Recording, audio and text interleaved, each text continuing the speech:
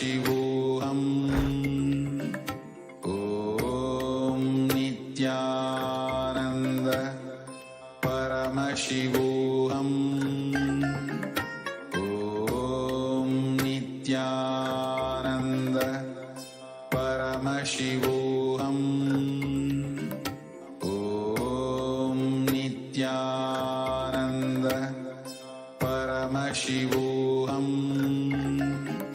Om Nithyananda Paramashivoham.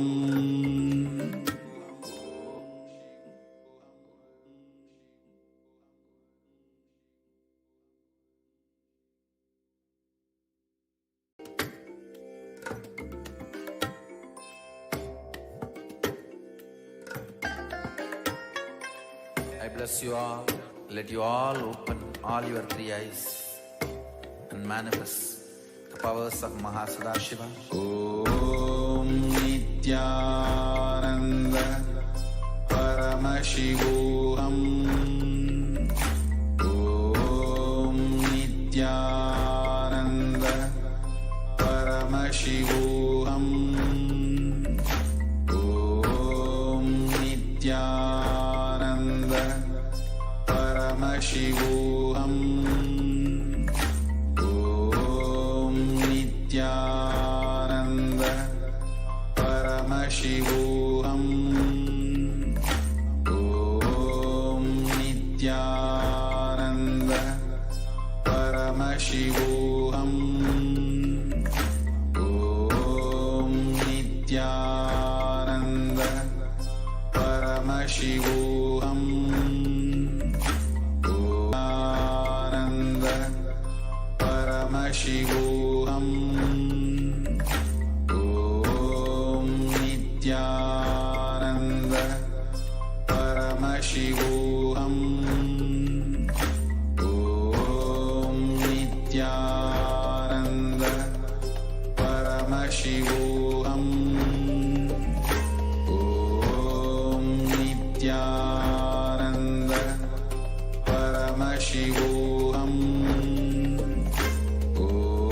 Om Nithyananda Paramashivoham. Om Nithyananda Paramashivoham. Om Nithyananda Paramashivoham. Om Nithyananda Paramashivoham. Om Nithyananda Paramashivoham. Om Nithyananda Paramashivoham. Om Nithyananda Paramashivoham.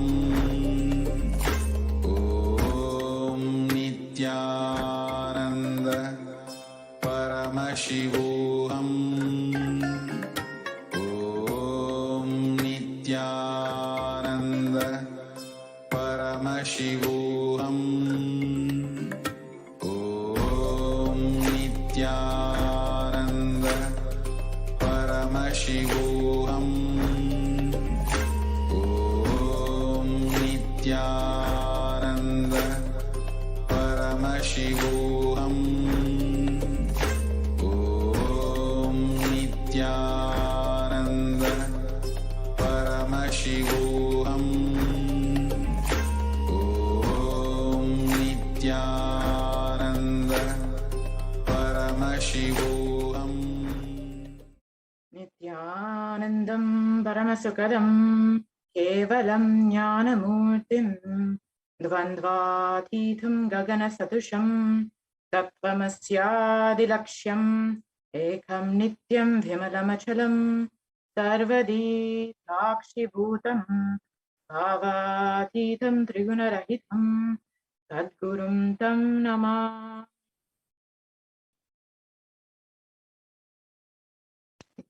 I welcome all the viewers who are joining us from all over the world today for this Parashakti Akashic reading program.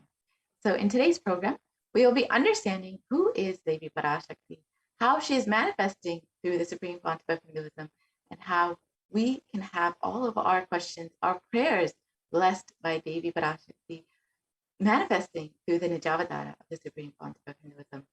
So let us now understand who is Devi Parashakti and what is the Bhava Samadhi Darshan. Bhava means attitude or aspect, and Samadhi means oneness with the source. So Bhava Samadhi Darshan means the experience of having oneness with the source through an attitude or aspect. So in today's darshan, we will be connecting with Devi Parashakti and receiving the blessings of Devi, who has been continuously manifesting through the Supreme Pontiff of Hinduism to answer all of our prayers, to guide us, bless us, and protect us during this pandemic. Devi has revealed so many answers for each individual, as well as humanity as a whole. So we will be going through and understanding what all Devi Parashakti has revealed and how we can apply it in our lives.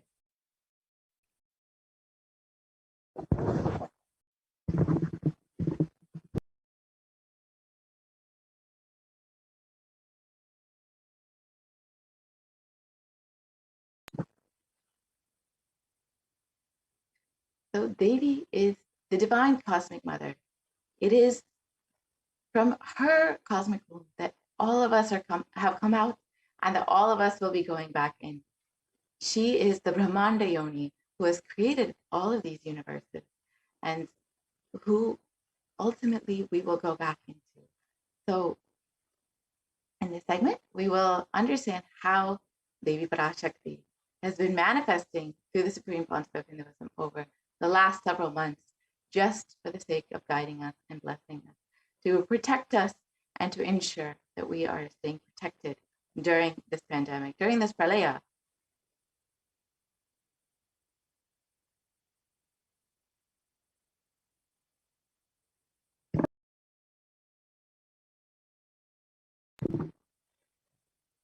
And the Supreme Pontiff of Hinduism, our very own Guru, has been continuously guiding us and blessing us through various Bhava Samadhi darshans, through various initiations to ensure that we are staying protected, and has been manifesting Devi Parashakti continuously to bring the healing energy of the Cosmic Mother to planet Earth.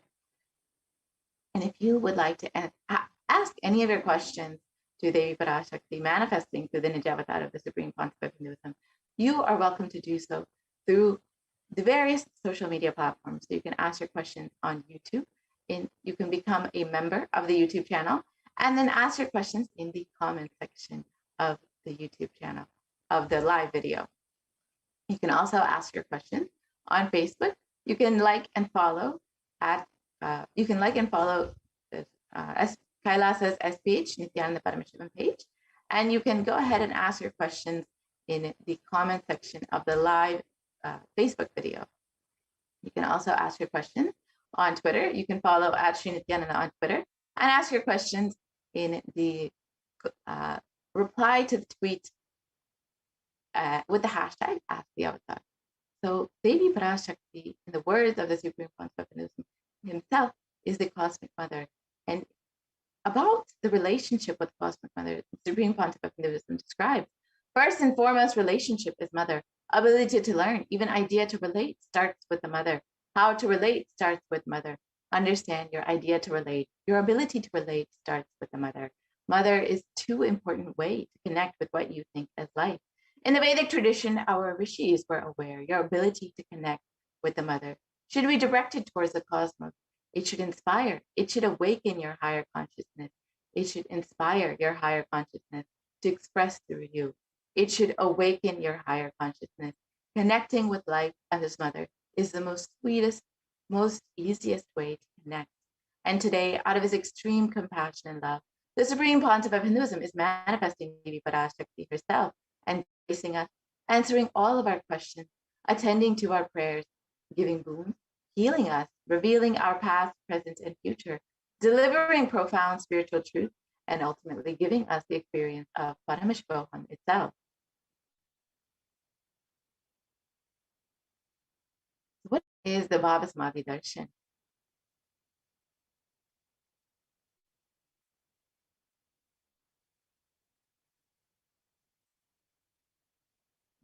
In the Bhavasmadhi Darshan, we will be experiencing Devi Parashakti manifesting through the Nijavatara of the Supreme Concept of Hinduism. Let us understand what is the Bhavasmadhi Darshan and what is the science behind the Bhavasmadhi Darshan. Sama is oneness, and Adi means source. So Samadhi means one with the source. Bhava means attitude or aspect. So Bhava Samadhi means being one with the source through this aspect.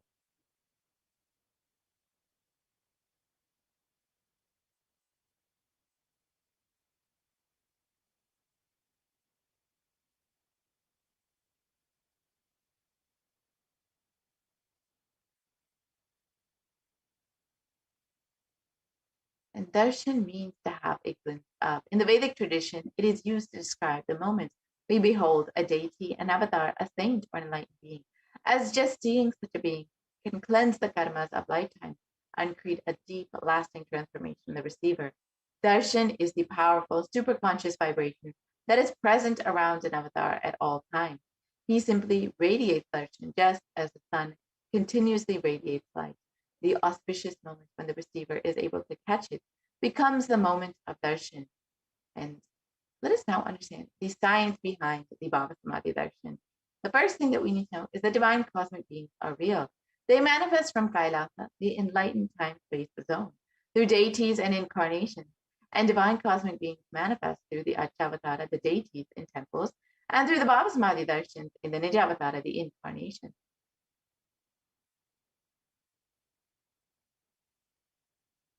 And the Bhava Samadhi Darshan is the science of the Nijavatara manifesting Paramashiva, the consciousness.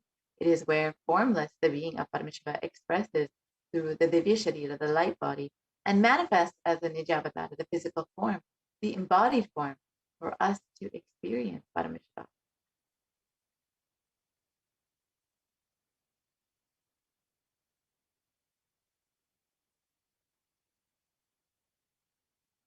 Devi, for example, Devi Parashakti expresses Rajeshwari and manifests as the Nijavatara, the physical form of Devi Meenakshi.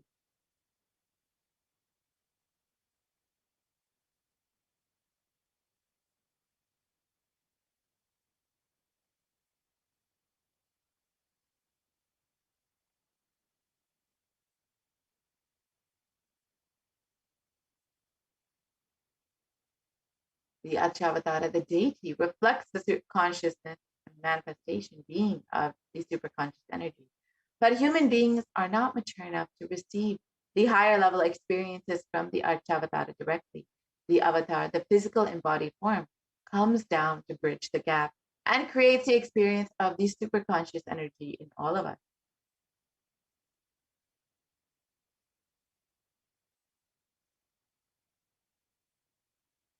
And the Bhavasmadhi Darshan awakens your Kundalini Shakti, which is the latent potential energy in every human being. This influx of superconscious energy visibly slows down the aging process, improves immunity to disease, and during the darshan, the whole brain comes alive, turning into a superconductor of conscious energies that heals, empowers, and transforms our lives.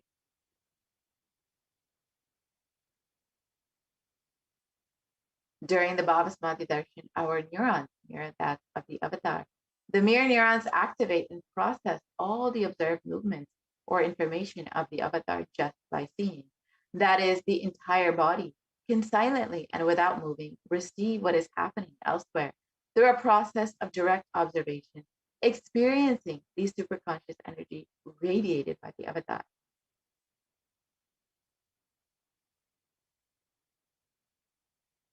And the Akashic readings are not predictions, they are archives.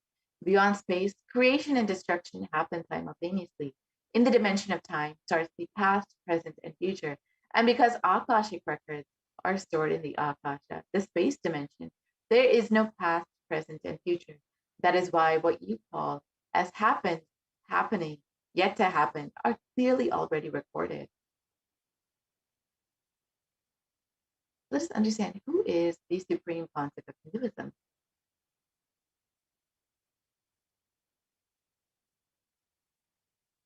And the supreme concept of Hinduism has been manifesting Devi Parashakti continuously for each and every one of us guide us and bless us and answer each and every one of our questions.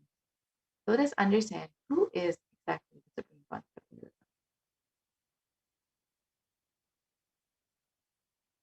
The Supreme Pontiff of Hinduism, Jagat Guru Mahasanitanam, His Divine Holiness Bhagwan Nithyananda Paramashivam, is a reviver of Kailasa, a macrocosmic ancient enlightened Hindu civilizational nation. The Supreme Pontiff of Hinduism is the 1008th incarnation of Paramashiva as per Hinduism and is recognized by his predecessors who are enlightened masters and adepts. The Supreme Pontiff of Hinduism has made the science of power manifestation, yoga, and temple-based universities as a lifestyle for humanity. Hinduism is ordained as the 233rd Guru Mahasanitanam of the Kanchi Kailasa Sarveshwara, is the incumbent emperor of the Suryavamshi Srangi Samrajyam, is the present 293rd Jagat Guru Mahasanitanam of the Kailas Vanata Shamla Pita Sarveshwara, and is the present Mahamandaleshwar of the Mahanirvani Akada, the largest apex monastic order.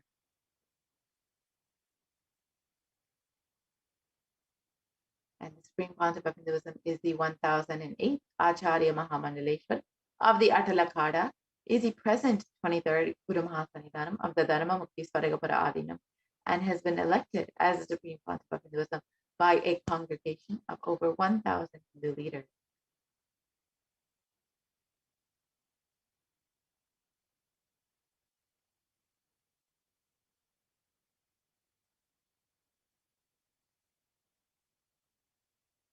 And the Supreme Pontiff of Hinduism is revered as the teacher of Hinduism, the most prolific, most viewed, read, and watched, and has authored over 300 books and 10,000 articles in 3 languages.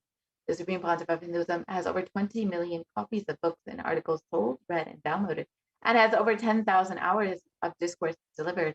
The Supreme Pontiff of Hinduism has enriched and enriched over 1 billion lives digitally, and is respected as the commentator of all sacred scriptures, including the Upanishads, Bhagavad Gita, Shiva Sutras, and more. The Supreme Pontiff of Hinduism is honored as a leader of Hinduism, the most awarded, internationally recognized Hindu leader, and is the reviver of 108 ancient Hindu sampradayas, including Rudrakanyas, Rudras, Rishis, Rishikas, Bhairavas, Bhairavis, and Sannyas. The Supreme Pontiff of Hinduism is the establisher of the largest Hindu university, Kailasas Nithyananda Hindu University, and is the establisher of 1,000 plus Kailas enlightenment ecosystems, and the founder and reviver of over 100 Sarvatipitas, and is the collector of the largest Hindu library with over 1 million books, 1 million palm leaf scriptures, and over 20 million digital books. So with this, we will be concluding this portion of the program, and we'll be entering into the next segment where we will be witnessing the extraordinary powers, the extraordinary Shaktis of Paramashiva and Parashakti. And we have the Nithyananda Gurukul Balistans here with us today to demonstrate these powers. So let us now enter into this next segment after a short break.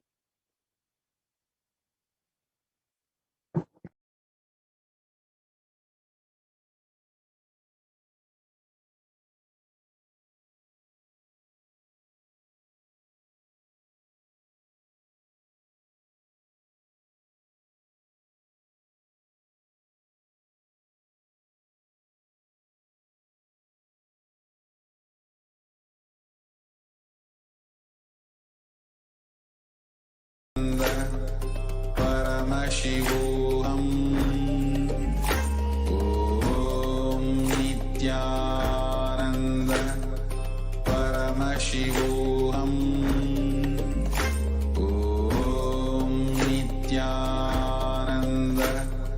Paramashivoham. Om Nithyananda Paramashivoham.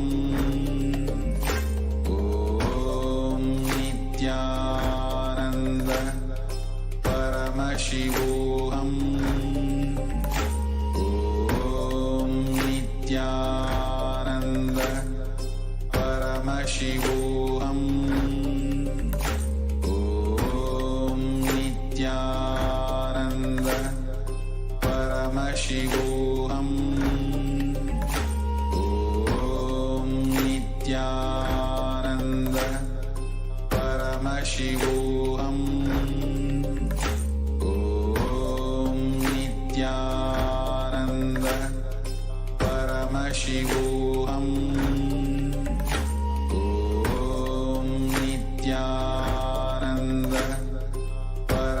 Paramashivoham. Om Nithyananda Paramashivoham. Om Nithyananda Paramashivoham. Om Nithyananda Paramashivoham. Om Nithyananda Paramashivoham. Om Nithyananda Paramashivoham. Om Nithyananda Paramashivoham. Om Nithyananda Paramashivoham. Om Nithyananda. Yes. Nithyananda, everyone. I welcome all of you to this segment of beautiful Dev Parashakti's Akashic reading, where in this segment we'll be discussing how the manifest external powers of Paramashiva are being manifested and exchanged.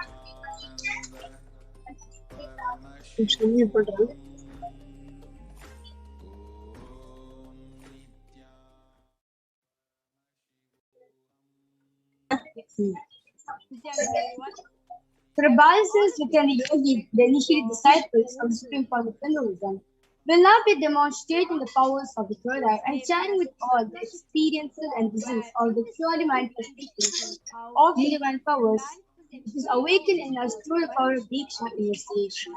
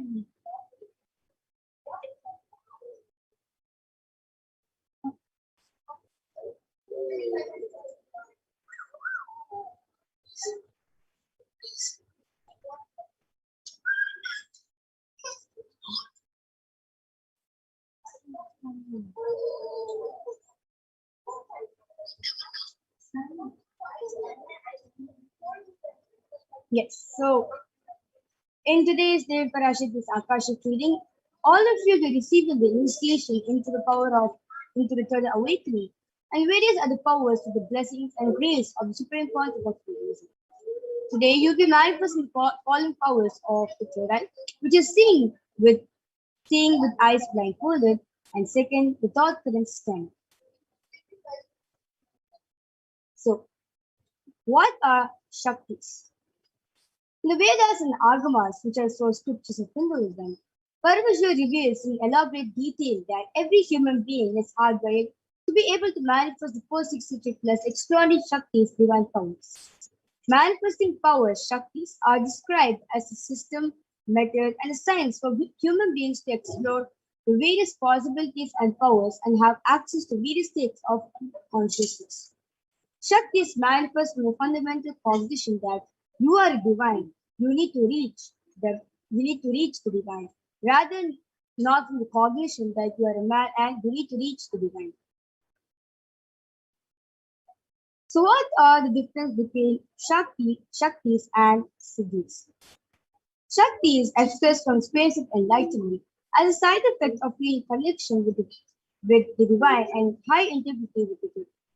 Shaktis are a source of enlightenment, whereas Siddhis are the powers that manifest from the pathway of enlightenment. Siddhis are the path of enlightenment, and Siddhis have been obtained from the penance for enlightenment. Shaktis manifest through ordinary human beings in an extraordinary way after initiation from the avatar. Shaktis are permanent. whereas siddhis are not permanent. Siddhis flow directly from enlightenment itself. So who is the source of all these Shaktis? Who is Paramashivoham? Who is the primal divinity in Hinduism? The ultimate reality and cause, which is self-effulgent, Swayam Prakasha, all-pervading, unchanging, beyond time, space, form, and causality. As the fundamental base of Abhyakta, the manifest existence, he performs the Panchakritya, the five cosmic acts of Srishti, creation, Sthiti, sovereign rulership and maintenance, Samhara, regeneration, Bhava, filling up the delusion, and Anugraha, liberating grace for all living entities in the multiverse. So the avatar of Paramashiva, who is none other than the supreme point of Hinduism, Jagat Guru Mahasamidanam, his divine luminous Bhagavad Nithyananda Paramashivam, is a representative of Paramashiva, the 1,000-year incarnation and the revival of Kailasa, which is the ancient enlightened Hindu civilization nation, the great cosmic bodiless creation. Ever since the beginning of the civilization, the Sanatana Hindu Dharma has been a cradle of enlightened beings and highly advanced sciences. It was where the science of enlightenment and power of Shaktis was lived and taught as a lifestyle for each and every one of us. For the first time in the modern day, the supreme point of Hinduism is reviving these yogic sciences and transmitting it to the world at a record-breaking, never accomplished ever before. So, the knowledge and science of manifesting these Shaktis are passed down from one generation through the power of initiation or Diksha by the enlightened beings. So the supreme point of Hinduism, being recognized as an incarnation at a very young age, was trained and taught into these sciences so that he can revive with initiations and knowledge of causes for billions to experience and manifest the power of power manifestation from the discipline of Vedanta, Tantra, Sri Vidya, Yoga, Yogic powers, Mantra Shastra, Siddha Vidya, science, Aushadha, Advaita, Bhakti Yoga, Paramashivadhyana, and ultimately Paramashiva Vijnana. So, how do you awaken these divine Shaktis in us, in all of us? So, every ultimate truth, which is Jnana, mapped with the consciousness, which is Prajna, manifests as the power and possibility of every being, which is Prajnana. So, how these signs of power manifestation been transferred to us is the power of initiation, which is either done by a look, naina, or sparsha by touch, or mantra or word directly in the avatar. Let us now watch a short clip on what exactly is Diksha and what are its benefits. Diksha is the direct transfer of spiritual energy by an enlightened being through look, word, or touch. The traditional Vedic book Navaratneshwara states, Sarvasamapi dikshanam muktihi phalamakhanditam avirodhat bhavantyeva prasangyastu bhuktayah. The main benefit of all initiations is moksha, enlightenment. As a side effect, health, wealth, leadership, and well-being happen. And in Rudrayamala Tantra, Shiva says, Devi diksha vihinasya na siddhihi na cha sadgatihi tasmat sarva prayatnena guruna dikshito bhavet. The one who is not initiated does not attain liberation nor a better future. So by all efforts, one should get initiated by Guru. What is the science of initiation? Neuroscience has proved that the process of initiation floods the brain with energy. This is the superconscious energy of Kundalini, our own highest inner potential energy. As the Kundalini flows from the thalamus to the cortex, it sets up a powerful energy loop within the brain, which awakens the latent non-mechanical parts which we have never used before. With increasing levels of coherence, the whole brain comes alive, turning into a superconductor of conscious energies that heal, empower, transform our lives, bliss and fulfillment. Initiation creates high awareness, visualization, creativity. It also slows the aging process and improves the immune system. Kundalini awakening, healing experience, levitation, teleportation, materialization.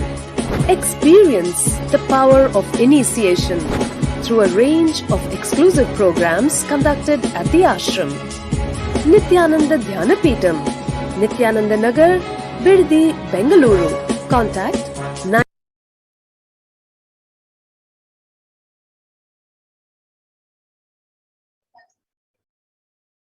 Yes, so the science of manifestation is authenticated through four aspects of evidences of phenomena. So the first is the Shastra Purana, which is the eternal, unchangeable truth revealed in the source scriptures, the Vedas and the Agamas. And second is the Apta Pramana, the Vedic rishis who time tested and verified the science of power manifestation. The third is the Atma Pramana, which is the supreme point of Hinduism's first experience of the power manifestation science. And last, the Pratyaksha Pramana, scientific experimentation and observation done on science of power manifestation. So what exactly are the Vedas and Agamas? Vedas are the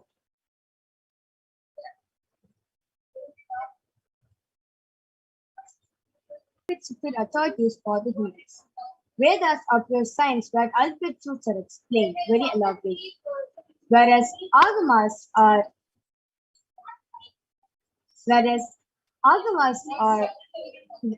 the scriptures where the applied technology, the applied science is expanded very elaborately. So Vedas and Agamas are the given stages of Shruti, as they directly reveal the Paramashivoham, that ultimate eternal unchangeable truth. The statement from the Shastras or scriptures is called the Shastra. So this orchestrated to witness a really exciting demonstration of Godai reading. So today the first power which will demonstrate to all is the power of third eye reading. So now let's listen to Shastra Pramana for the power of third eye reading, which comes from the Vijnana Tantra, Sutra 34, Dharana 11. कपालान्तर्मनोन्यसा तिष्ठन्मीलितलोचनः क्रमेण मनसो दाढ्यात् लक्ष्ये लक्ष्यमुत्तमम्. The translation goes, by fixing the mind on the inner space within the crown center and sitting stably without any movement, having the eyes closed in succession, by the stability of the mind and inner space, through the power of the third eye, one directly sees the ultimate goal Laksham by having the vision beyond the sight that reveals any object or place, attain the space of oneness with the source Paramashiva. The next is the Apta Pramana, where this Apta Pramana is taken from Srimad Bhagavad Gita, chapter 11, verse 8, where Bhagavan Shri Krishna beautifully says to Arjuna that Natu mam shakyase drashtum anenaiva sa chakshusha divyam dadami te chakshuhu pashyame yogameshwaram. The translation goes, but you cannot see my cosmic form with these physical eyes of yours. Therefore I grant you the divine third eye vision. Behold my cosmic opulence. So in the Purana, the Srimad Bhagavad Gita, the Lord Sri Krishna unleashes ultimate power of Arjuna in the power of third eye reading. The Lord Sri Krishna's Vishnu Pradarshana, which is his own cosmic form. In the 11th chapter of Srimad Bhagavad Gita, the Lord Sri Krishna initiates the power of third eye, where he elaborates detailing describes Sri Krishna's cosmic form. The next is the Atma Pramana, where Swami Vishnu shares in his own words. Let's now watch a video on how Swami Vishnu shares on his experience on the third eye manifestation. Inside and outside broke.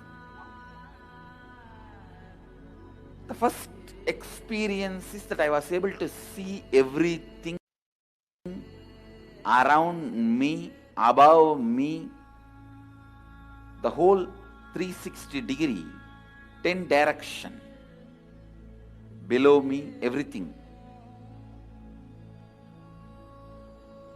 I realized not only I was able to see, I was able to feel, experience. I felt that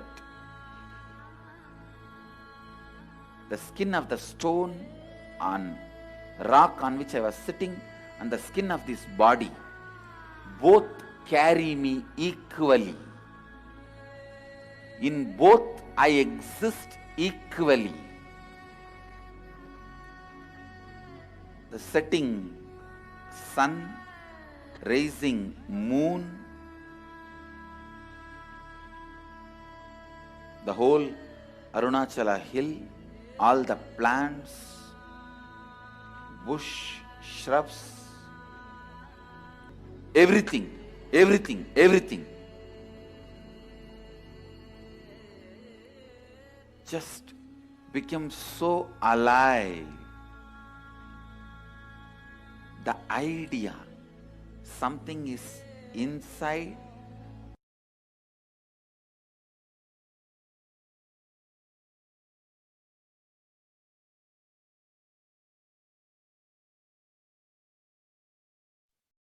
And the next is the prescription on the scientific experimentation done on governmental station. So the study measures compare the metabolic cell activity of the brain in conscious meditative states using the positron emission tomography, the PET. So when doing daily activities, high activities measured in the brain where the third eye is located. And in deep state of samadhi, in Swamiji's in deep state of samadhi, only the third eye region is active and alive, and almost 90% of the brain is at rest and peace.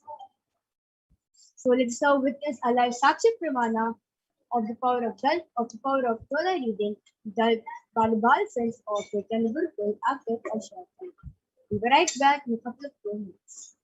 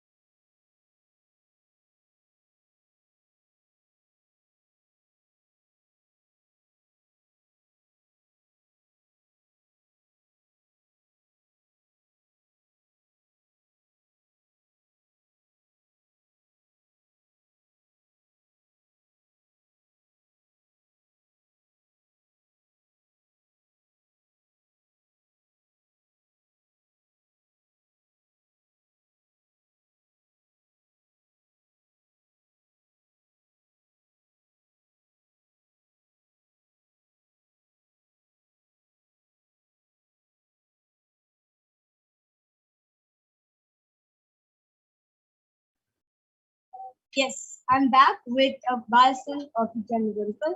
So I have with me, I have my Kaladrananda, and we'll be manifesting the power of theory reading for all Christians.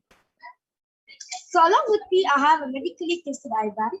So this in the front is a black color acrylic sheet. I have seen at the back there's two holes, there's two sockets. So once you wear the eye band on, your eye porcelain gets locked, gets settled over there. And there's nice thick sponge which covers all sorts of the eye. It's not any sort of light to pass through. This eye band is medically designed for people who are suffering from the disease called insomnia, as they won't be able to see the right on. So they made this eye band such a way that no sort of light will enter while you wear this eye band. This is the very same eye band that Kaladra will be using to demonstrate the power of further reading. And let now I'll start with this eye band in front of all.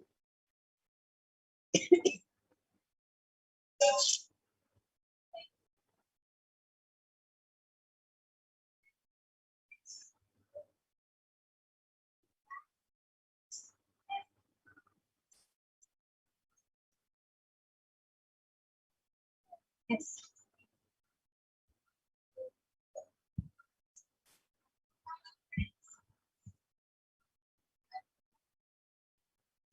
Makaladra, are you comfortable? Yes. Yes. Great. So request you turn to your right, left, up, and down. So all the viewers who's watching us live right now, so you can see the Makaladra's eye is completely, the sponge is completely glued to our eye, so there's no way light can pass through this eye. So now is the playtime. So request all of you to go to YouTube channel and post whatever you want, either words, numbers, letters, emojis, anything. And Makaladra will be reading out to all of you through her tone. Now request the YouTube channel comment section to be projected. Yes. Makaladra, you can go ahead. Yes, the latest comment in the YouTube channel is from Challenges Nithyananda expression of me I am. And okay, there's a company just came up from Madhurita, and she's posted a purple heart with a pink heart with 5 diamonds and another purple heart. And the previous comment is also from, okay, there's a company just came. It's from Balakrishnan, and he has posted, Swami, I request you, can you tell my school name? Shwaraya, this is power of 7 network. We will soon demonstrate this power to you. And JC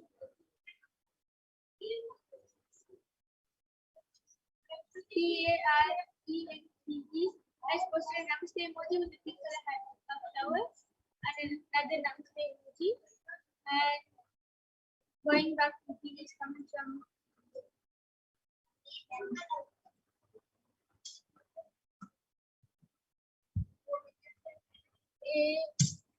AINARS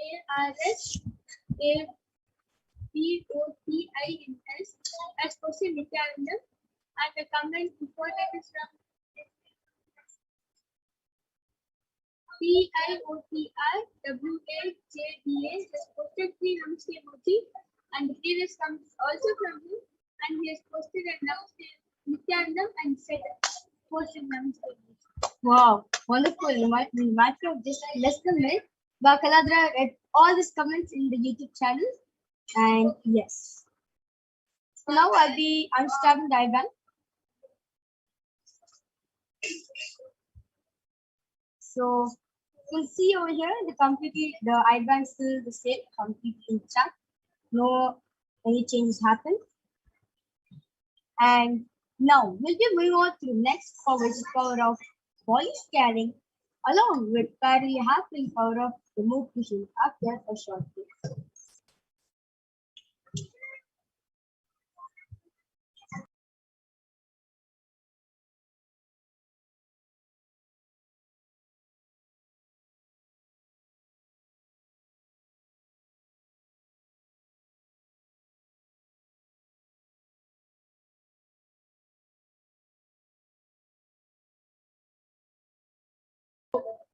Yes. So in the power of body scanning, the initiated disciples of the Supreme Court of Hinduism will have the ability to scan and reveal the illnesses, diseases, medically diagnosed issues, and provide you the solutions through that awakened products. So Shastra Pramana for the power of body scanning comes from Vidyadhara Tantra Sutra 50. Swadehe jagato vapi sukshma sukshmataraani cha tattvadiyani nilayam yatpante vyachyate param. The translation goes, cognize deeply from the subtlest constitutive principle of your whole body, Swadeha, or of the whole universe simultaneously consists of the essential reality. They are being observed in the source called Paramashivoham by the experience of sexual awareness, one becomes complete from all the thoughts, and the ultimate universal divine power, Paradevi Akashic is supreme, and the supreme power manifestation happens. Next is the Apta-Pramana. This Apta-Pramana is taken 5,000 years ago from the very own life of a Siddha named Teraya. who was one of the prominent disciples of sage Agastya. One day, a man suffering from severe headache comes to Agastya for healing. Agastya uses the power of body scanning and identifies the root cause of the headache. He reveals that the small speck of air a touch of warmth, which is sitting in the person's brain. Agastya immediately instructs Arya, his disciple, to perform an open heart surgery and look for cure. After surgery is completed successfully, the person got healed and cured of the headache. Thus, the disciple gained the name Dere. And next is the art of Samana, where Swamiji beautifully shares in his own words that when I had multiple compound hand fracture, I was supposed to go for surgery and after medical checkups related to it. At that time, we detected heavy metal quantity in the different organs. It was revealed that I had knowledge. I immediately used diagnostic methods, visits, or medical facilities to study the body condition due to the poisoning. Through the power of body, I found out what the problems and imbalances had happened, and why the balances has to be done. I use allopathy as a second opinion to vet my mind findings. And next is the Sakshi Praman, various where disciples across the globe have been initiating the power of body scanning by listening from the Hinduism and experienced tremendous transformation in their life once they started doing the power of Bhava manifestation, the power of body scanning into right nature. So here you can see a few comments. And now we'll be moving on to the power of remote vision.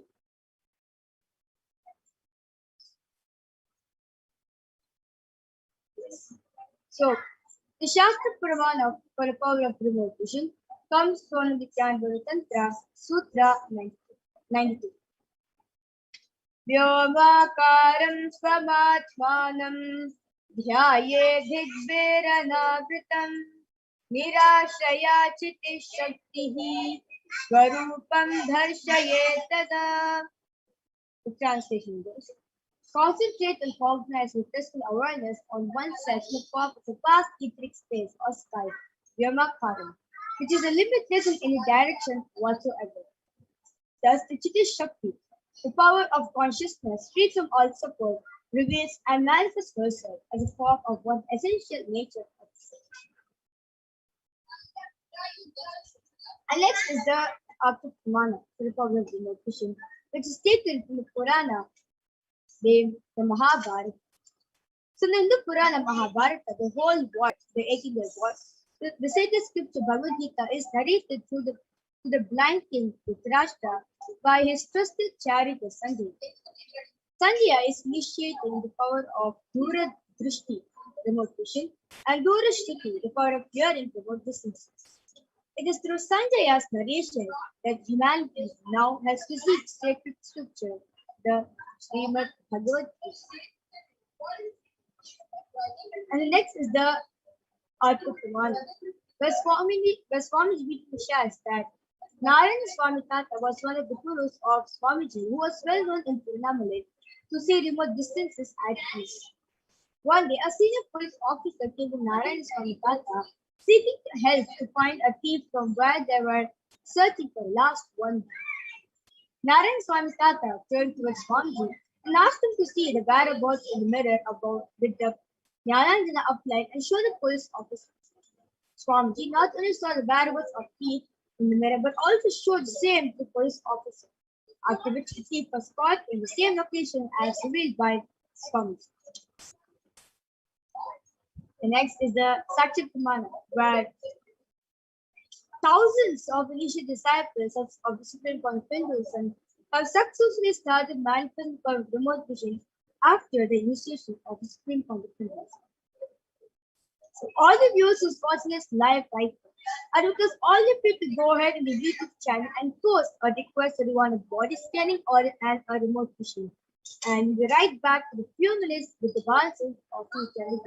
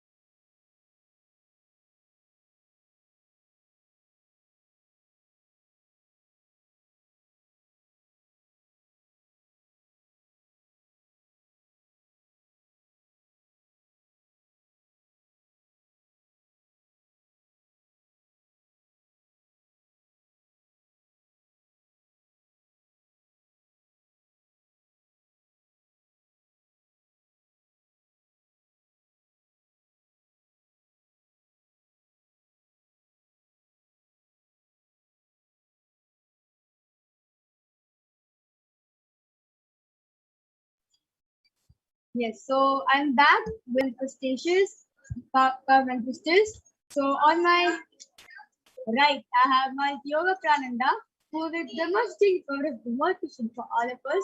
And to my left, I have one Brahma Yogananda, who will demonstrate for body scanning for all of you.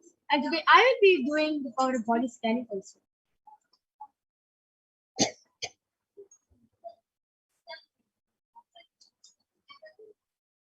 Yes. So JC Parenti has posted. Nithyanandam, I would like to request a body scanning please. Yes, so my Brahma Yoga is doing body scan for JC Jos Carlos Aya. Thank you, Ma. Thank you, Ma. Mahajandra Sitananda has posted. Thank you, Virijama. I intend to move away into a brand new, beautiful, blessed life. For this, I need a COVID vaccine. Please scan and give negative side effects of the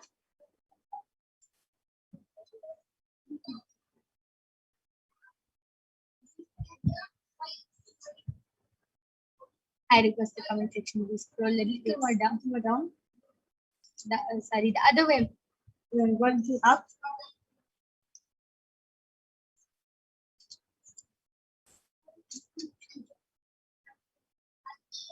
I request the comment section to be scrolled.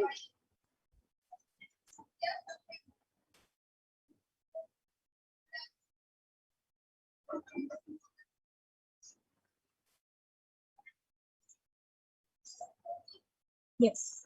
So for this, I need COVID vaccine. Please scan any negative side effect of the vaccine be cleared away from you. Sure, Ma, I'm doing the scan for you.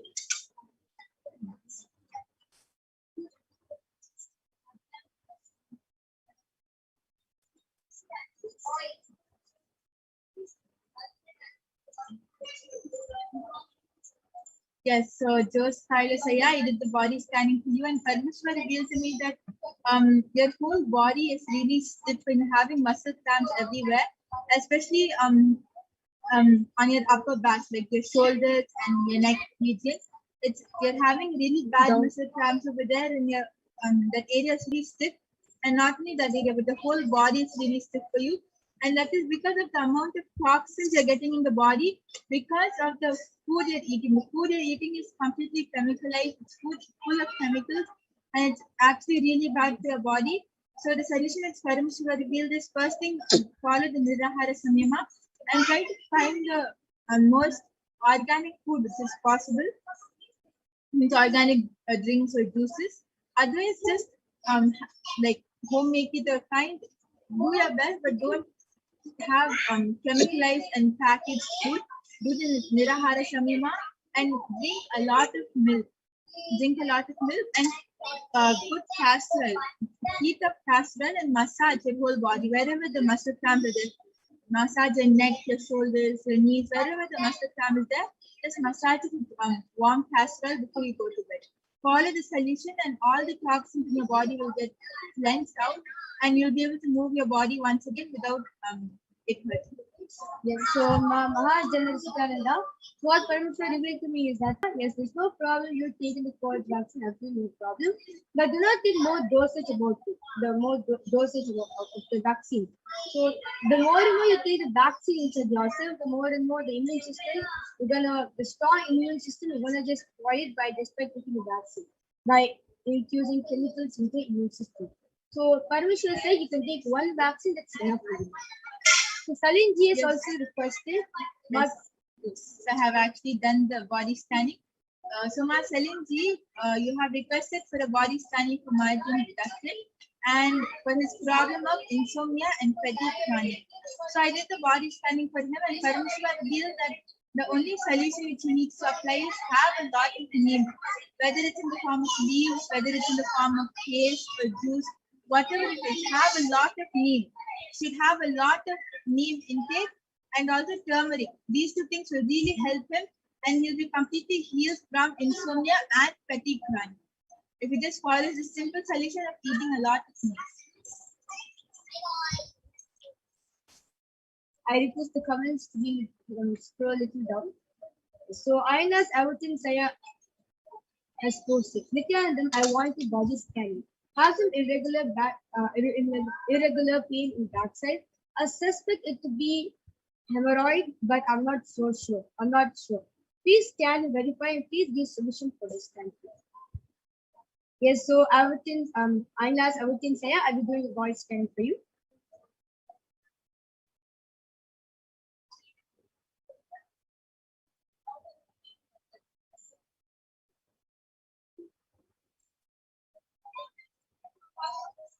Yes, so what Parmashivoham revealed to me, Aina Zaya, it's not hemorrhoid, it's not a major problem.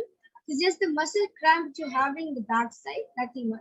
So what Parmashivoham showed the solution is apply thick layer of castor oil that will help you to get rid of the pain area. I may request the comment section to be scrolled down.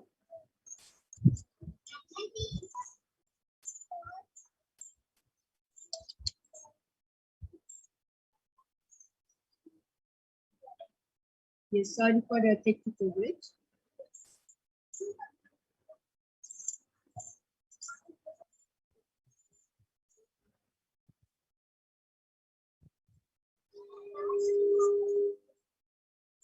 I request the comments to be scrolled a little more up. Yes, so JC Parantaya has gotten back saying, thank you, Ma. It's true, my back and neck have been stiff for a long time. I'll follow Parmashivoham's solutions. Yes, thank you. Yes, thank you, Aya, for coming back. And Mahajan Sitanda is also coming back saying, thank you, Ma. Yes, I've taken the one dose vaccine, so they want the second one. Thank you, Ma. Yes. And Balakrishna has posted, swallow my pet cat died today, and please break my cat. Sure, Aya, when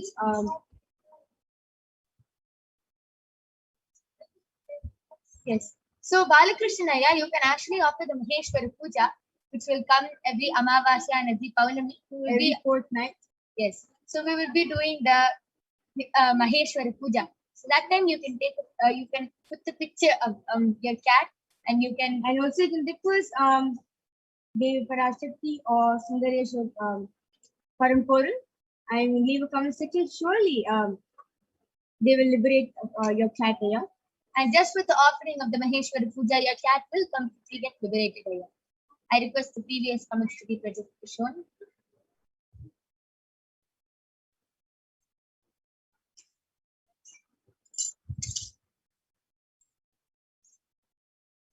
Yes, so Salimji Ma has posted back saying, Ma, I didn't understand the first thing for the solution. There was turmeric and so Ma Brahmalada requested me to expand on that.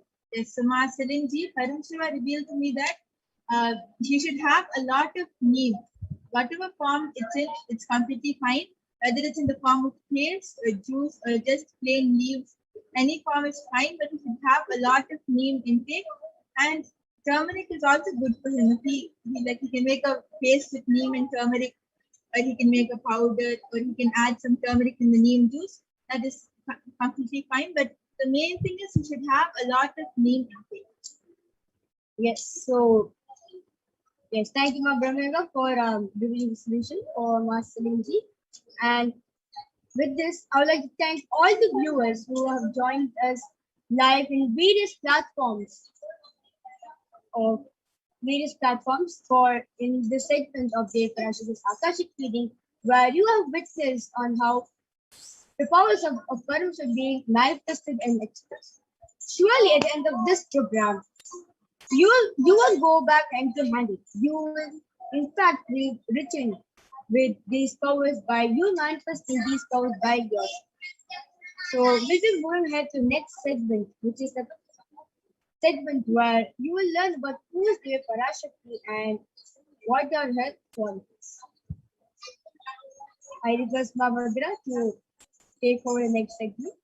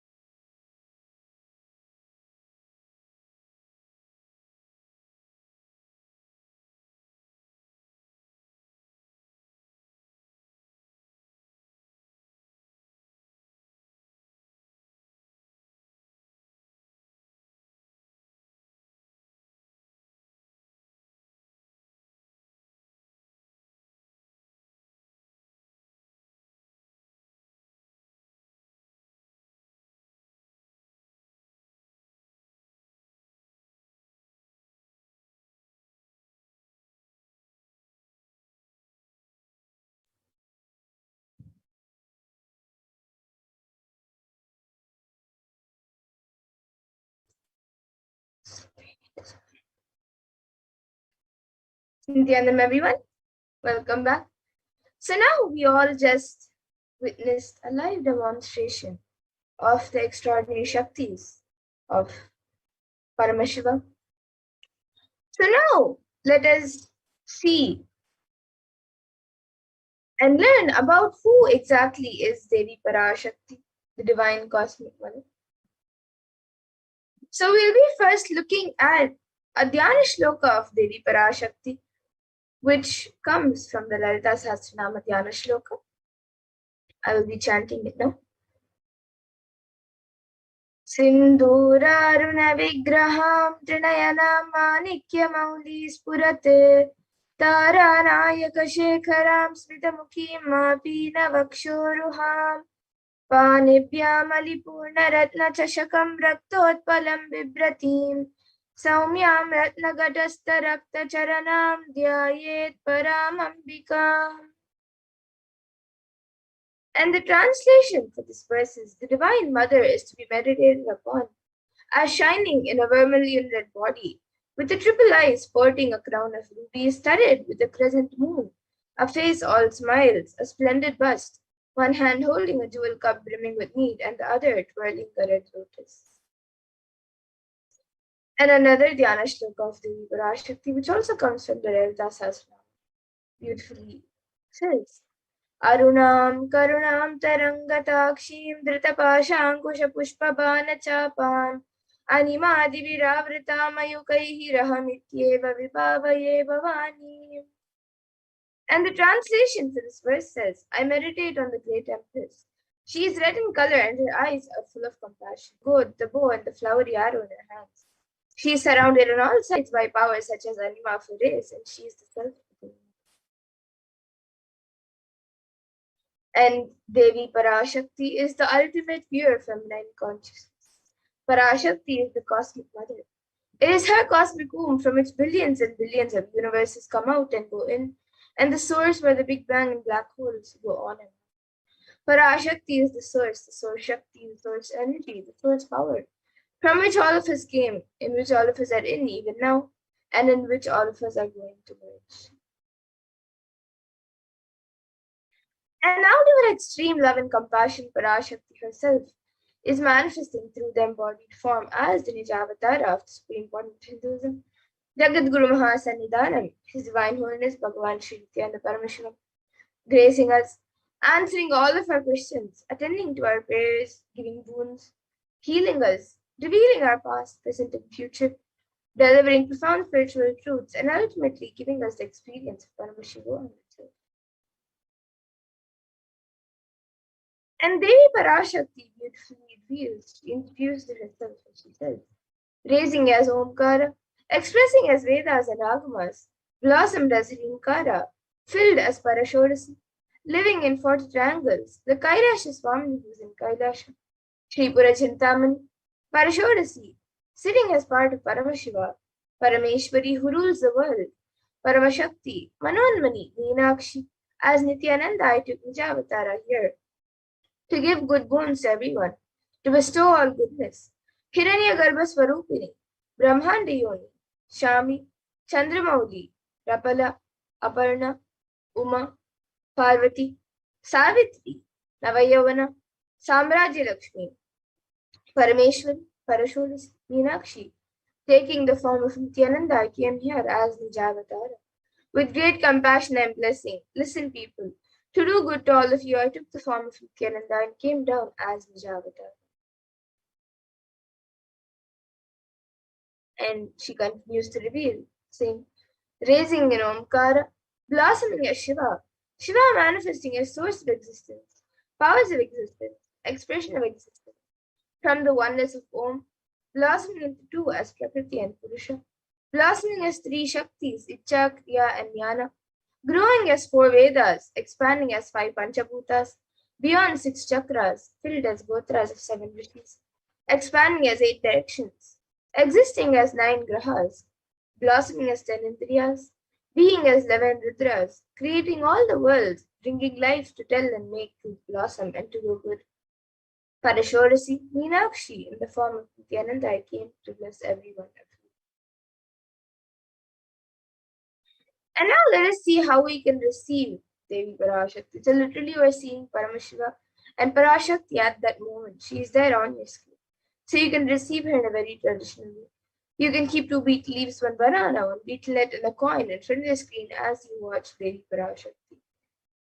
And for those of you who might be wondering what exactly is a coin considered as, or what is its importance, in the Hindu tradition, a coin is actually considered the traditional dakshina. It can be the lowest value. In India, it can even be just 1 paise. In the US, it can even be just a cent.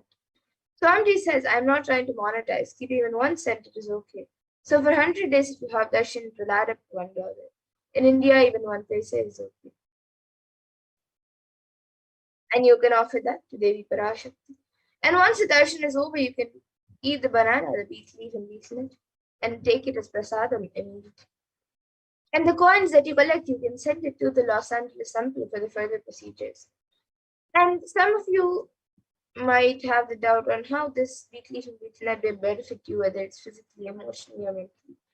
So this beet leaf and beetlet may look too small, but in a few days you will see how much it adds to your sentiment that really Devi Parashakti is there. You will not take the Devi darshans for granted. Rituals will break your monotonous unconscious mentality and lifestyle and remind you and raise you with the powerful permission. It will break your unconscious behavior. And now here you can see how you can set up your tambulan. So you can arrange the beet leaves, the beetlet, the banana, and the coin on a plate as you receive Devi Parashakti. You can also keep a few additional items, such as some fresh flowers, kumkum, turmeric, glass bangles, and a coconut. But the 4 basic items is the beet leaves, the beetlet, the banana, and the coin. So you can keep it from the screen arranged on a plate as you receive Devi Parashakti. So the next time you are arranging to receive Devi Parashakti during the darshan, you can set up your own set of tambulam to receive her in a very traditional manner. And with that, we now come to a conclusion of this segment where we have learned who is Devi Parashakti and how we can receive Devi Parashakti in a very traditional way. And we will now be moving to the next segment of this program, where all of us will be learning what Devi Parashakti has revealed in the Akashic readings. So please stay tuned for the next segment where we will be learning what Devi Parashakti has revealed in the Akashic readings on all the various problems that we're going through today and the cause and solution for all of these problems. Please stay tuned and we will be back after a short break.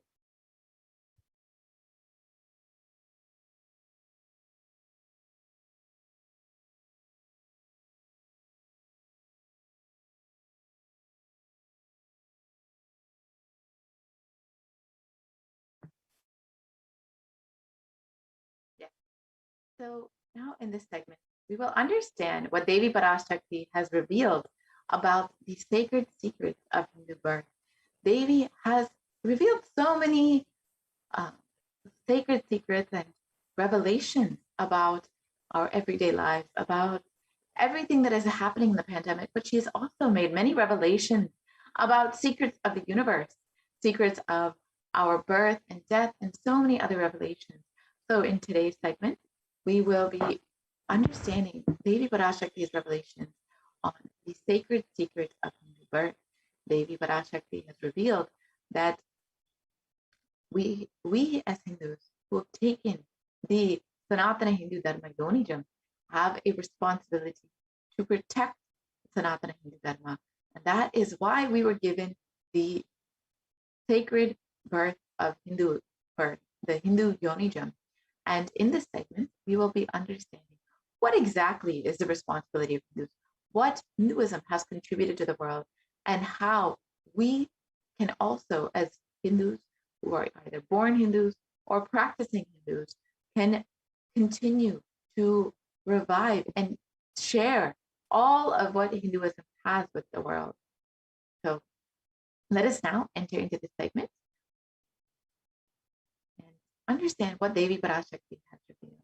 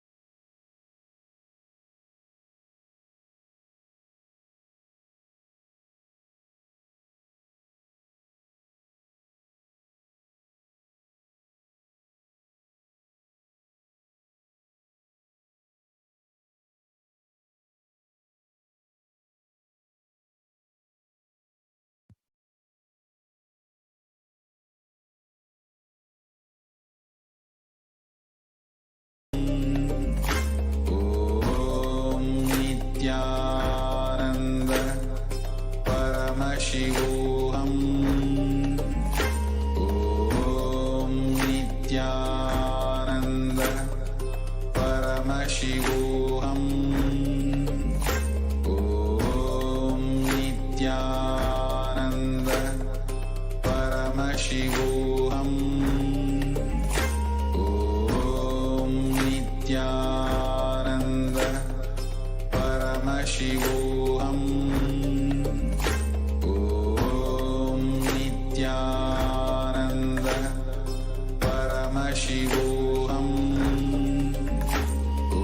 Om Nithyananda Shivoham. Om Nithyananda Paramashivoham. Om Nithyananda Paramashivoham. Om Nithyananda Paramashivoham. Om Nithyananda Paramashivoham. Om Nithyananda Paramashivoham. Om Nithyananda Paramashivoham.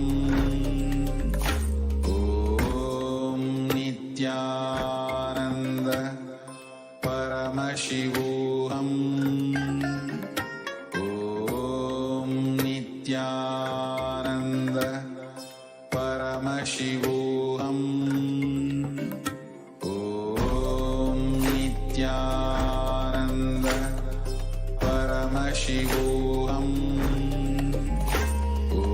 Om Nithyananda Paramashivoham. Om Nithyananda Paramashivoham. Om Nithyananda Paramashivoham. Om Nithyananda Paramashivoham. Om Nithyananda Paramashivoham. Om Nithyananda Paramashivoham. Om Nithyananda Paramashivoham.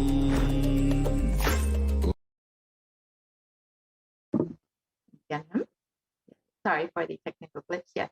Let us now enter into the segment and understand the sacred secrets of Sanatana Hindu birth, the Hindu yonijam of having been born to Hindu parents.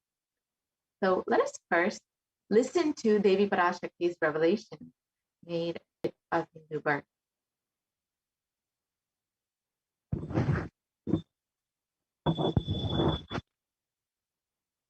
And Devi has given this revelation to ensure that as Hindus, we are taking responsibility for Hinduism and are being active Hindus. It is not just the anti-Hindu forces being inactive that has caused the anti-Hindu forces being active that has caused the destruction of Hinduism, but it is the practicing Hindus being inactive that has caused the destruction of Hinduism.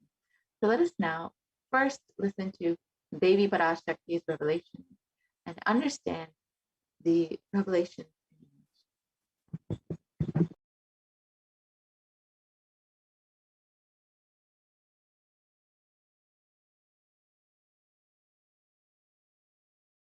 நன்றாய் கேட்டுக்கொள். உன் கேள்விக்கு உன்மூலமாய் உலகெங்கும் இருக்கும் இந்துக்கள் எல்லோர்க்கும் அளிக்கின்றேன் உத்திரம். கேட்டு வாழ்ந்தால் உங்கள் வாழ்க்கை பத்திரம். நன்றாய் கேளுங்கள். பிறப்பின் ரகசியத்தை பிறப்பிலா பெருமை உடைய பரமேஸ்வரி சொல்லுகின்றேன் கேளுங்கள்.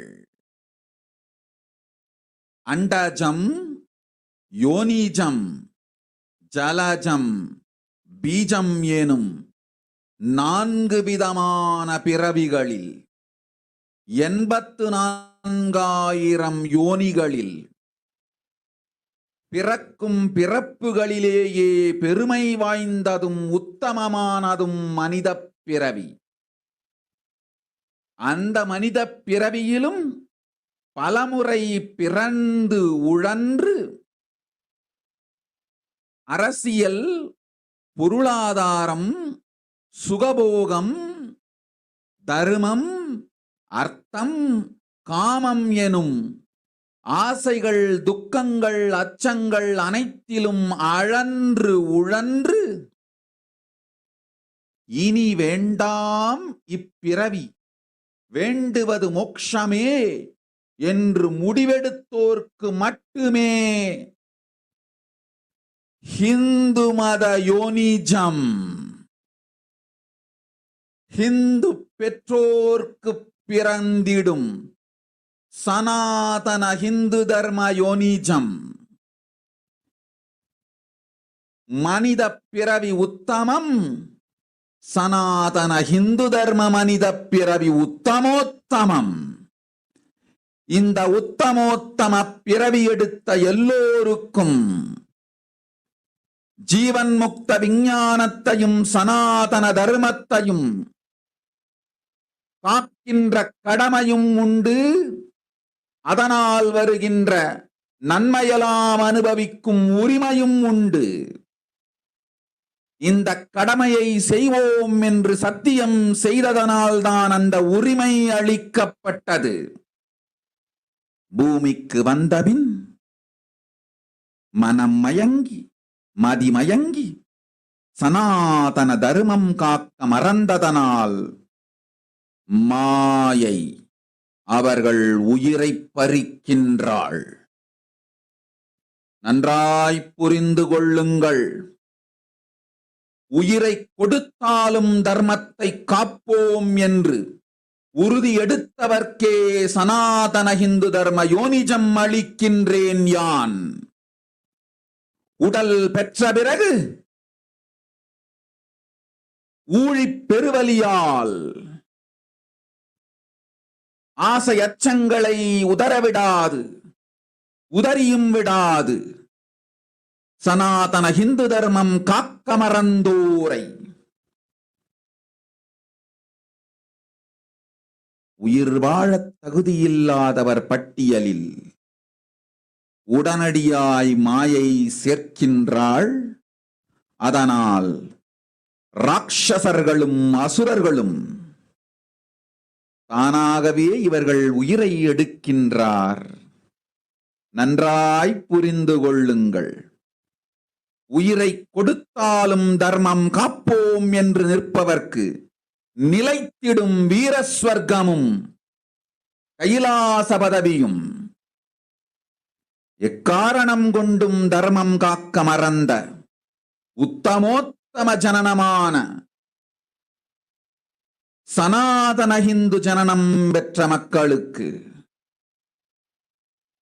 இல்லு கதி. சனாதன ஹிந்து தர்ம மனித ஜனனம் உத்தமோத்தம மனித ஜனனம்.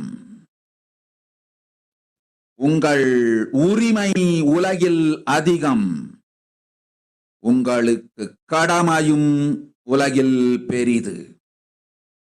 தர்மம் காத்தாலே கடமை, தர்மம் காக்காதார்க்கு உயிர் வாழும் உரிமை இல்லை.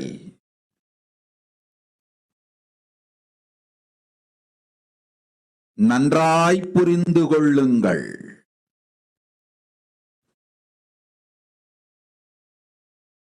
உத்தமோத்தம பிறவியான சனாதன ஹிந்து தர்ம பிறவி எடுத்த எல்லோரும் புரிந்து கொள்ளுங்கள். உங்கள் வாழ்வின் முதற்கடமை தர்மம் காத்தல். தர்மம் காக்க தர்மம் உங்களை காக்கும். சனாதன ஹிந்து தர்மம் காக்க மறந்திட்டால் வாழும் உரிமையை நீங்கள் இழந்து விடுகின்றீர்கள். அதற்கு மேல் வாழ்ந்தென்ன அழிந்தென்ன? பூமிக்கு பாரம் குறையட்டும் என்று அசுரர்களும் ராட்சதர்களும் உண்டு தீர்க்கின்றார்கள். அதையும் மாயை கண்டு சும்மாவிருப்பாள். பிரபஞ்ச ரகசியத்தை, பிறவியின் ரகசியத்தை உலகிற்கெல்லாம் உத்தரமாய்ச் சொல்லிவிட்டேன். புரிந்து வாழ்வில் நடந்து உயிரை பத்திரமாய் பார்த்துக் கொள்ளுங்கள். அன்னை சொல்லும் அருள் சத்தியம் இது. ஓம் ஓம் ஓம்.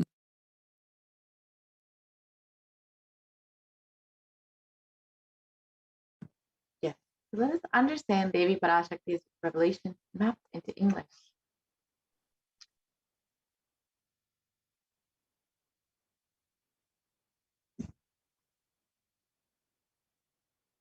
Listen, Andajam, Yonijam, Jalajam, Bijam. Like this, in 4 types of birth, in 84 lakh yonis, in all these births, the most greatest birth of them all is the human birth.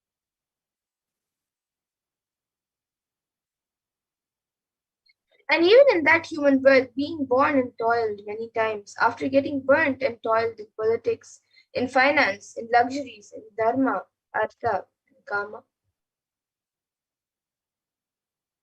And those who decide of not wanting this birth, but wanting only moksha, only those will have Hindu Dharma Yonijam, the Sanatana Hindu Dharma Yonijam of being born to Hindu parents. Human birth is Uttamam, the best. Sanatana Hindu Dharma, human birth, is Uttamottamam, best of us.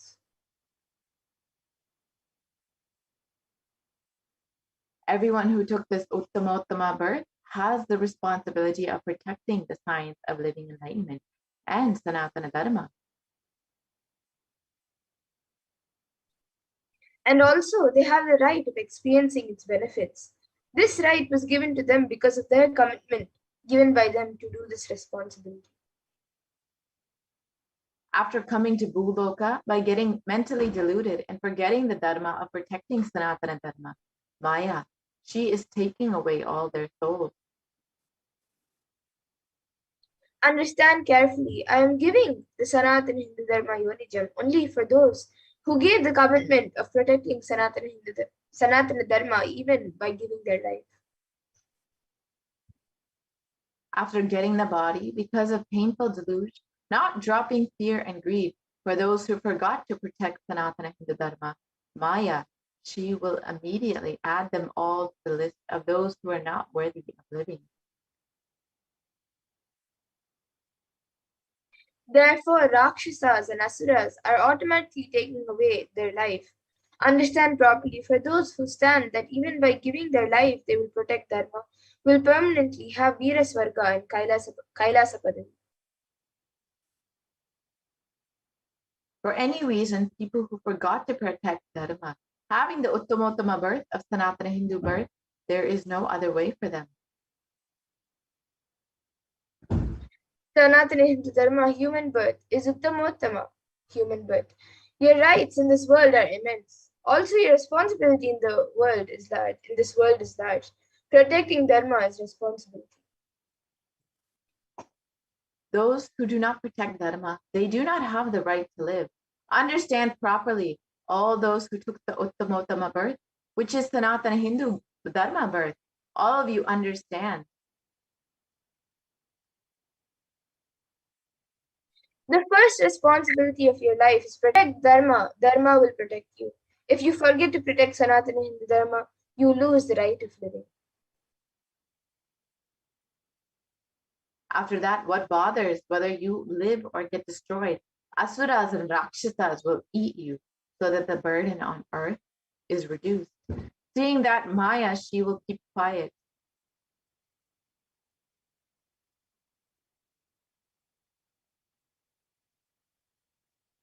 So let us now understand what is the responsibility of Hindus as revealed by Devi Parashakti and why we need a Hindu nation. So Hinduism represents the world's most ancient yet progressive indigenous tradition. It is an open framework model of civilization that stands for global peace, vegetarianism, non-violence, nature, temple-based living, manifesting of the spiritual powers and inherent divinity of every being. And the Hindu nation or ecosystem where more and more enlightened beings could be produced so that the enlightened civilization could be kept alive and its great gifts could be shared with the world.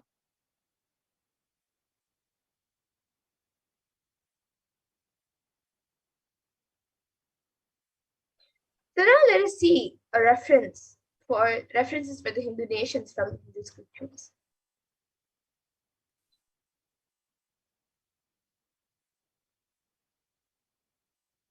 In the Valmiki Ramayana, in the Yuddha Kanda, it describes the Ramarajya, the Hindu nation ruled by Bhagwan Rama. As many of us have heard, that Bhagwan Rama's kingdom was extremely prosperous. In this description, it describes there were no widows to lament, nor was there any danger from wild animals, nor any of diseases. The world was bereft of thieves and robberies. No one felt worthless, nor did old people perform obsequies concerning youngsters. Every creature felt pleased. Everyone was intent on virtue. Turning their eyes towards Rama alone, creatures did not kill one another. And then the description continues on.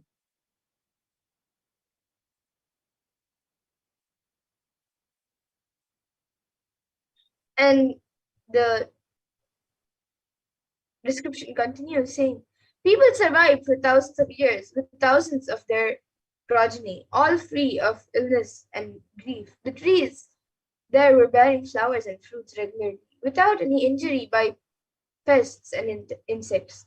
The clouds were raining in time, and the wind was delightful to the touch. Every caste were performing their own duties, satisfied with their own work, and bereft of any grief. People were intent on virtue and lived without telling lies. All the people were endowed with excellent characteristics. All were engaged in virtue.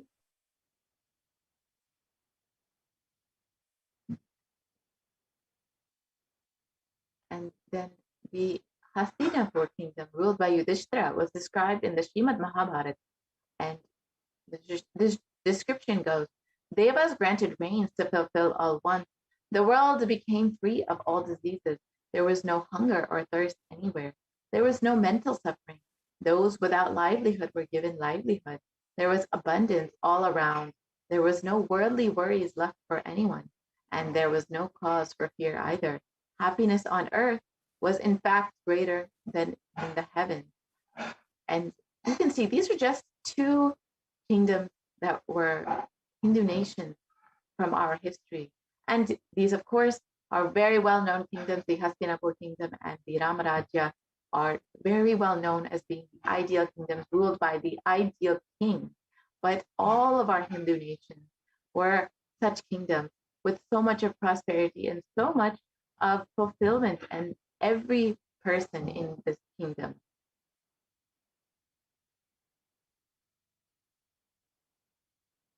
And the Hindu nation had and has so much to contribute to the world in every field, whether it's enlightenment, health, medicine, art, science, technology, aviation, dance and music, clothes and jewelry, social system, judicial system, political system, legal system, and much more.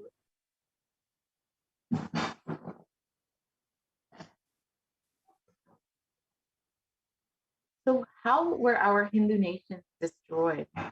As we know, now there is not a single Hindu nation in the world except for Kailasa. So let us understand how we went from 56 nations to none to now Kailasa. So the destruction of the Hindu civilization went through three phases. The first phase was the Islamic invasions between 800 and 1700 AD. This was the physical destruction of the Hindu civilization.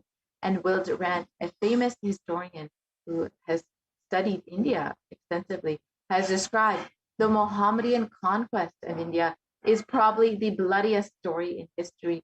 The Islamic historians and scholars have recorded with great glee and pride the slaughters of Hindus, forced conversions, abduction of Hindu women and children to slave markets, and the destruction of temples carried out by the warriors of Islam during 800 to 1700 AD. Millions of Hindus were converted to Islam by sword during this period, and millions more were raped and murdered and dismembered. You can see how barbaric this Islamic invasion, the destruction of the Hindu civilization, was.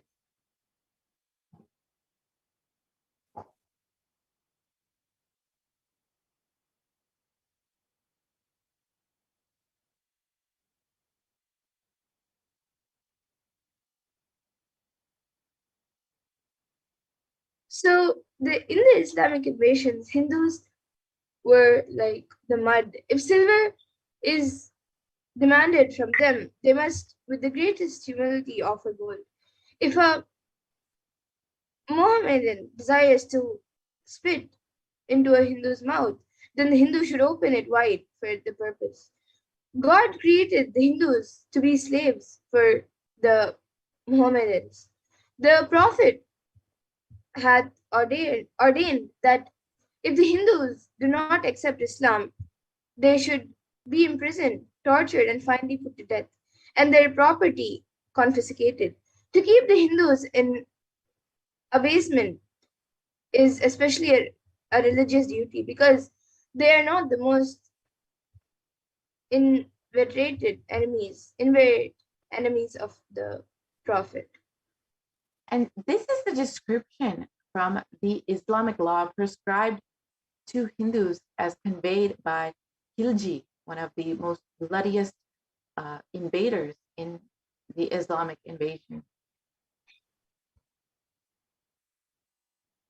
And here you can even see that the Hindu women were forced to wear garlands of their own children. And during the Islamic invasion, over 200 million Hindus were slaughtered by the Muslim invaders. Over 100,000 temples were destroyed, and over 1 million deities and sculptures were destroyed. And in the description of the Islamic invasion, the conquering armies burnt villages, destroyed. And in the second phase, second phase of the destruction of the Hindu civilization was the British occupation from 1700 to 1947 AD. So the economic and psychological destruction of Hindu civilization was during this time. And Will Durant says in one of his books that I have seen a great people starving to death before my eyes, and I'm convinced that this exhaustion and starvation are due not, as their beneficiaries claim, to overpopulation and superstition, but to the most sordid and criminal exploitation of one nation by another is all recorded history. Here you can see just one example of how the British occupation had destroyed Hindus and specifically attacked Hinduism. You can see the photos of the Bengal famine, which was an artificial famine imposed by the British in order to subjugate the Hindu civilians. And during the British occupation, the British Empire used all possible means to destroy Hindu civil and cultural institutions in order to delegitimize and demoralize the indigenous people of India so that they would become slaves in their own homeland. And this included discriminatory laws to instill feelings of racial inferiority, engineered famines, as we saw in the previous photograph, to starve natives into submission, annexing Hindu kingdom to undermine the native rule, and mistranslating Hindu scriptures to instill anti-Hindu narratives, destroying the indigenous Gurukul education system, which is the backbone of Hinduism, destroying local industries and forcing importation of British goods, and banning Indians from owning or producing firearms, so they cannot even defend themselves. And during the British occupation, over $45 trillion was looted from India over the course of 200 years. Over 45 million Hindus were put to death due to artificial famines and imposed poverty by British policies, and over 680 native kingdoms were usurped by the British Raj. And Shashi Tharoor of the Indian Parliament has described the British came to one of the richest countries of the world, and over the course of 200 years of exploitation, looting, and destruction reduced it to a poster child of third world poverty. This is unfortunately the India as we know today, the India that the world knows today.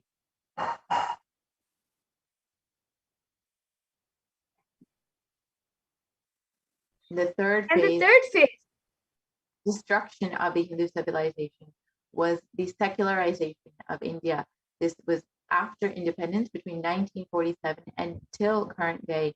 We are still facing this destruction of Hinduism due to secularization of India. And this has been ruled by brown faces, British attitudes and policies towards Hindus.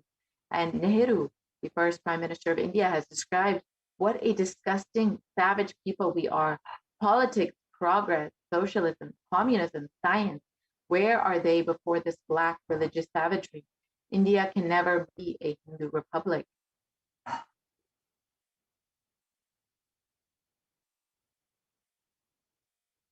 And if in a book, B.R. Ambedkar, which is India's first law minister and principal architect of the Indian Constitution, says that if Hindu Raj does become a fact, it will no doubt be the greatest calamity for this country. No matter what the Hindus say, Hinduism is a menace to liberty, equality, and fraternity. It is incompatible with democracy. Hindu Raj must be prevented at any cost. So this is what B.R. Ambedkar had said during the secular India in 1940. You can see that the very rulers of India, the leaders of India, these free India, what kind of cognition they had about Hinduism and how discriminatory they were towards Hindus. And in the secular India, the modern Indian legal system, academia, and media all systematically undermine, suppress, and delegitimize Hindu institutions and culture. India's constitution established government control and taxation over Hindu temples, schools, and institutions, while other religious institutions are free from this interference. And Articles 26 to 30 of India's constitution directly discriminate against Hindus by giving special rights and benefits to non-Hindus. This includes government benefits and scholarship and others. And Hindu kingdoms and self-governance was completely abolished after the secularization of India, and anti-superstition laws were passed to criminalize Hindu practices. So these laws directly criminalized our Hindu traditions, our practices, our rituals, and made it illegal for us to practice Hinduism essentially. And mainstream Indian academia has described Hindus as sexist, racist, backwards, and oppressors. And the negative media portrayals of Hindus in Bollywood has also had this same way of portraying Hindus.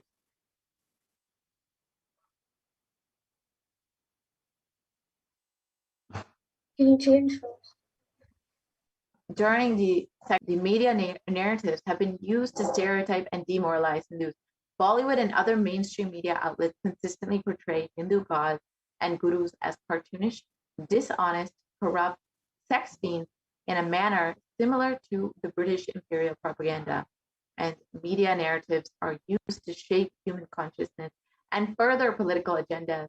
Racist British colonial stereotypes portray Hindus as superstitious, backwards, dishonest, and corrupt, and they are perpetuated by their brown British successors in modern day India and completely unabated.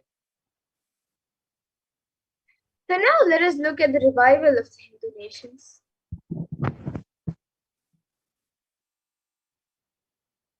The supreme concept of Hinduism has described the vision for the Hindu civilization. During the time of the Mahabharata, we Hindus had 56 deshas, 200 states, 1,700 samsthanas, and 10,000 sampradayas. In all 56, we Hindus are persecuted. Now we have lost all 56, and the last one to fall was Nepal. I am the collective voice of all the persecuted Hindus. I will revive and rebuild a Hindu nation built on the Vedagamic principles as a refuge for all practicing and aspiring Hindus, as a safe haven for all the persecuted Hindus. And this is the exact purpose of Kailasa, the only Hindu nation. And this revival of Kailasa, the Hindu nation, is for reviving this whole life of enlightened civilization and all the great things it has to offer to the world, bringing legitimacy to all the offerings, Sanatana Hindu Dharma, and share it with the whole world. And that is the purpose of this Kailasa, the Hindu nation.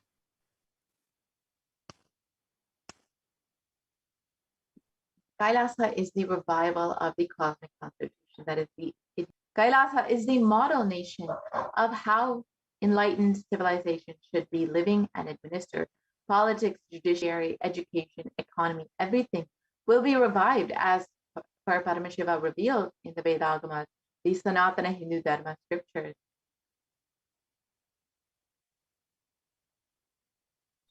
And being one of the most persecuted civilizations, Hinduism is on the brink of extinction, such that the next generation may know about Hinduism only through history books. So, what can we do to stand up for Hindu civilization and all that it has to offer to the world? Currently, Hinduism is a political orphan. The preservation and restoration of Hinduism's spiritual and cultural heritage is impossible without a national identity. And what is it that we can do to save Hinduism, to create our national identity? So, let us see how we can reclaim our Hindu identity. How can you reclaim your Hindu identity? Hinduism is responsible for our successful life. If you are a Hindu and you are healthy, wealthy, rich, successful, peaceful, happy, respectable, have a stable family life, have the best mental health, you need to understand that it is Hinduism that is responsible for this. It is your Hindu identity that is responsible for this. It is our Hindu scriptures that is responsible for this. It is the Hindu scriptures which have given us the best mental setup. All the best things that we have, that we Hindus have, is from our Hindu scriptures. And it is our responsibility to protect them.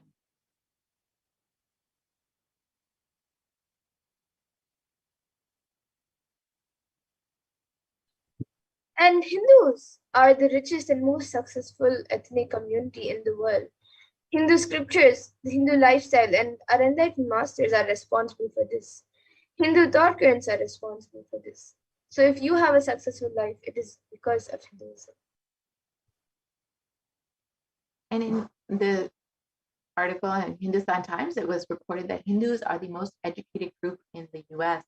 And this was reported by a Pew study. This was studied by Pew.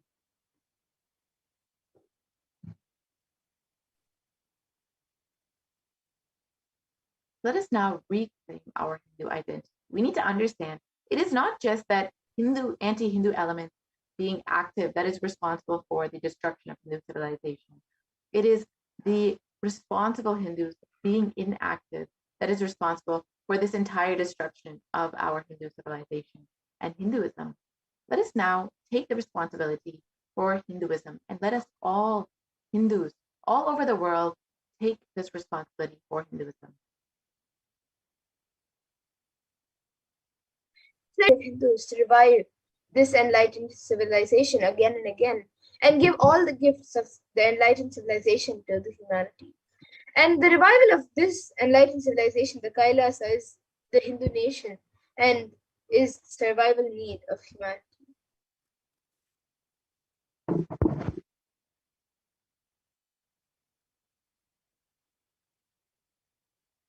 So this is an invitation to all the Hindus out there, the born Hindus, the practicing Hindus, those who are sympathetic towards Hinduism, those who are curious about Hinduism, those who want to explore Hinduism, and those who enjoy Hinduism. Please come and become a part of this revival. Join to be a part of this whole revival of Kailasa, the Hindu civilization, the Hindu nation. You can sign up to become an e-Kailashian, an e-citizen of Kailasa, and avail all of the benefits of Hinduism and share all the benefits of Hinduism with the world. Let us now understand, in the words of the Supreme Pontiff of Hinduism himself, why Kailasa is needed. The only Hindu civilization is needed for humanity. Contribution. Hinduism, Veda Agamas have great things to contribute to the world.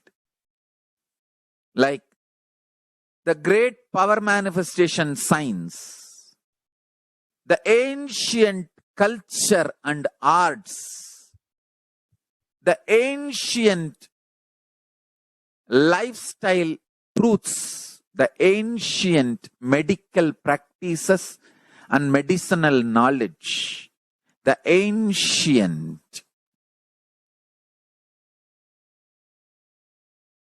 indigenous cultural heritage and jewelry, perfume, dance, music. In every level, Hinduism has so much to contribute. Veda Agamic traditions have so much to contribute. To share all this with the world, to contribute to the world.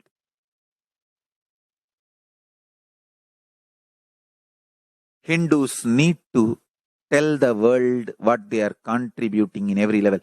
The brand of Hinduism itself is enriching and empowering and enlightening. Hinduism is all about enlightening the world. Empowering, enlightening, enriching the world. Contributing.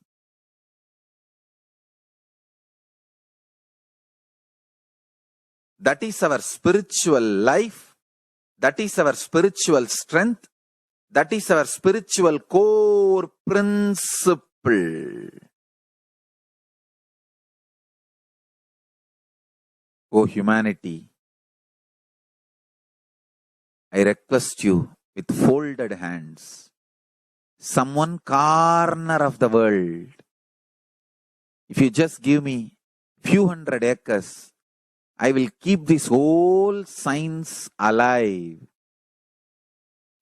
Leave it for the whole humanity freely. Fortunately, Paramashiva has given me the power to decode all this Hindu medicinal system, Hindu judiciary system, Hindu social law and order system, Hindu power manifestation system, Hindu mental sciences system, Hindu yogic sciences, the sciences of Hindu biology, Hindu physics, Hindu psychology, Hindu physiology, Hindu chemistry, all this Paramashiva has given me the power to decode. Whatever the remaining scriptures are available, Paramashiva has blessed me, and I have collected. Not only I have collected and organized, I can decode. This whole science can be kept alive in any one corner of the world. just few hundred acres are given for me to live peacefully and exist peacefully, I can store this whole thing alive and contribute it to humanity. Humanity can become better and better and better. I can make the planet Earth so much better place to live. I am here to contribute, and I will continue to contribute.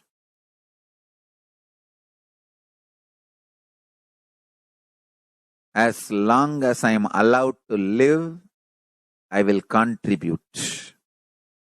I have collected all the remaining available scriptures, maybe 2 crore books. 2 crore means 20 million, I think, books on Hindu physics, Hindu chemistry, Hindu biology, Hindu physiology, Hindu psychology, Hindu law and order, Hindu social system, the power manifestation sciences of Hinduism, yogic sciences of Hinduism. I have collected, and Paramashiva has given me the blessings and power to decode. I have decoded and continuing to decode them. If the humanity, somebody is kind enough to give me few hundred acres in one corner of the world and let me live peacefully, I can keep all these scriptures there and go on sharing with the world, revealing this whole sciences to the world, and go on contributing. I don't need anything other than 1 cup of curd rice every day. That's all. A cup of curd rice per day over. I can go on be giving this to the world. I can add to the world. I can make the world a better place to live. That's all I have to say.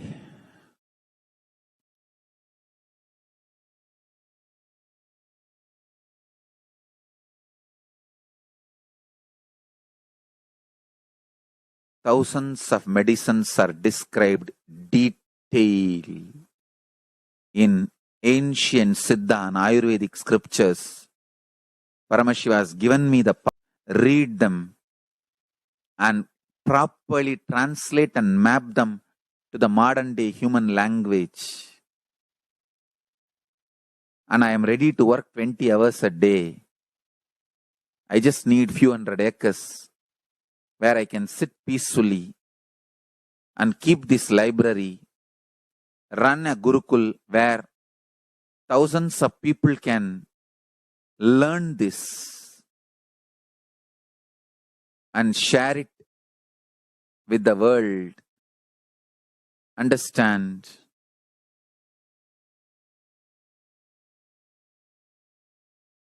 I am only interested in contributing.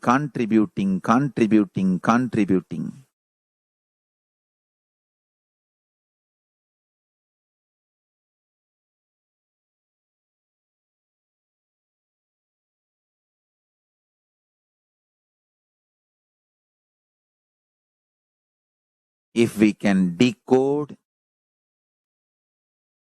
all this great knowledge, whole world can prosper from this knowledge. Whole world can enjoy from this knowledge.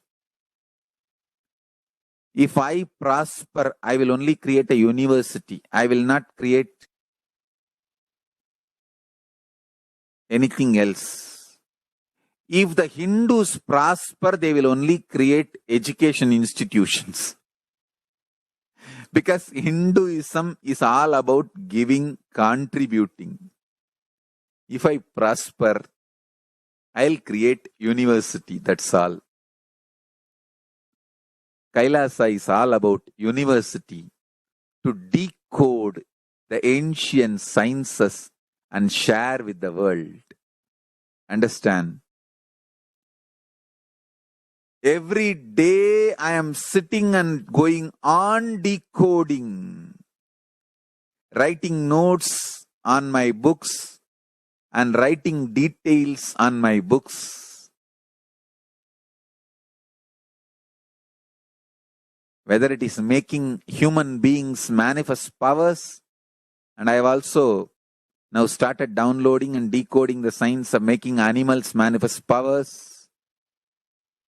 Whether making people manifest powers or healing,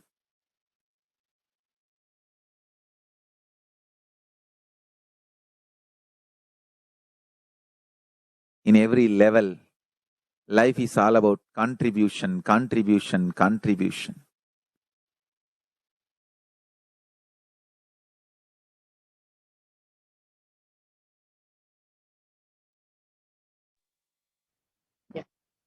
Now that we've understood what is the need for Kailasa and how the Supreme Concept of Hinduism is reviving Kailasa for each and every one of us to ensure this enlightened science is shared with the world, you can sign up to become an e-Kailasan and avail all of the benefits that Kailasa is sharing with the world. And now with this, we will be concluding this portion of the program. We'll be entering into the next segment. So as Devi revealed, it is the responsibility of Hindus to maintain this whole Hindu lifestyle and share all its great gifts with the world. And that is exactly what Devi Parashakti has been continuously blessing us to do, has continuously been giving us all the great gifts that Hinduism has and allowing us to share it with the world by making herself continuously available. And Devi has been continuously making herself available in order to guide and bless us. And so you are overflowing with gratitude for the Supreme Concept of Hinduism, who has been manifesting Devi Parashakti and want to offer your gratitude to your very own Guru Swamiji and Devi Parashakti. You can stay tuned for this next segment and understand how you can connect with Devi Parashakti, how you can connect with Swamiji more deeply through these various offerings. So let us now enter into this segment and understand how we can connect with Devi Parashakti more deeply. And these offerings are not made out of any fear nor out of any greed, but they are an offering of our love, our devotion, and gratitude for the divine happening in our life. And every time we offer something to the divine, we open ourselves up more and more to receive all of the blessings and grace of the divine.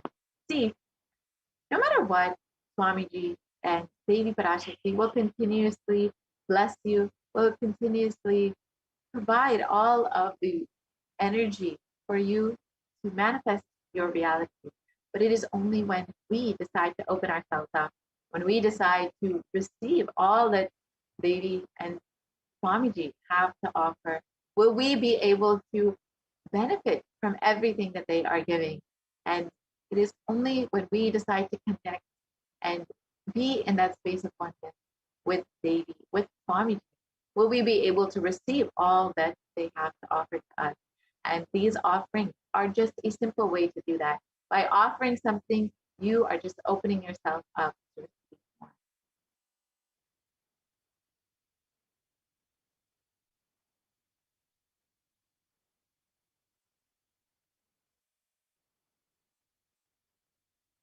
And offerings are a giving of a divine gift of pure love, devotion, and oneness. And it consists of two parts, the giving aspect and the accepting aspect, which is, of course, from the side of the divine. And only when the divine accepts what one offers, the offering becomes complete. Offerings are not made out of any fear nor out of greed, but when an avatar lands, the offerings are purely a part of the grand Leela played out for the only purpose of enlightenment.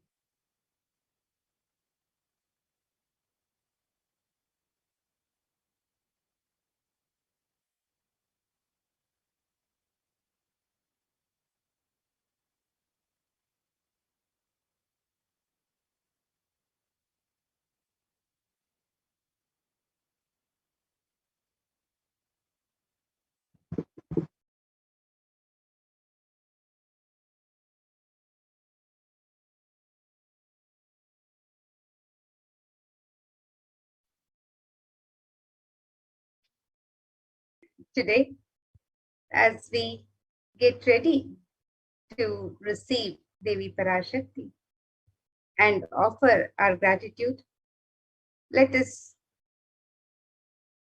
see this verse, the stotra on Devi Parashakti, which describes her compassion and grace.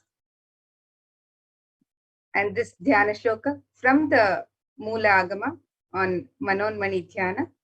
This verse says, Induni bhaveda karavani nayanam syat pankajavara japakshara sarayuktam angahimabhushana vichitra vasanam syat tungamakutojvala manonmani swarupam.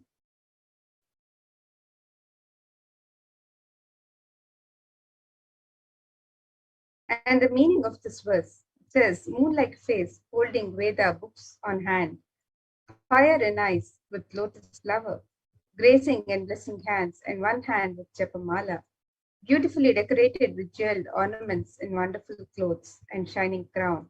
Her name is Manonmani.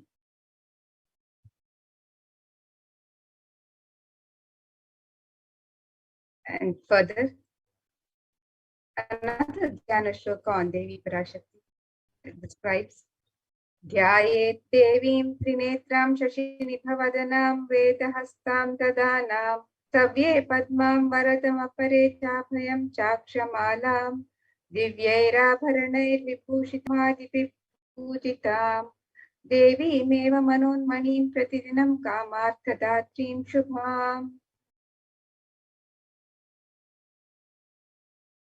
The meaning of this verse: I meditate on Devi with 3 eyes, glowing like a moon, and holding the Veda, lotus, and gracing with blessing and gracing hands. She is wearing beautiful ornaments. She is worshipped by Brahma and other many gods and showers auspicious boons for all actions every day.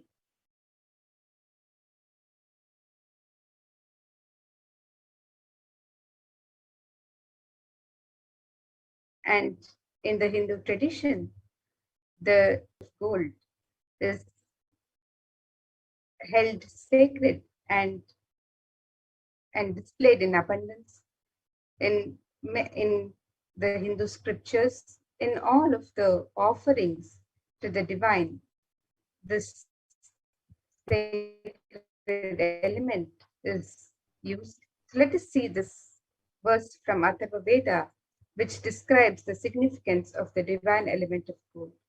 This verse says, Predajitam janmaneram hiranyam agnerekam priyatamam bhabuva somasyaikyam insitasya parapadata apamekam vedasam reta ahutatte hiranyam tridaspavai vishe. The translation of this verse: triply born by birth is this gold. From the atoms of Agni is one. It becomes dearest to Agni. One fell away from the Soma when it was heard. One they call the seed of virtuous and powerful Apa, the watery molecules. Let that triple gold be for your long life. Gold is a divine element. It purifies anything that it touches. It is an element of great spiritual significance and spiritual power, of healing and enlightening. The vibration of gold has the power to infuse sattva energy and positive thought currents in anyone who wears and in anyone who sees or operates in its vicinity.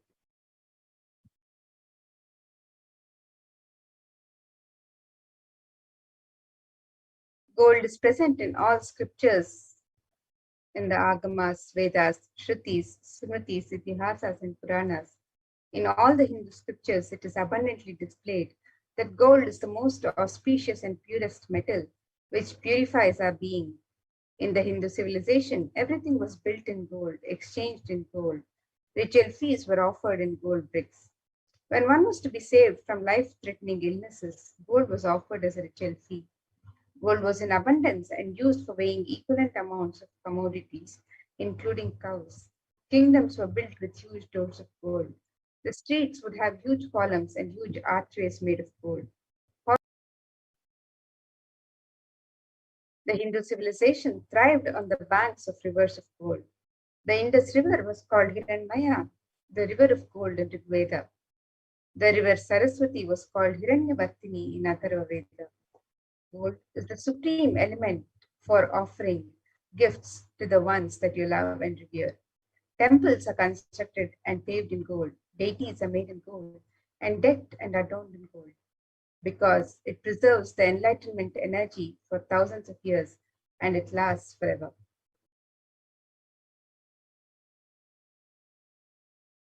For now, let us look at the various offerings, your gift of love and devotion that you can offer Devi Parashakti today.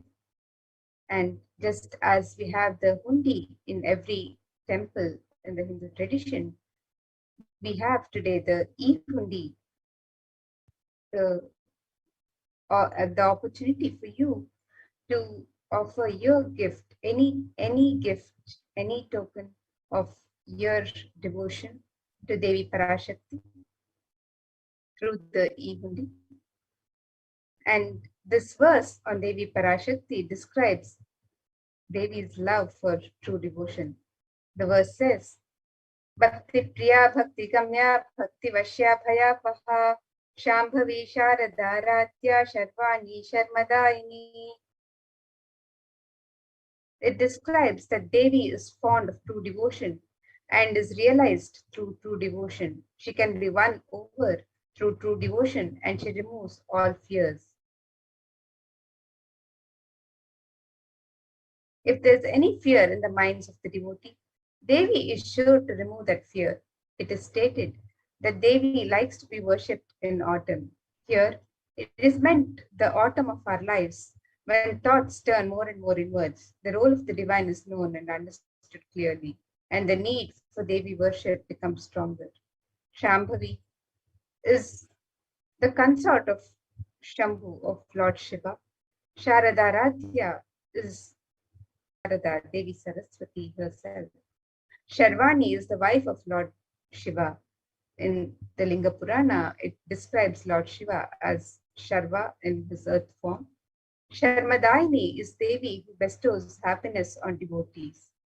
And you can offer your devotion and gratitude, your kanika, the token of your love and devotion, through the e-hundi offerings to Devi Parashakti. And any offerings made are blessed by the grace and compassion of Devi Parashakti.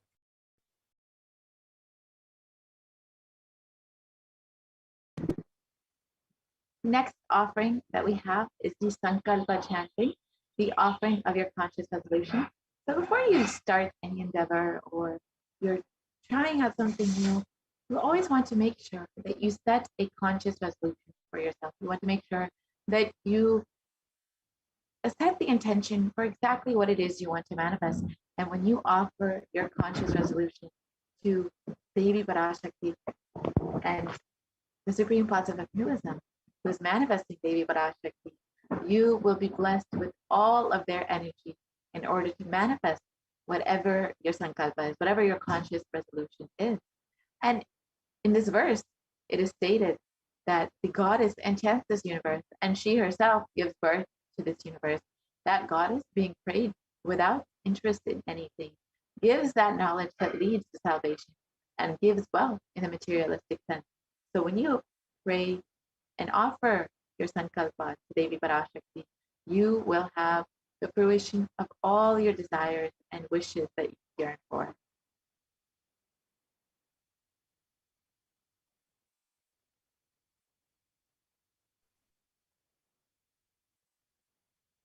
And the next offering is the offering of the Sahasranama Swarnakasu, the offering of the sacred name of Devi Parashakti. In the Lalita Sahasranama, verse 731, Devi is described as Nama Parayana Prita, she who likes repetition of her various names.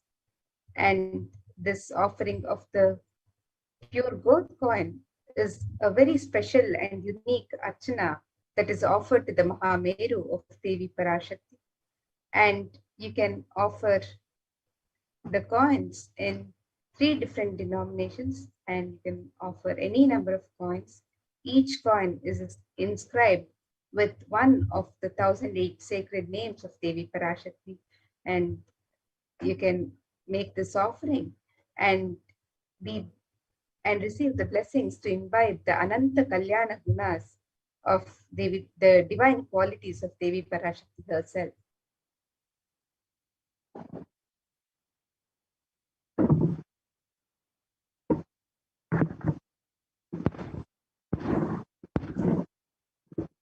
The next offering is the finger ring with the pearl, the Mukta Anguti.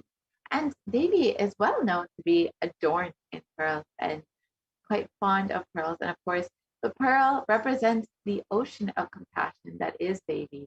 And in this verse, it is described, I bow to the goddess Meenakshi, whose crown has garlands of pearls, and the face shining like a full moon, who wears anklets that are studded with gemstones and has small bells, who is shining like the splendor of the lotus, who grants all the wishes, the daughter of the mountain, who is worshipped by goddesses Vani and Rama.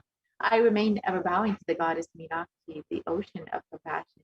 So when you offer this Mukta Anguti, the finger ring with a pearl, you will be blessed with Devi's overflowing compassion in all of your business endeavors, and you will be surely blessed with the fruition of all of your desires.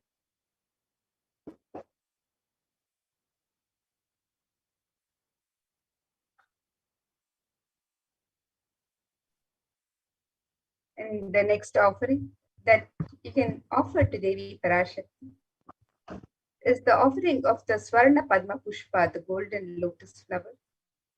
The significance of the golden lotus is described in the Kamika Gama verse, which says, Ashtavidyeshwaropeta Kumbhavarana Samyatam Sarve Sasutra Pankajabhushitaha Sapidana Sachakurachascha Pakwa Bilva Palaprabha Snapanadhyaya Samsiddha Pramanena Samanvitaha. And this verse describes that all the kalashas should be wound around with suitable thread and covered with new cloth. They should be adorned with the lotus flower made of gold. And there are hundreds of scriptural references for using the lotus in the worship of Paramashiva. Almost everything in the worship of the ultimate involves the consecration of the deities of worship or meditating on mudras or asanas during worship, and it involves the lotus flower, the lotus leaf, the lotus pericarp, the lotus petals. The lotus is a divine flower in the Hindu tradition, the Hindu scriptures. Shakti of Paramashiva is also called as the lotus. The base of the Paramashiva Linga is the lotus. The disciple of Paramashiva is also considered a lotus, the one who is about to bloom.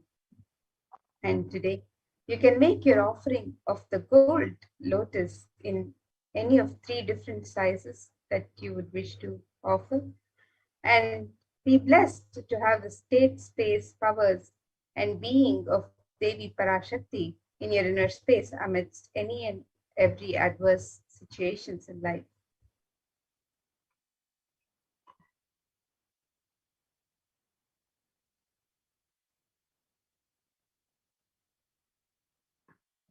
The next offering is the Swarnameti, the gold toe ring. And Devi's toenails are described in this verse. You whose brightness from the toenails destroys the darkness of ignorance from the minds of your devotees who prostrate at your feet. You whose brightness from your 2 feet overpower that of the lotus flower. And you can see the power of just Devi's toenails that have the power to destroy the ignorance of the minds of her devotees. So when you offer this Swarnameti, the gold toe ring, you will be blessed with Devi's protection in all of the difficult aspects of your life, and be sure to destroy all of the ignorance in your life. So you can offer this Swarnameti at the sacred feet of Devi Parashakti herself.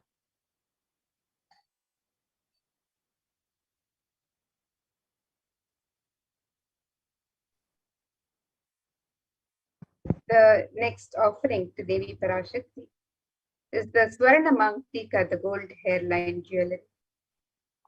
Devi is described as Sudha Sharabi Varshini, she who makes the nectar flow in all our nerves from the Sahasrara. That is she who gives the very pleasant experience of the ultimate.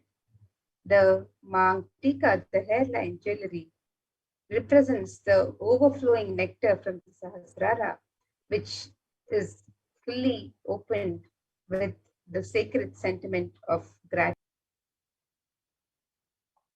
And you can offer the Swarnamam Tika, the gold hairline jewelry, to Devi Parashakti, and receives the blessings of achieving the blissful state of overflowing gratitude and the state of complete completion. So you can make this offering on the website www.kailasamailer.com/sevas. This and all the various offerings that you can gift to Devi Parashakti as an expression of your sacred sentiment. All of these are made available on the website www.kailasamailer.com/sevas. Next offering is the Pratiksha Pada Puja, the offering of worship to the divine lotus feet of your very own Guru, of Swamiji, who is manifesting Devi Parashakti. And of course, this is the most favorite offering of all the devotees and disciples of the Supreme Panchavagnusam. And in this verse, it is described in the Saundarya Lahari that the nails of Devi have been sharpened by constantly being touched by the crowns of the celestial beings who always prostrate before Devi. And Tamoguna is darkness, and in this stotram, tamas is indicative of the ignorance of the minds of the devotees. And by constantly prostrating before Devi, their ignorance is removed and they attain the knowledge.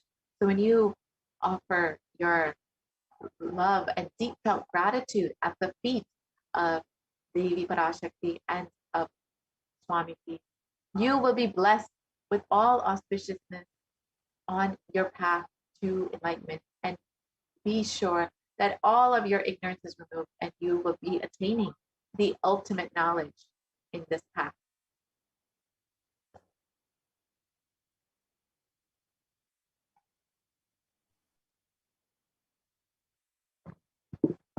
The next offering to Devi Parashakti is the Vastra Seva, the offering of the sacred cloth. The sacred cloth is traditionally offered to the divine as a prayer and requesting the grace and blessings for the divine protection at all times. You can offer this sacred cloth to Devi Parashakti and be blessed with her grace and compassion, with her protection all adverse situations in your life, and you're blessed with all auspiciousness and blessings of Devi Parashakti and the Supreme Pontiff of Hinduism, Jagadguru Mahasannidhanam, His Divine Holiness, Bhagwan Shri Nithyananda Paramashivam, through whom Devi Parashakti is manifesting, through who is the Nijavatar of Devi Parashakti herself. And as you get ready to receive the darshan of Devi Parashakti today, you can make this offering as your gift of love and devotion, gratitude, your personal expression of the sacred sentiments to Devi Parashakti.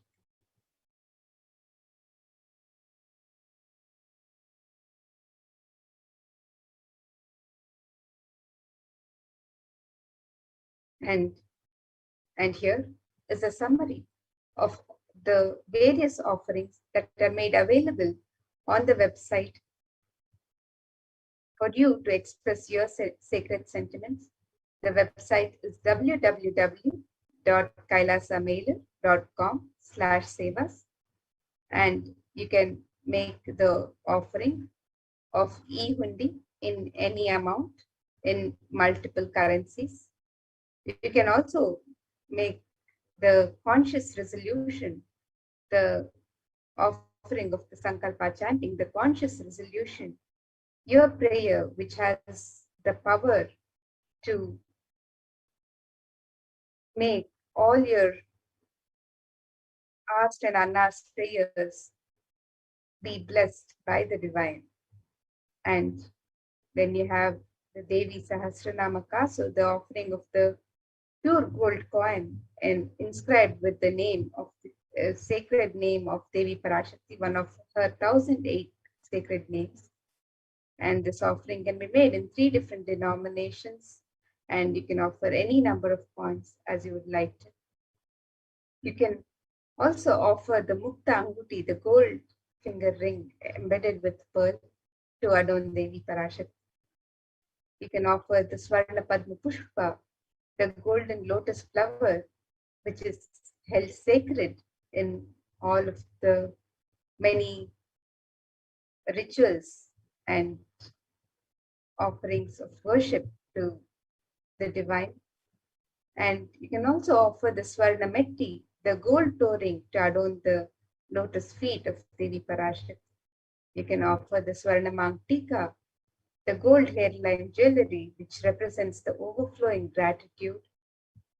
And you can offer the Pratyaksha Pada Puja, the ultimate sacred space of offering gratitude from a disciple to the Guru. And you can make the offering of the Vastra Seva, the offering of the sacred cloth. So all of these offerings are made available for your convenience to express your sacred sentiments to Devi Parashakti on the website www.kailasamailer.com/sevas.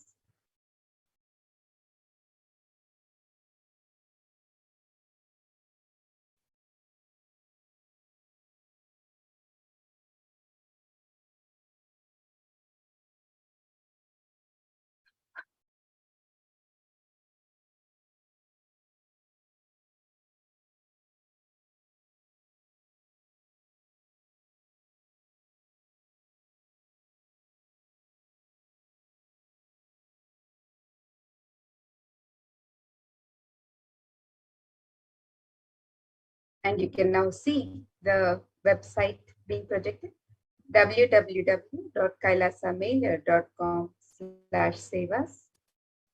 And you can scroll down and make the offerings to Devi Parashakti. On step 2, you can make the offering for the e-hundi, which you can offer any amount in multiple currencies. And you can also make the offerings of the various jewelry and the offerings of seva for Devi from this link on step 2.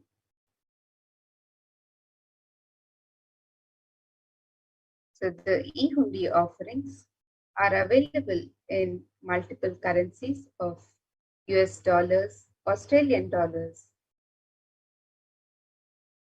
Canadian dollars, Singaporean dollars, New Zealand dollars, euros, Indian rupees, Malaysian ringgits, Great Britain pound, and the Chinese yen. And you can make the offering in any amount of your choice. And it is your personal gift to Devi Parashakti as you get ready to receive her blessings and darshan today. And you can also make the offerings of the various jewelry and sevas on the website, where you can offer the Sankalpa chanting, the conscious resolution, the Devi Sahasranama Kasu, the pure gold coin inscribed with her sacred name from one of the 1008 names, and the Mukta Anguti, the gold finger ring with a pearl embedded in it in 3 different sizes, the Swarna Padma Pushpa, the gold lotus flower in 3 different sizes, the Swarna Metti, the gold toe ring for the lotus feet of Devi, the Swarna Mangtika, the gold hairline jewelry, the Pratyaksha Pada Puja, the offering of the gratitude to Guru, the Vastra Seva, offering of the sacred cloth, all of these offerings and various other offerings are made available to you for your convenience and for you to be able to express your sacred sentiments for Devi Parashakti. So please visit the website www.kailasamailer.com/sevas, and as you get ready to receive Devi Parashakti's blessings, you can also get ready to receive her with your personal gift, your expression of the sacred sentiment as you receive Devi Parashakti. And if you have any questions, or if you would like to express any of your sacred sentiments, please do post a message on the YouTube live chat, and we'll be happy to answer any questions that you may have, or we would love to hear from you about your expression of your sacred sentiments. What would you like to offer as a gift to Devi Parashakti? And how has Devi Parashakti graced your life? Your experience of her overflowing love and compassion. Do share your thoughts, your experiences on the YouTube live chat. And with this, now we'll be moving to the next segment of this program as we continue to prepare and get ready to receive the Devi, receive the grace and compassion, the darshan of Devi Parashakti.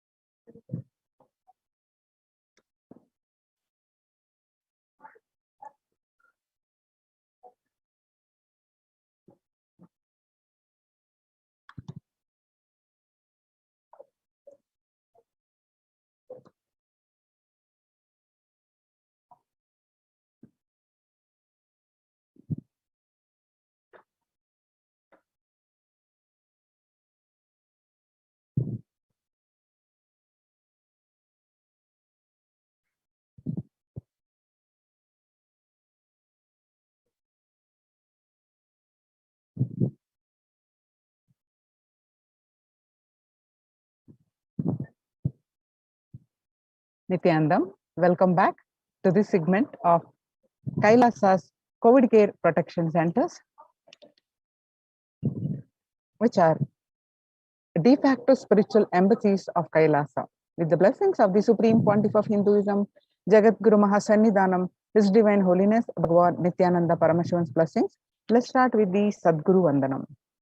Nithyanandam Paramasugadam Kevalam Jnanamurtim Dandvatitam Gagana Sadusham Tattvamasya Ekam Nityam Vimalamachalam Sarvadi Sakshibhutam Bhavatitam Triguna Rahitam Sadgurum Tam Namami.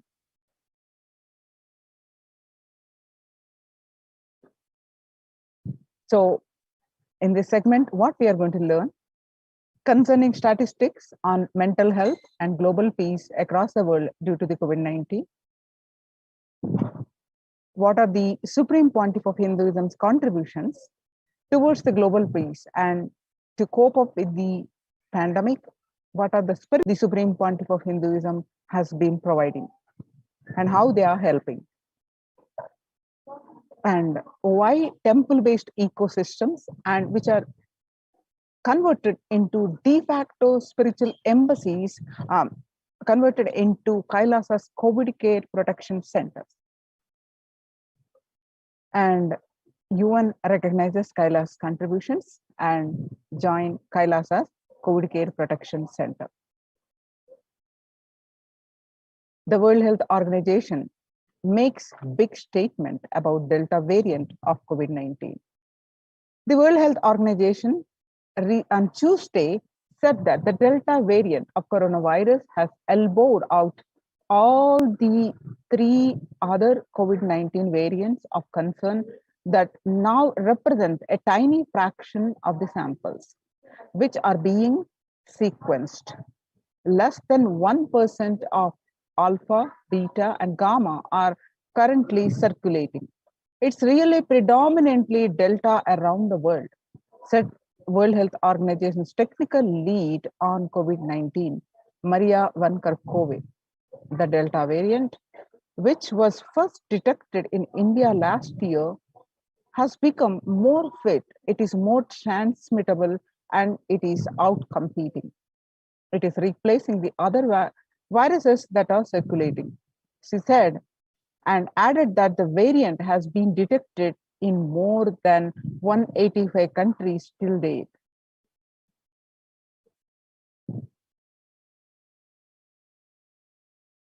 The coronavirus pandemic has now killed more Americans than the 1918,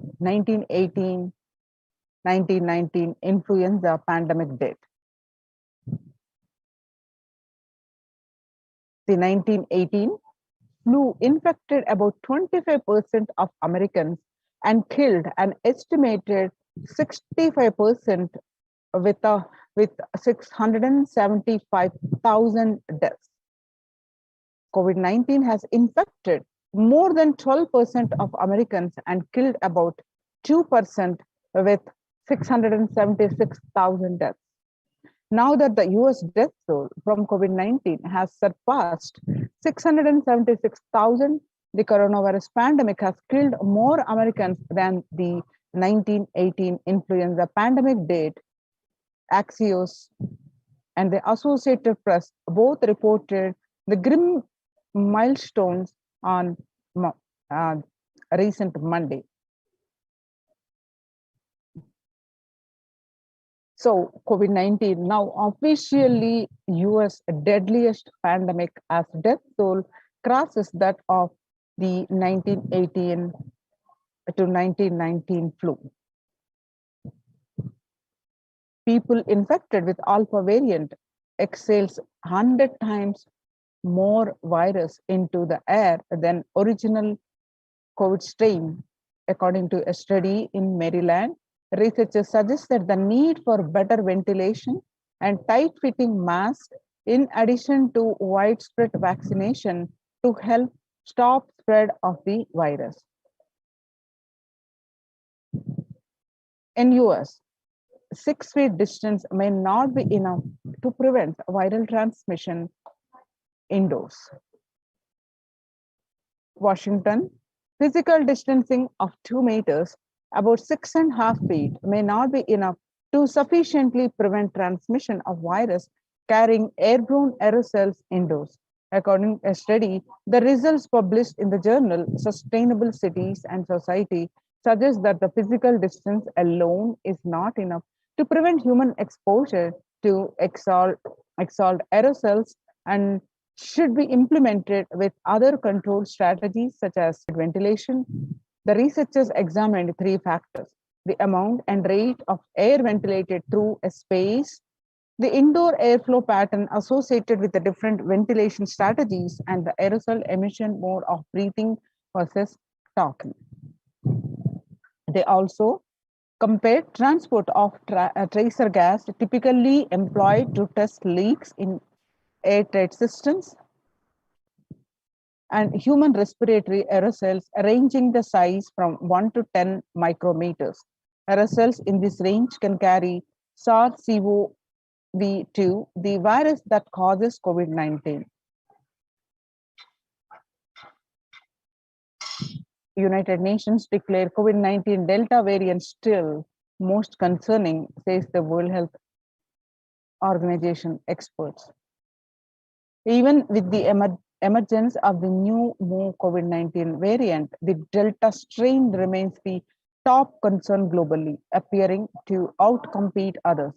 Senior officials with the World Health Organization said recently, I think the Delta variant for me is the one that's most concerning because of the increased transmittability, said Dr. Maria Van Kerkhove, the agency's technical lead for COVID-19, speaking during an online question and answer session.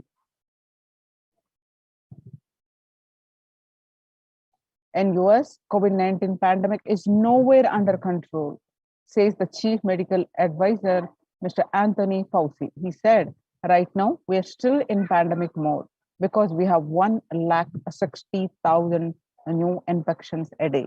That's not even modestly in good control. In an interview with Axios, the US has reported 40 million cases of COVID-19 since the outbreak of the virus, with over 4 million infections adding up in the past few weeks.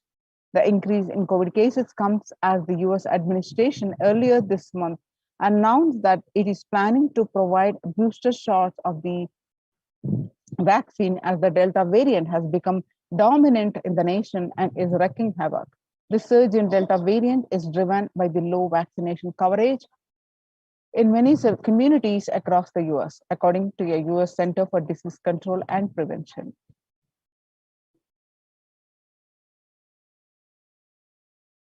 In a country of our size, you can't be hanging around and having 100,000 infections a day. You have got to get well before 10,000 before you start feeling comfortable.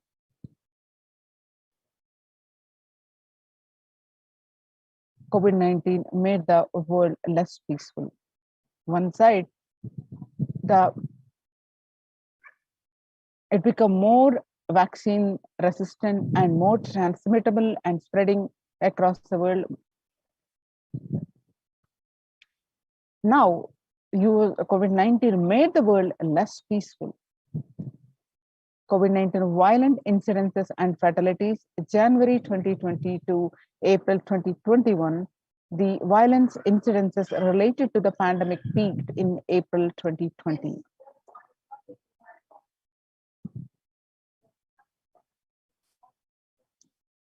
The younger adults are more likely to report symptoms of anxiety and or depressive disorder during the COVID-19 pandemic. Ages 18 to 24 with affected 56.2% and ages 25 to 49 reported symptoms of anxiety and a depressive disorder about 48.9%, and ages 50 to 64 about 39.1%, and ages 65 plus reported symptoms of anxiety and a depressive disorder about 29.3%. Average share of adults reporting symptoms of anxiety disorder and or depressive disorder What it was in 2019 was, in a 6 months period, it was 11%. Now, during this pandemic, it rose up to 41.1. In just 1 month, it just rose up to 41.1%.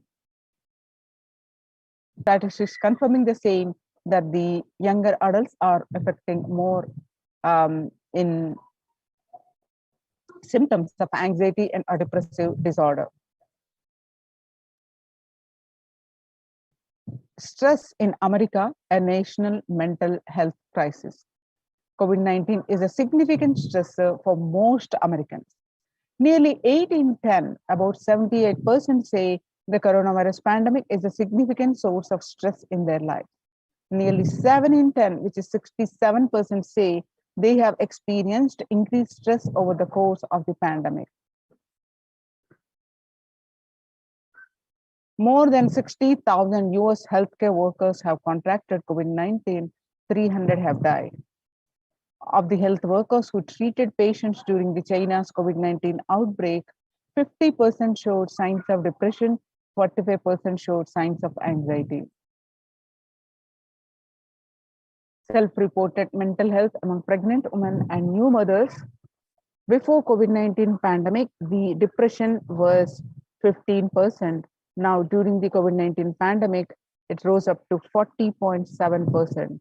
And now anxiety was 29%. Now it rose up to, during the pandemic, 72%. Stay-at-home orders. 8 in 10 students are struggling with focus on schools or work and avoiding distractions. 55% students do not know where to go for help for their mental health. Understanding the pandemic impact on working women. Nearly 82% of the women surveyed said their lives have been negatively disrupted by the pandemic. Nearly 70% of women who experienced their disruptions are concerned their career growth may be limited as a result.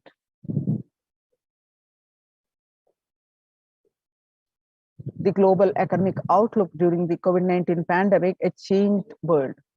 The pandemic is expected to plunge most countries into recession in 2020, with per capita income contracting the largest fraction of countries globally since 1870.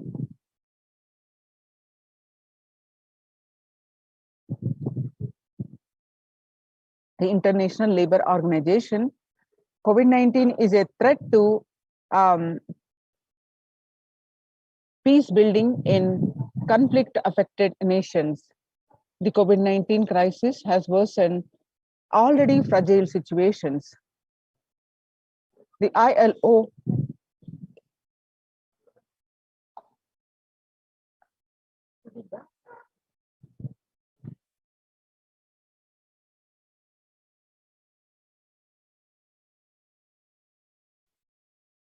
The COVID-19 crisis has worsened already fragile situations. The ILO is more aware than ever of its responsibility to promote peace and resilience in the time of this global pandemic. The Mumbai mayor says the third wave is here. The city's mayor has said that the third wave of COVID is already upon Mumbai, pointing to a sudden spike in cases. The third wave of COVID is not coming, it's here, said Kishori Padnekar, adding that the announcement regarding the matter had already been in Nagpur. Speaking of the coming festive season in Maharashtra, the mayor urged people to remain in their homes. The mandals have been asked to allow only 10 people and have them work in shifts. Breakthrough infections found in 25% of health staff. According to a study, a little over 25% of healthcare workers were infected with coronavirus despite getting fully vaccinated. According to a recent study has revealed, giving an insight on the breakthrough infections due to the Delta variant. The study, jointly conducted by the Institute of Genomics and Interactive Biology, the maximum hospitals in Delhi, NCR found that the vaccination breakthroughs were far more common during the Delta outbreak in Delhi than previously reported.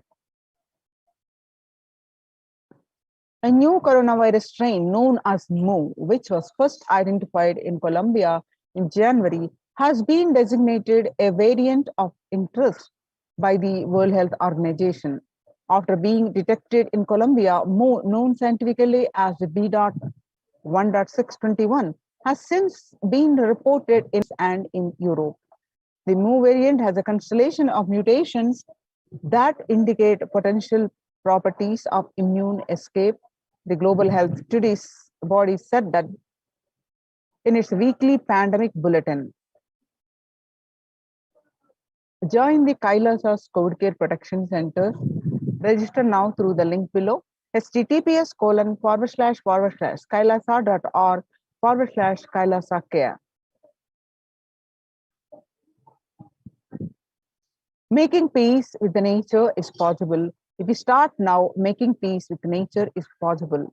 If we start now, even amid a pandemic, 2021 can go down as the year we made peace with nature and set the planet to healing.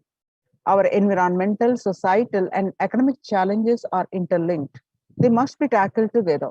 For example, we cannot achieve sustainable developmental goals, including ending poverty by 2030, if climate change and ecosystem collapse are undermining food and water supplies in the world's poorest countries.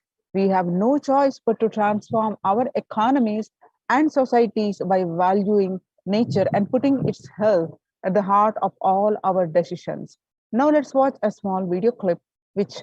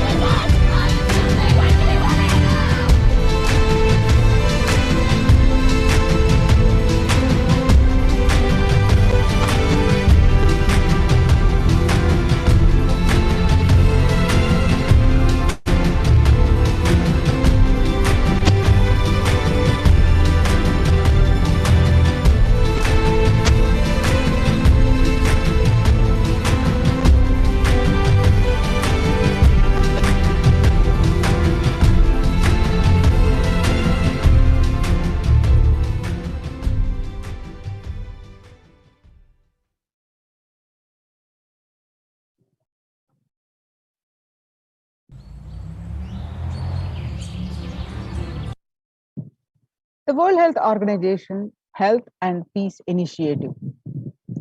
Health and peace are interrelated. If, in the words of the Director General of the World Health Organization, Dr. Tedros, there cannot be health without peace, and there cannot be peace without health.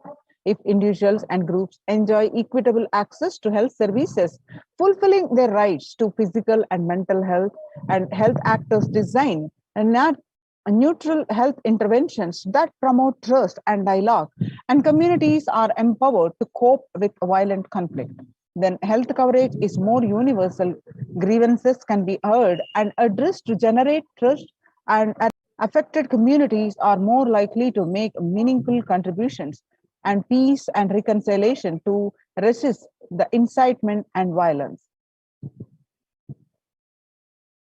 United Nations Institute of Peace. Amid COVID, we need enhanced international coordination to build peace. Tackling the pandemic and building resilience in fragile states requires concerted international action at local, international, and global levels. As the humanitarian and economic toll of the COVID-19 pandemic continues to grow, so does the risk that this crisis will fuel new conflict around the world while stemming prospects for resolving ongoing ones. Stronger health systems and universal health coverage must be a priority. For the first time since 1945, the entire world is confronted by a common threat, regardless of nationality, ethnicity, or faith. A new social contract between people, government, the private sector, civil society, and more can tackle the roots of inequality with fair taxation on income and wealth, universal benefits, and opportunities for all.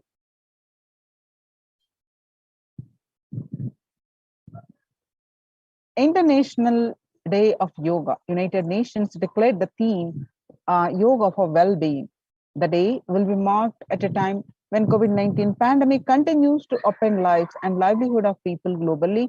Beyond its immediate impact on physical health, the COVID-19 pandemic has also exacerbated psychological suffering and mental health problems, including depression and anxiety, as pandemic-related restrictions continue in various forms in many countries. This has highlighted the urgent need to address the mental health dimension of the pandemic, in addition to physical health aspects. The message of yoga in promoting both the physical and mental well-being of humanity has never been more relevant. A growing trend of people around the world embracing yoga to stay healthy and rejuvenated and to fight social isolation and depression has been witnessed during the pandemic. And to fight social isolation and depression has been witnessed during the pandemic. Yoga is also playing a significant role in the psychosocial care and rehabilitation of COVID-19 patients in quarantine and isolation. It is particularly helpful in allowing the fears and anxiety. UN spotlights the health benefits of yoga, an ancient practice that can ease stress of our modern laptop lives. Yoga is a practice that can be relevant to all ages, relevant to all cultures, irrespective of what socio-economic status people represent. It can be used to unite our complex and difficult world, to promote not only healthy lifestyles, but to promote peace and security in the world, said Dr. Nata Menabde, Executive Director of the New York Office of the World Health Organization, at an event entitled called Conversation. Our contemporary world is showing no signs of decline in the intensity of violent conflicts, crime, displacement, and the prevalence of a continued state of tension in many regions of the world. According to a UN report, in the year 2019 alone, about 55% of 358 political conflicts worldwide involve the use of violence. The geopolitical tensions, which have been on the rise even before the COVID-19 pandemic, have only prolonged violent conflicts, making it difficult for policymakers to come together and resolve their differences peacefully and amicably. The last decade witnessed the highest number of people internally displaced by conflict and violence. Let us see what are the contribution of the Supreme Pontiff of Hinduism and Kailasa. Vedic tradition beautifully describes Yastu Sarvani Bhutani Atmani Ivanu Pushyati Sarva Bhuteshu Chatmanam Tatona Vigagupshate. That means the global peace is by the product of individual bliss. Whenever an individual goes through a spiritual bliss, he manifests a beautiful, peaceful life for him and everyone around him. If he is powerful enough, he moves the whole city and manifests peace. He is more powerful, he moves the whole village or a whole country.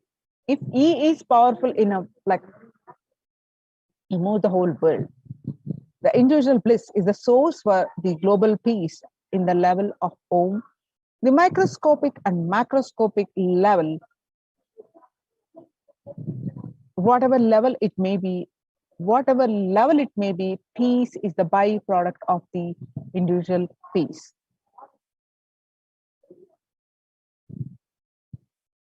Now, let us listen from the Supreme Pontiff of Hinduism that self-transformation, secret to achieve global peace.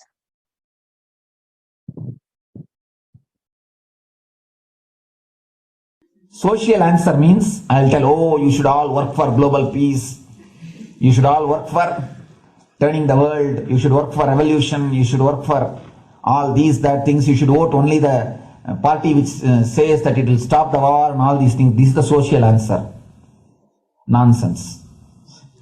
If you want the honest answer, I tell you, simply transform yourself. You can't do anything. If at all you can do, you would have done it. Be honest. If you can do, you would have done it. You are raising this question because you are not able to do. Am I right? So let us be very clear. Let us be honest. We are not able to do. Socially. That's the truth. That's the reason you are sitting here and raising the question. I tell you, understand few important things. There are a lot more attached to this question. There are many things which is attached to this question. We always feel the present is the world is totally spoiled. It is not going according to the rules or how it is supposed to be. It was wonderful once upon a time. In ancient time, things were going properly. Everything was well and great. And I tell you, 10,000 years ago, they found some writings on stone in Harappa Mohenjo-daro culture. Some stone writings have been discovered. The other day I read a beautiful book about that stone writings. That writings, it says, oh, nowadays the society is not as it should be. So much of war. There is no peace. In the early times, there was so much of peace. Society was really great. Things were as it should be. And it almost looks like a today newspaper editorial. 10,000 years ago, the same thing carved on a stone. Then understand, there was no such time as only good prevailed. It is just a fantasy. Hinduism, they call it Satya Yuga, the age of truth. There was a time only truth prevailed. And every religion, Christianity, they say the Garden of Adam and Eve. There was a time everything was wonderful. Every religion has got the fantasy. The past was great. There was golden past. Always the idea of golden past exists only in the past. The more you go back, again you say the past was great. And I tell you one thing, it is a wonderful way of postponing accepting the reality. Otherwise, I can be sure the world was same as it is today. Whether it is 5,000 years ago or 10,000 years ago. Maybe one thing, there was no CNN channel that time. So the news did not reach you so quickly. That's all. The news did not reach you so quickly. That may be the only difference. But otherwise, I can be sure the good and the bad was equal. Good and the bad was equal. The same amount of wars were there. All the other things were there.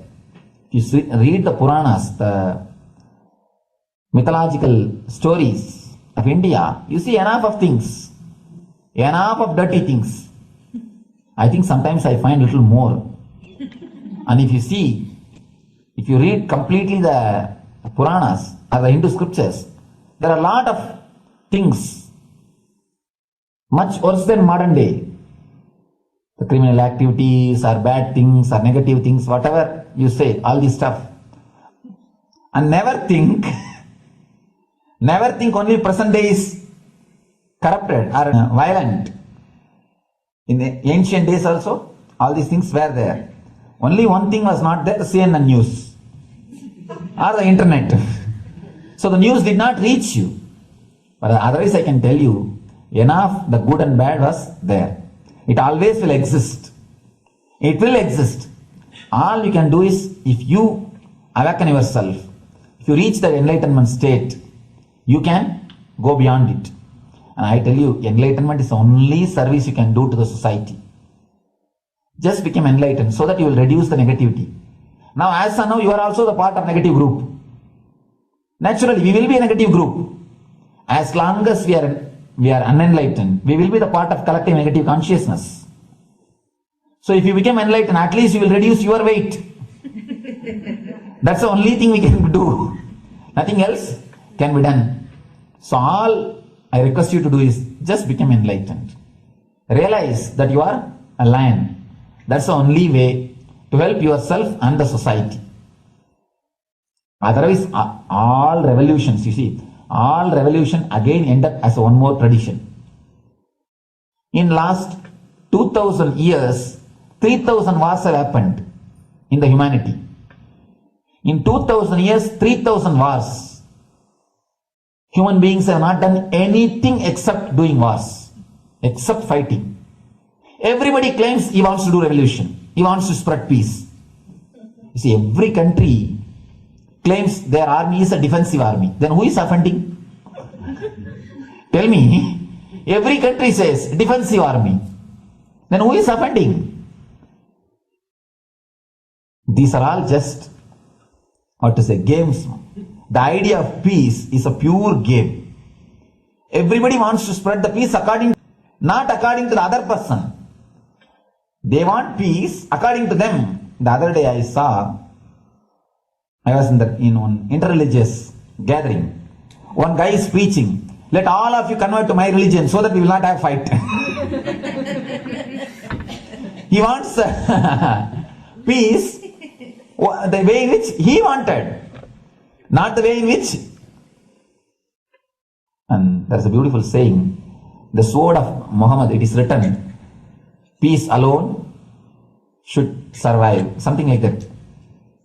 He has written some statement about the peace on the sword. We all take sword to spread the peace. So no revolution is going to help, because in the last 2000 years 3000 revolutions have happened, but still world is same, I think much worse. So no revolution is going to help, only individual evolution is going to help. So be very clear. Instead of working in the outer world, start working in the inner world. That will help you and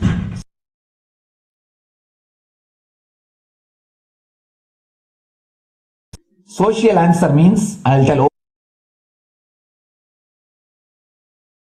Now, let us listen from the Supreme Pontiff of Hinduism that Sri Kailas is all about peace-based powerfulness.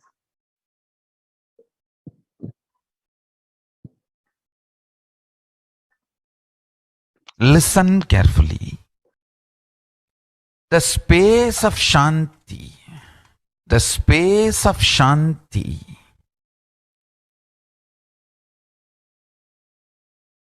is where Kailasa grows. Listen carefully. It is in the deep powerfulness of peace, or peace-centered powerfulness is the ground, breeding ground for Paramashivatva to manifest. Please understand. Like how pure mirror reflects everything, pure Shanti-based Shakti, peace-based powerfulness reflects Paramashiva. Paramashiva manifests in peace-based powerfulness. Please understand. Neither violence nor powerlessness. Powerlessness is weakness. Violence is abusive. Peace-centered powerfulness. powerfulness centered peace. All the Upanishads starts with peace, completes with peace. Shanti mantra starts with Shanti mantra, gets completed with Shanti mantra.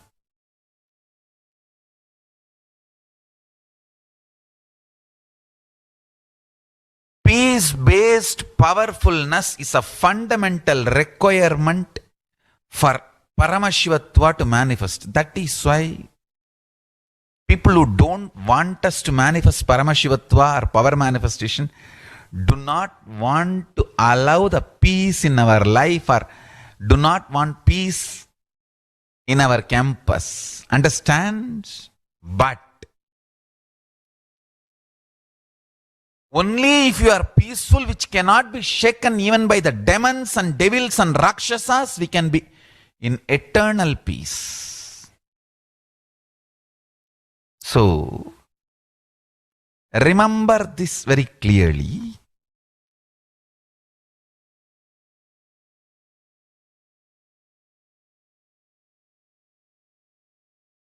Peace alters the very DNA structure, genetic structure, the core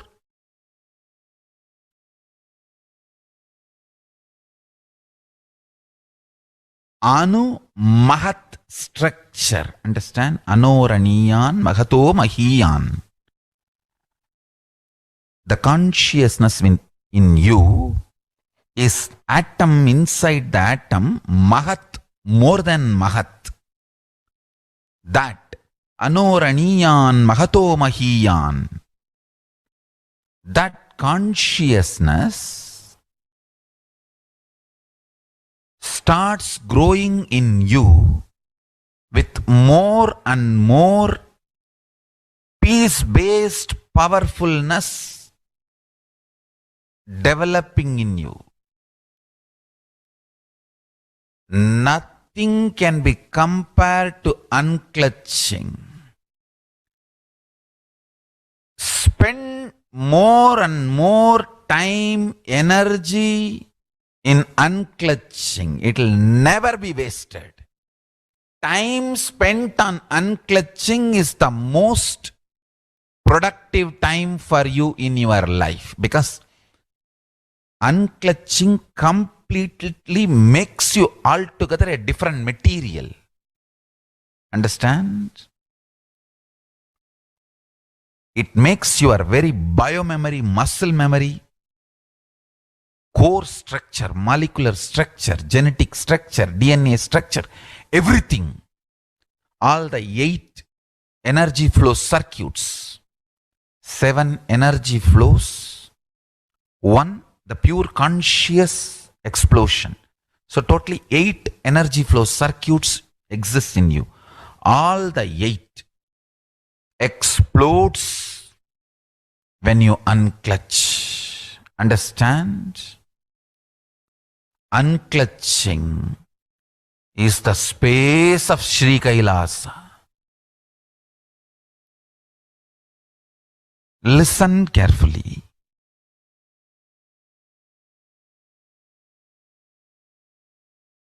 Listen carefully. Every prayer in Hinduism ends with peace.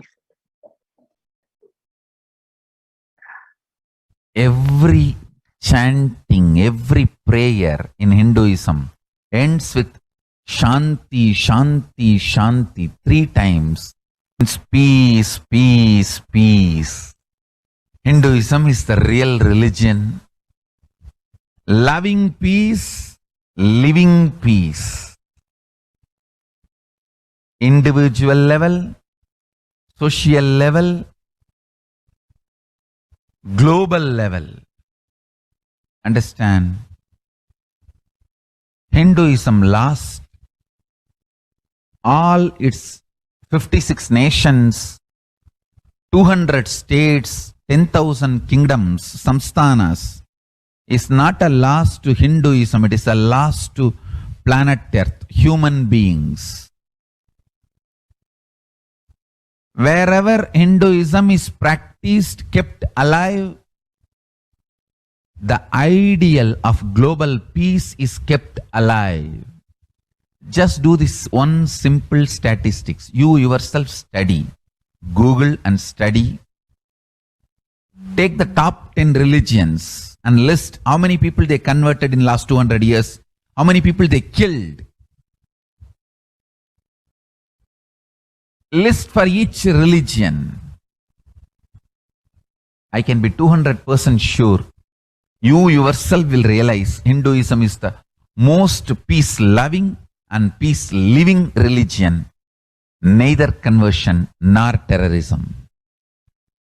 Neither conversion nor terrorism. Being the supreme pontiff of the most peace-loving, peace-living religion, I give you all my blessings on this international peace. It is we Hindus need to keep the global peace as a living possibility, and we need to make this global peace as reality. Just talking about global peace will not work. Working for global peace only is the responsibility of the real living Hindu. Anyone who wants to claim themselves as a Hindu or practicing Hindu should work for global peace. Global peace is our responsibility. Every chant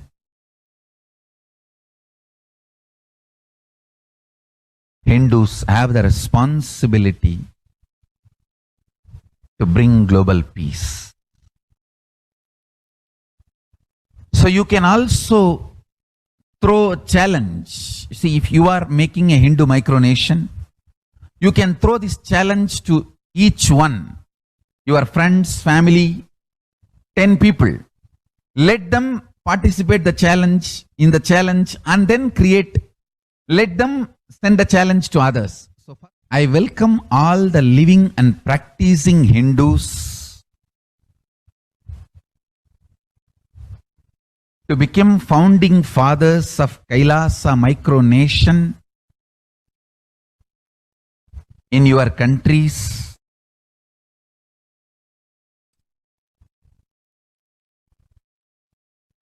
You can also make a challenge, like how they made ice bucket challenge and all that.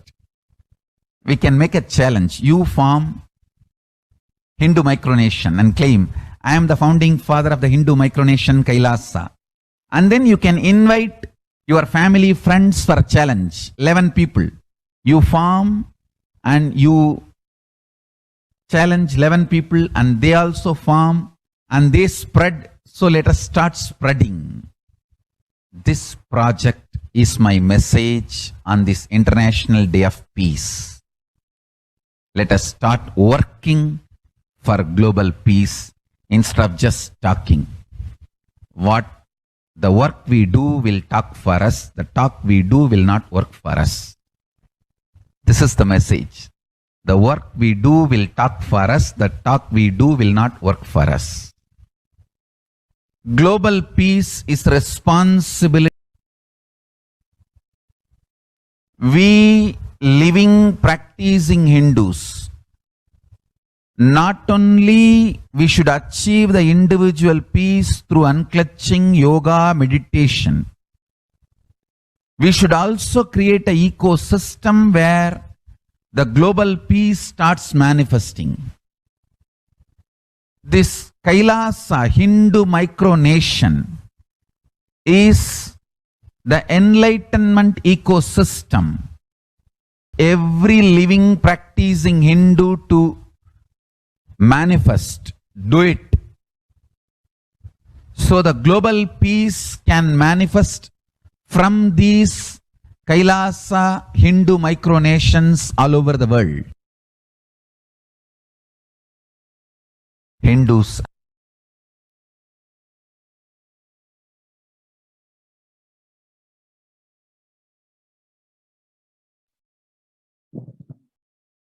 Now, let us see the Kailasa's mission of global peace and superconsciousness breakthrough.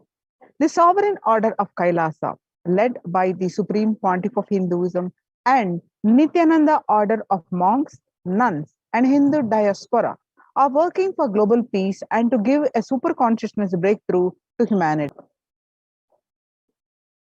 It is the Supreme Pontiff of Hinduism's mission to revive a conscious world where the global issues at the climate, economic, social, health, and humanitarian levels cease to exist from their very root, turning the problems of poverty, hunger, violence, discrimination into powerful living through the experience of oneness.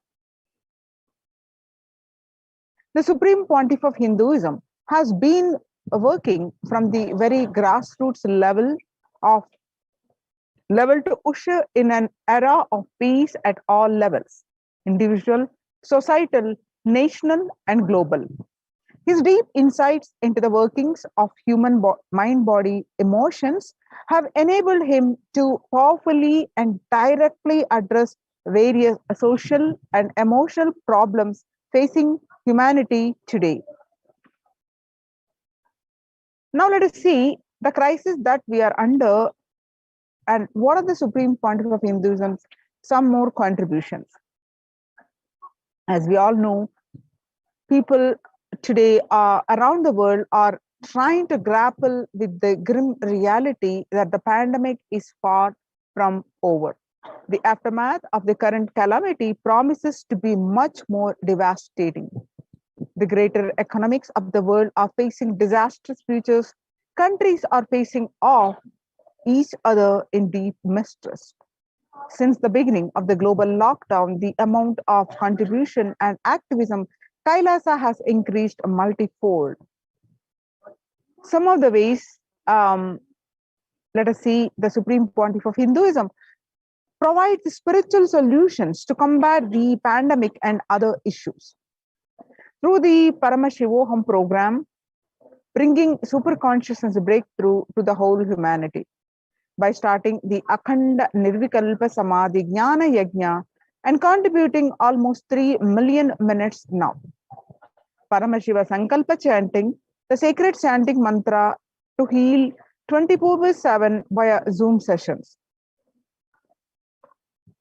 And the spiritual healing through one and all 24/7. Helping humanity to cope up with insecurity, fear, disease by empowering individuals to heal themselves, learn to cope up emotions like depression and tough situations in relationship, providing alternative solutions to worldly problems through power manifestation,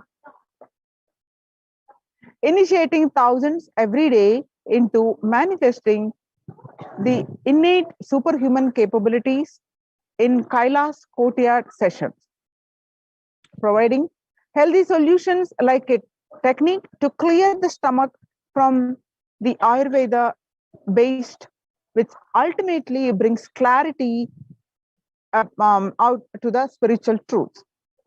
In the long term, establishing communities.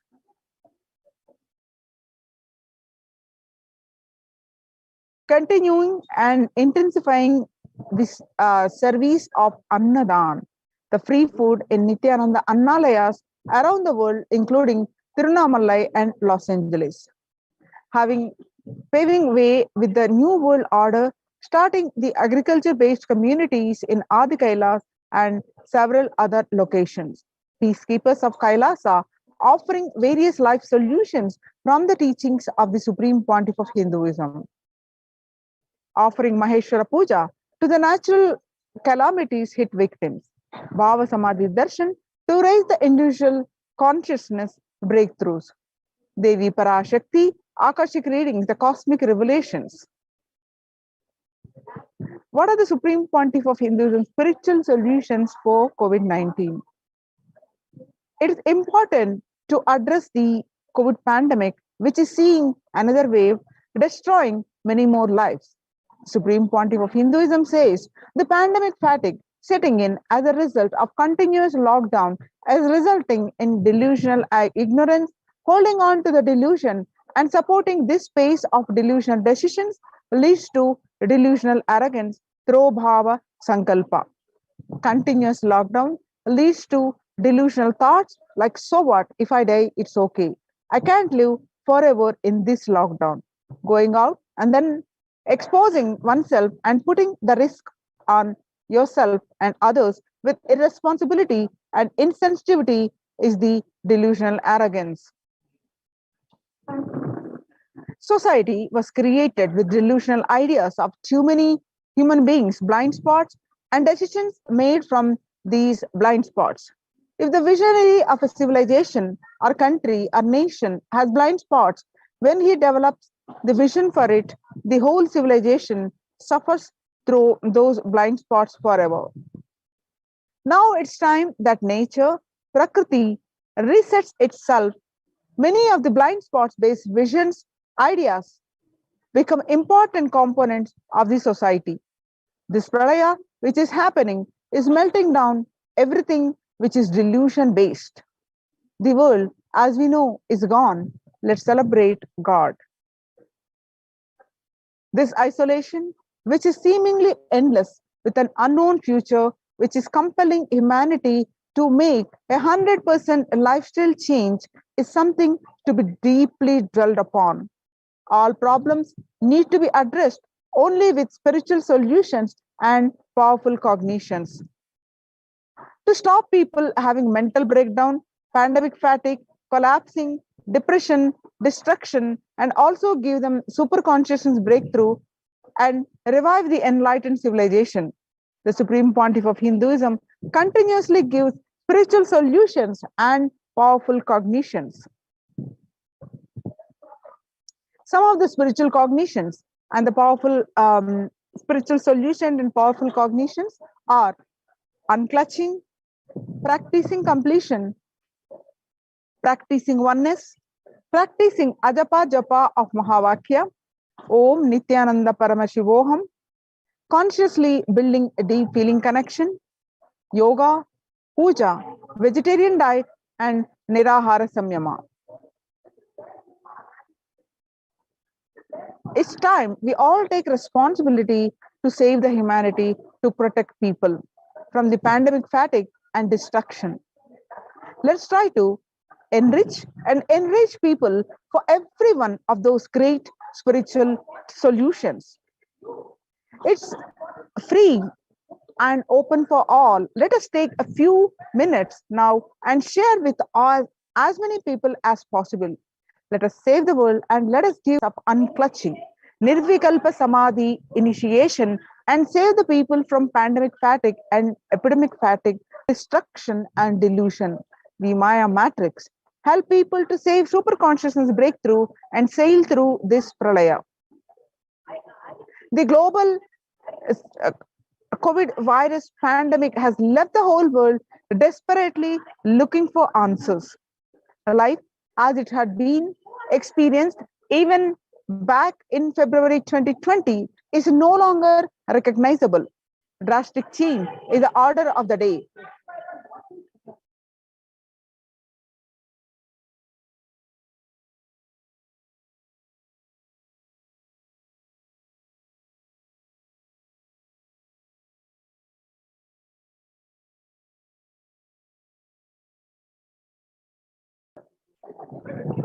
Drastic changes is the order of day, with people having to redefine their world with new paradigms of economy, society, faith, religion, and health.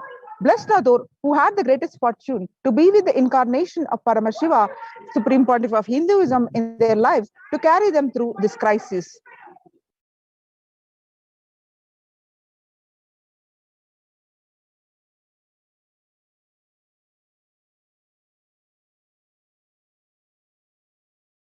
The life solutions based on the ancient Hindu tradition, the meditation and yoga techniques from scriptures, the cognitions rooted in the highest truths, lifestyle based on living and radiating the higher values of life, the powerful way of living and realizing one's ultimate potential form the foundation of the supreme pontiff of Hinduism. Teachings with their inherent nature provide the foundation of peace on planet Earth.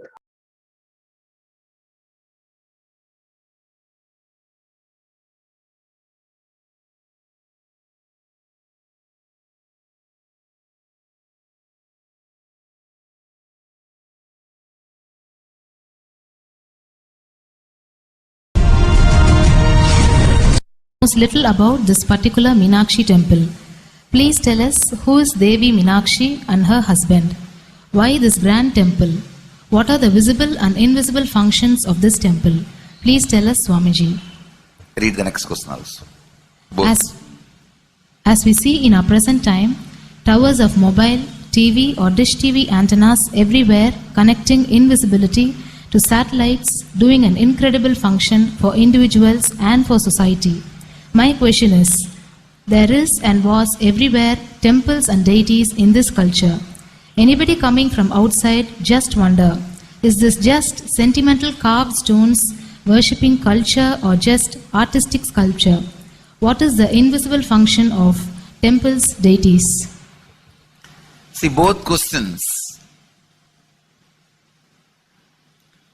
same answer. That is the reason I wanted to answer both the questions together. Modern day dish TVs, antennas, mobile towers, all of them work in the level of certain frequency where the words, pictures, visuals can be transmitted. See, the verbalization and visualization, names and forms can be transmitted from one place to another place through these mobile towers, dish TV antennas. But the temple towers are created to transmit super consciousness from one place to another place. Please understand, in Meenakshi's time, there was television, conscious television. It used to be in stone slab, and if you just sit in front of that stone TV, meditate, connect with Meenakshi, she will appear live and answer whatever you want. So each of the stone slabs only slowly later on became deities. You can see in our temples this happening. The TVs in which I am appearing and speaking are slowly becoming deities. They are receiving worship. Flowers are offered to it. Aarti is done to it. Incense is given to it.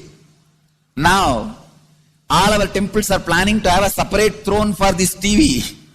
In Los Angeles, already I am on the throne. The TV is in the throne. The TV, in which people are seeing me, have already become deity. Same way, please understand, the stones through which people are able to connect with the super consciousness have become deities. Same way, all our temples, deities, everything is a connecting mechanism with super consciousness. The mechanism which connects with the super consciousness.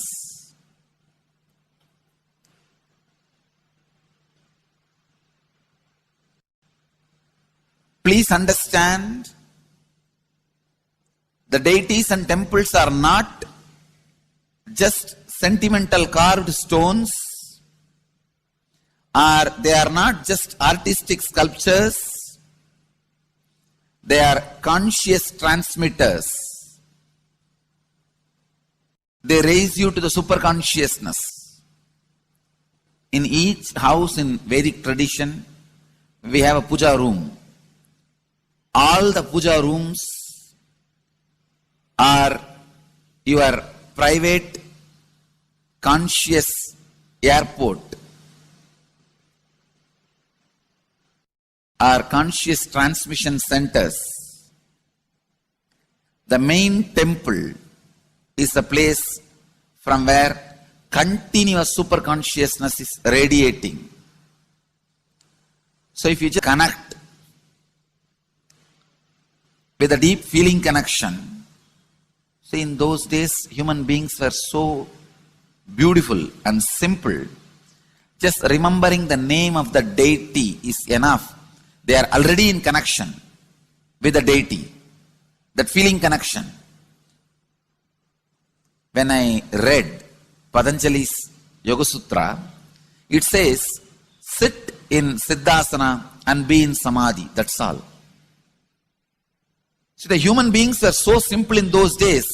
Just if you sit in Siddhasana, you are already in Samadhi. If you sit, your mind sits. Now, if you sit, your mind sits. Mind is completely away from the body. In those days, human beings were so simple and intelligent. All the non-mechanical parts of their brain were awakened. It is Western culture which killed the non-mechanical parts of the brain, the functions of the non-mechanical parts of the brain. Please understand, in the Vedic civilization, always human beings were brought up in such a way that non-mechanical parts of the brain was fully alive and awakened. It is a cultural invasion, destroyed the greatest possibility of the human being when the non-mechanical parts of the brain is not functioning anymore. The temples, deities, all these are looking useless. Otherwise, they are a huge conscious infrastructure. Please understand. So, an example, suddenly, if we find some method to travel just 20 feet above the air or 30 feet above the air without petrol or diesel, all our automobiles, roads, everything will become useless. Then you will wonder, why so many automobile industries are established? Why so many cars are produced? Why this huge road waste? I think our ancestors are fools. You don't understand. At one period, it was used. It was being useful. Our temples, our deities, all these are useful if all your non-mechanical parts of the brain is awakened.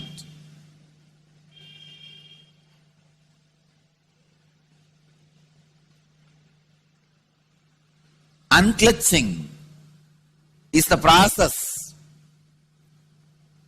to awaken your non-mechanical parts of the brain. When your non-mechanical parts of the brain is awakened, you will understand temples, deities, how useful they are, how directly useful they are, how they are part of our life, how they enrich our life, and how they make human beings intelligent, enlightened. These are the methods created to create enlightened civilization.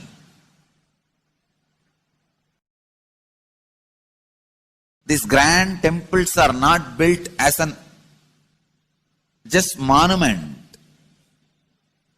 They are built as a conscious movement. It is not like Egyptian pyramids, monuments. No. It is conscious movement to raise human beings to the highest consciousness, to make human beings experience the highest purpose.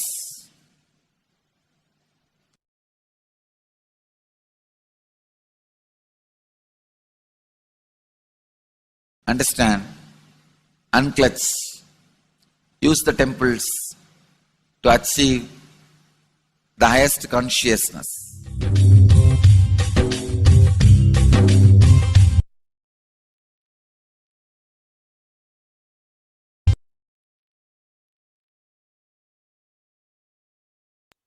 Now, let's listen from the Supreme Pontiff of Hinduism that deities hold energy which lands during when doing the Prana Pratishtha.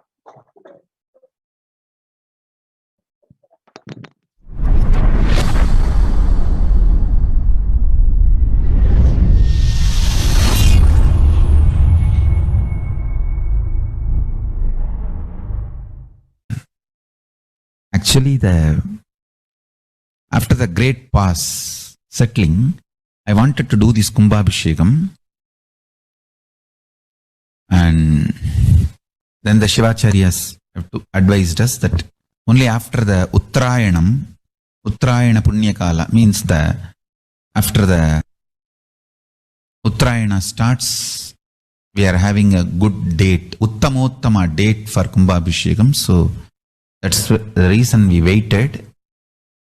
And see, fundamentally, deity intensely receives the energy like a lightning and holds it and manifests continuously for the whole humanity. You see, it's like if I have to talk to you in a normal social language, it's like a lightning holder.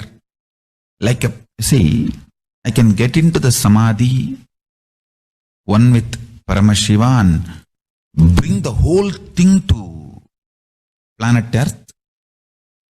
But the deity should be able to hold it and manifest it, radiate it for the humanity.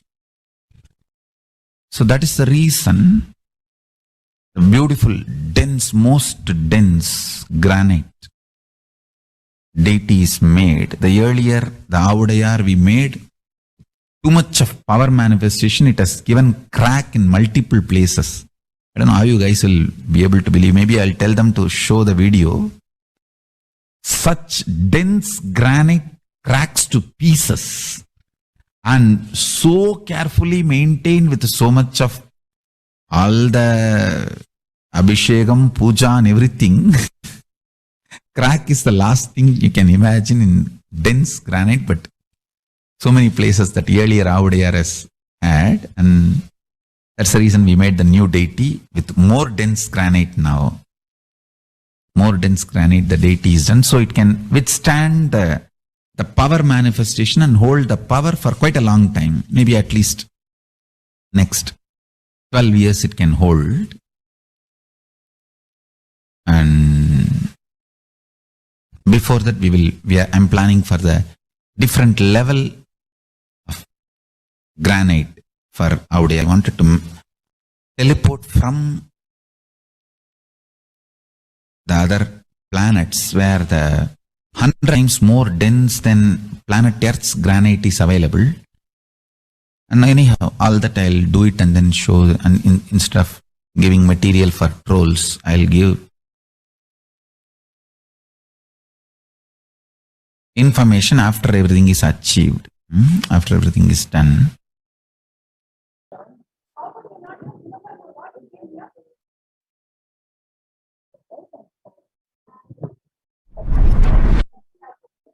Now let us see the Devi revelations and the Akashic readings on various.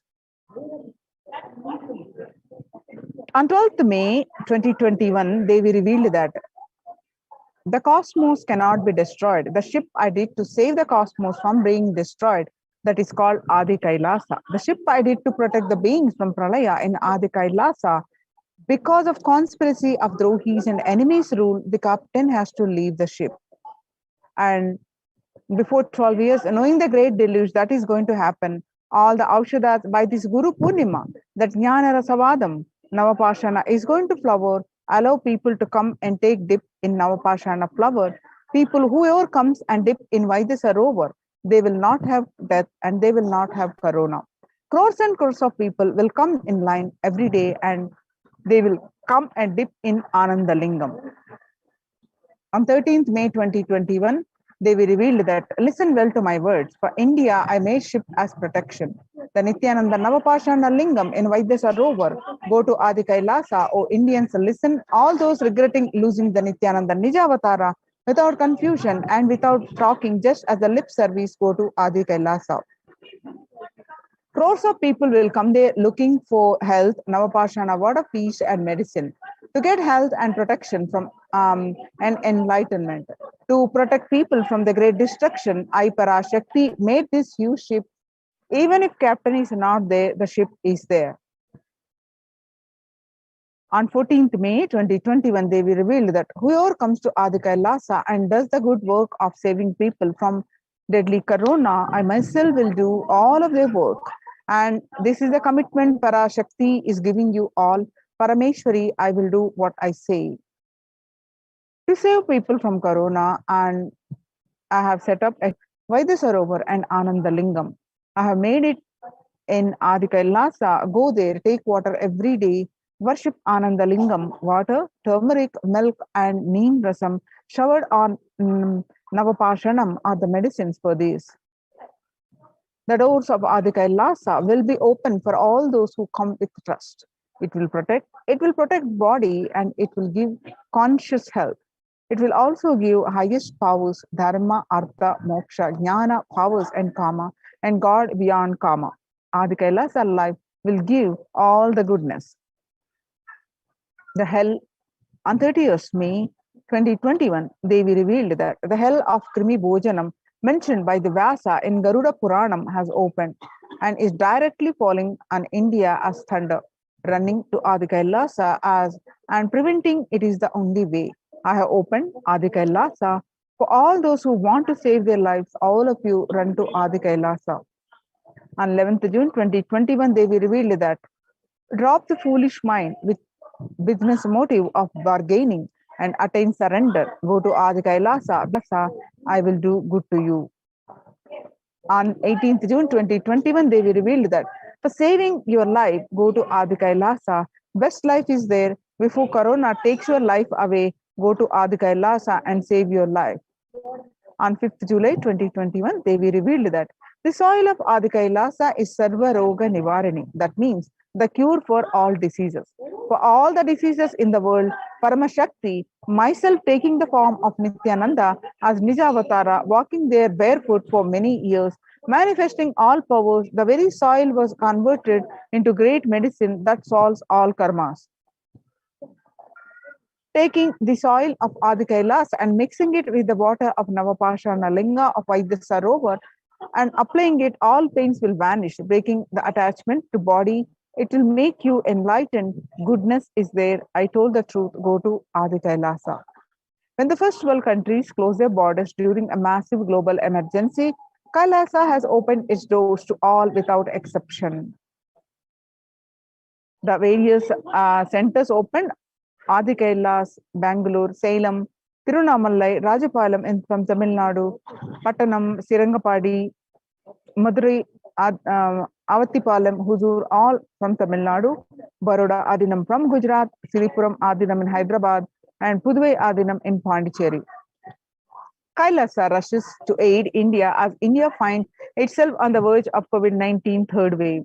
Multiple free COVID centers opened across India. The various special social services offering during the pandemic in Kailasa's de facto spiritual embassies across India. The spiritual services offered during the pandemic in Kailasa's de facto spiritual embassies across India and the cosmic revelations on global pandemic. The free social services offered during the pandemic in de facto spiritual embassies across India are medical care, allopathy, Ayurvedic and Siddha medicine, infrastructure to accommodate thousands, accommodation for multi-layer quarantine, emergency ambulances and ICU on wheels, personal protective medical equipment, food security management through food banks and organic farming. You can see some of the glimpses from the Adi Kailasa. Participants of the COVID protection program offered by the Supreme Pontiff of Hinduism are enjoying healthy, blissful, and spiritual lifestyle in multi-layered quarantine. They enjoy the stress-free time following a spiritual morning routine, doing yoga and daily puja.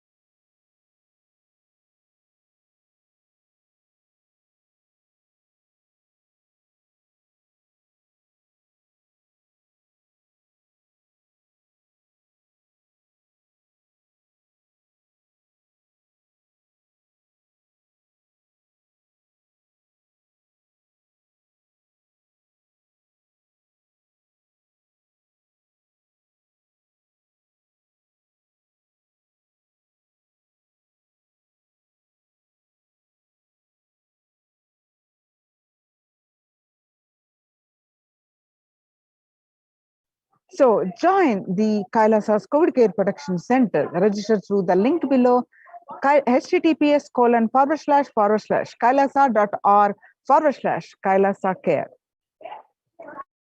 Now with this, we'll move on to the next segment of the program after a very short break.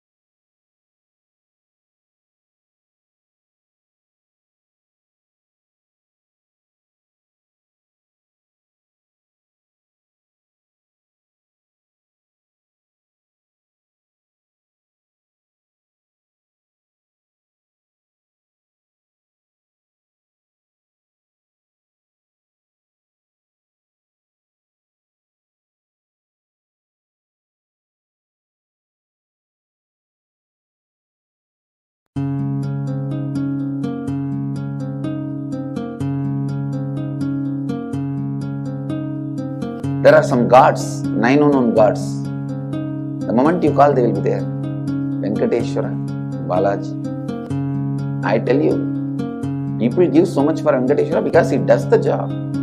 He's an unknown God.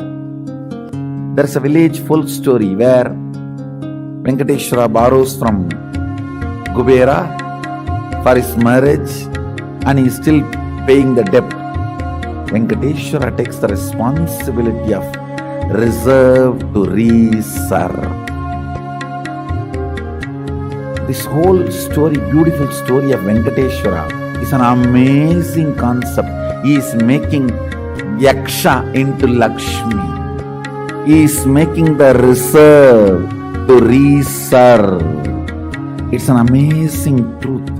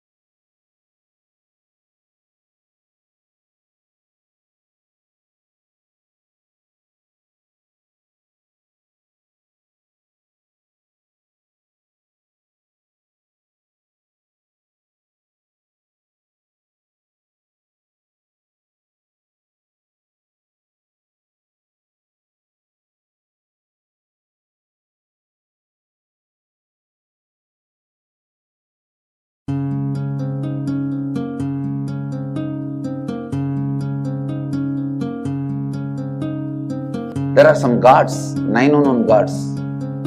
The moment you call, they will be there. Venkateshwara, Balaji. I tell you, people give so much for Venkateshwara because he does the job. He's an unknown God.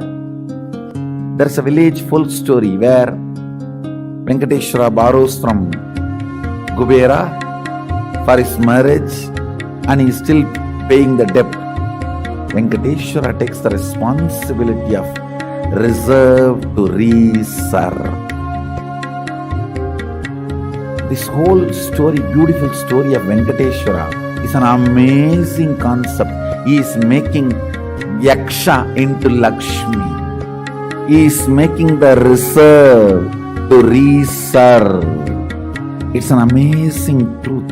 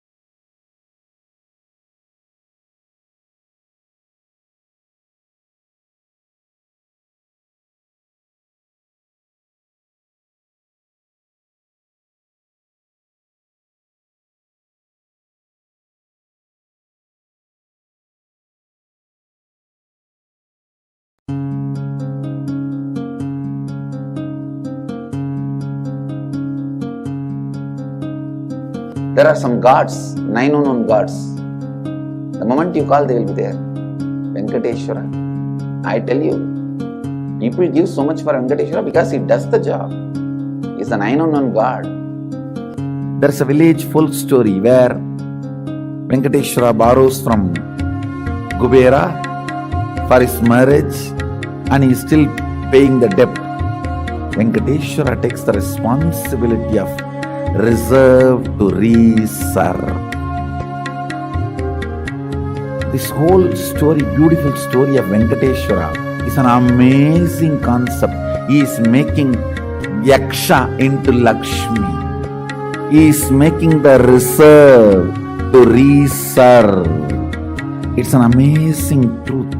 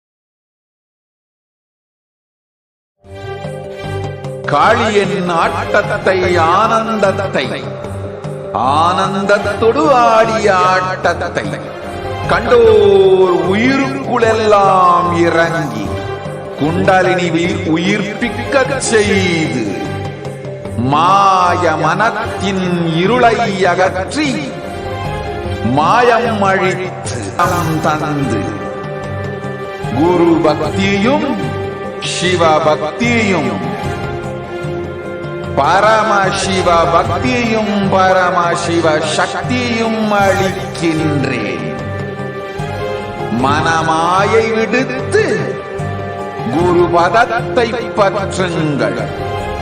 நித்யானந்தமாய் நிஜாவதாரமாய் வந்துதித்த என்னை பற்றி வாழ்வில் எல்லா நலமும் பெற்றிடுங்கள். ஓம் ஓம் ஓம். யாதுமாகி நின்றாய் காளி, ஓம் காளி ஓம் சக்தி, ஓம் காளி ஓம் சக்தி, ஓம் சக்தி ஓம் சக்தி ஓம் சக்தி. ஓம் ஓம் ஓம் ஓம்.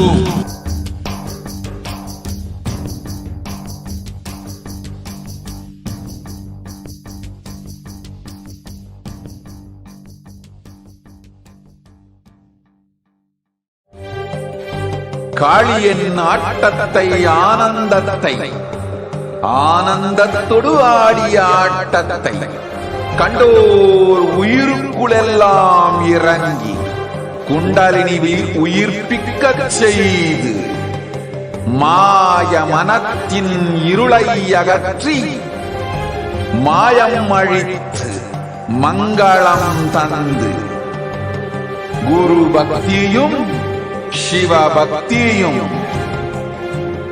பரமசிவ பக்தியும் பரமசிவ சக்தியும் அளிக்கின்றேன். மனமாயை விடுத்து குரு பதத்தை பற்றுங்கள். நித்யானந்தமாய் நிஜாவதாரமாய் வந்துதித்த என்னை பற்றி வாழ்வில் எல்லா நலமும் பெற்றிடுங்கள். ஓம் ஓம் ஓம். யாதுமாகி நின்றாய் காளி, ஓம் காளி ஓம் சக்தி, ஓம் காளி ஓம் சக்தி, ஓம் சக்தி ஓம் சக்தி ஓம் சக்தி. ஓம் ஓம் ஓம்.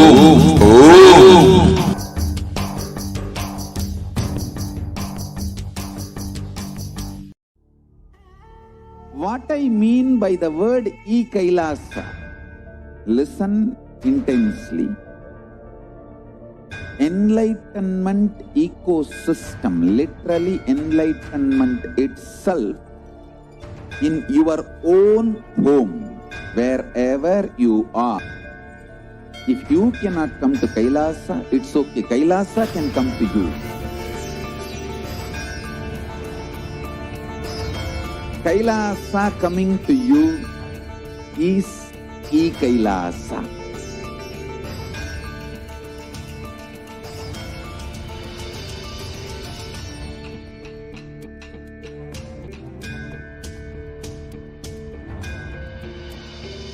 I will revive Hinduism. I am a Hindu revivalist, not by any revolution, but by evolution.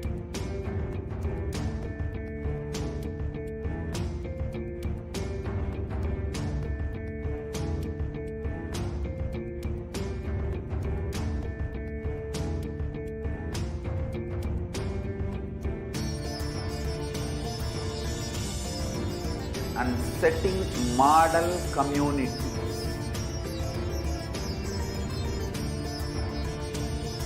Kailasas, enlightenment ecosystems, Sarvanya Pitas all over the world.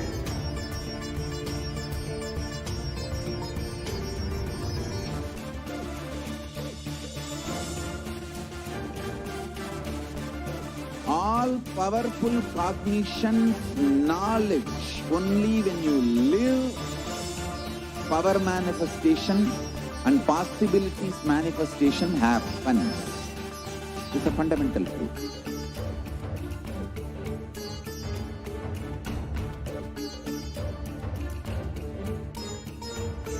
Hinduism cannot live exclusively as one sampradaya. No. All sampradayas of Hinduism is an ecosystem.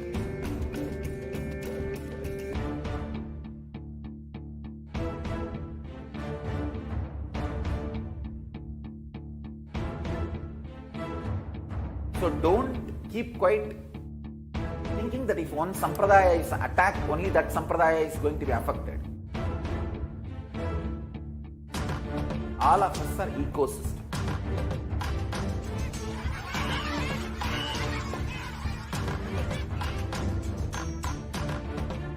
I invite all of you to get involved and enjoy Hinduism by the principle of Dharmo Rakshati Rakshitaha. When you protect Dharma, Dharma protects you.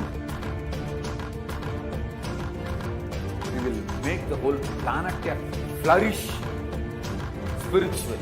The spiritual prosperity will happen to the whole planet. We all have to coexist together.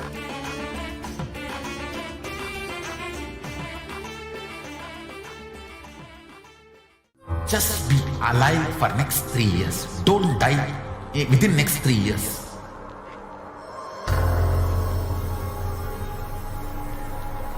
Just don't die within next 3 years.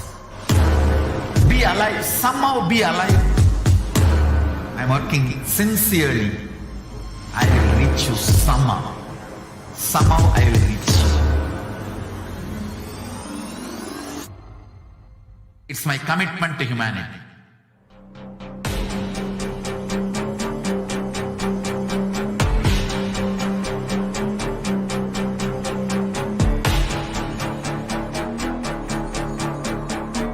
Just don't die within next 3 years. I will reach you wherever you are, whichever corner of the world you may be. I will reach you with enlightenment. You manifesting the space, state, powers, being Paramashivoham.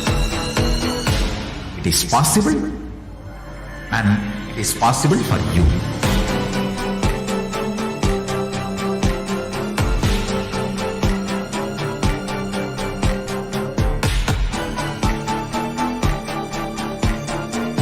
Paramashivoham will reach you with enlightenment science. I know He is going to do the job. Just be alive for nothing else.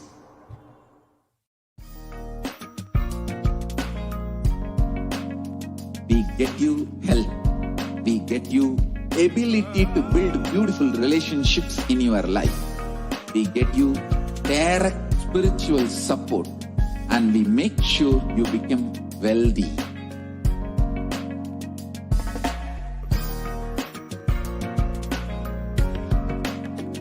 We won't stop giving you just good life. We will literally not stop till you live enlightened life. Manifesting the state of Paramashiva, space of Paramashiva, powers of Paramashiva, being of Paramashiva.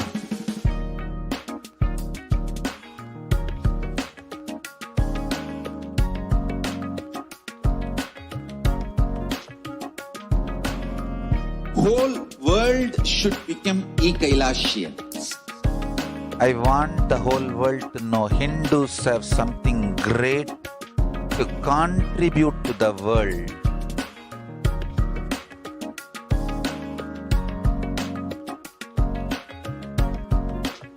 We have something great to contribute to the world. Let us do that.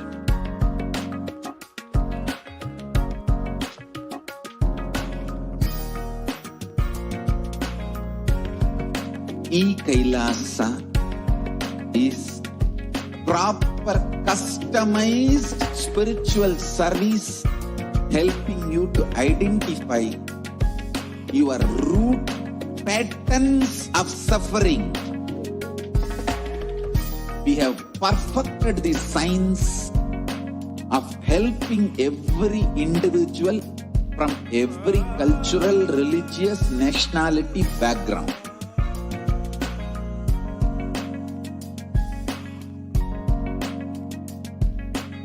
You will have lowest reactionary assumptions, highest awakened response, alive response for life continuously.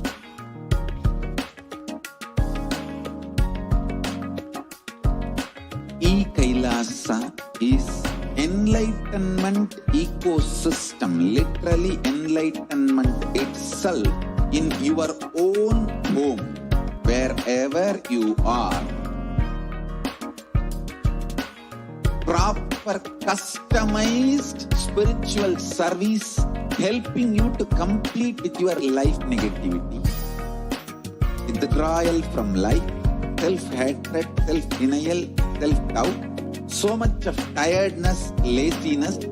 We can support you aligning your diet, your attitude, your aptitude, your understanding about life.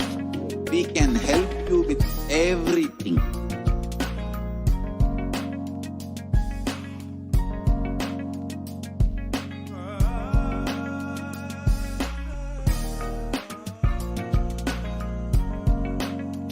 If you are interested in enlightenment, we will immediately bring this to you. If you are not interested, we will explain the whole science, inspire you, and make you interested in enlightenment science.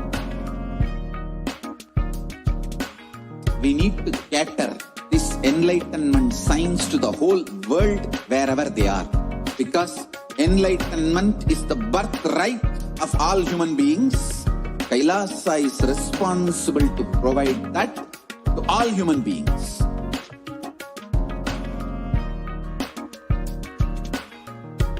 Kailasa is the totality of the knowledge I received from Nithyananda, welcome back to your viewers. So now we have a very special and exciting announcement for all of you. Hopefully you have seen the scroll below that says that we will be having the live Bhagavan Sundareshwara Sayuji Samadhi Darshan show at 10 p.m. IST. So please stay tuned for that. And we will now be preparing for the Bhagavan Sundareshwara Darshan, manifesting through the supreme concept of Hinduism. and we'll understand who is Bhagavan Sundareshwara and all of the Leelas of Bhagavan Sundareshwara and how we too get to be a part of all of his Leelas through the supreme concept of Hinduism. Let us now enter into the text.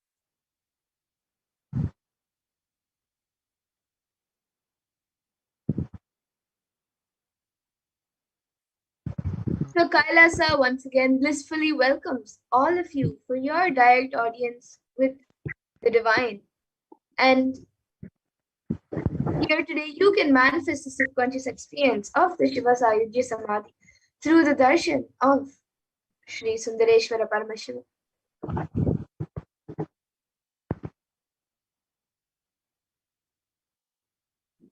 So get ready for the rare, unique, powerful initiation into the God equation to make human beings into multiverses. The multiverse species by Bhagavan Sundareshwara Paramashiva. And the God equation is what Bhagavan Sundareshwara revealed through the supreme concept of Hinduism in one of the first darshans that we've had. So hopefully all of you had a chance to watch that darshan.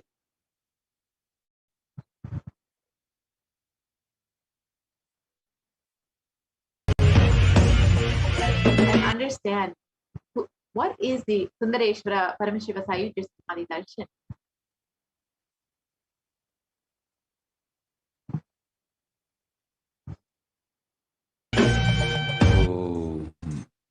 Shave, shave,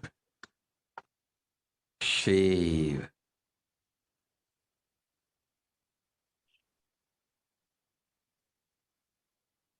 Paramashiva, I will manifest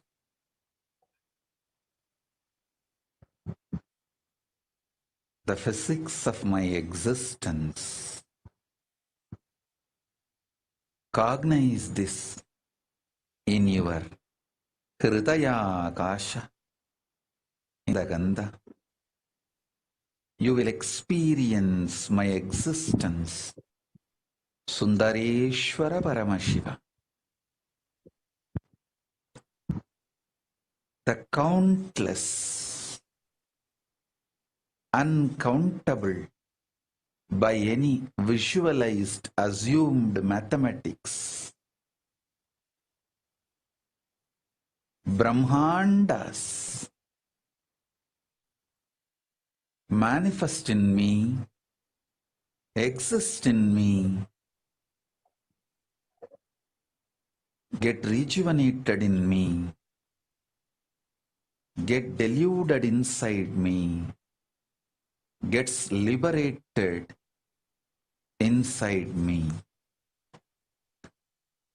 For all the countless Brahmandas to exist,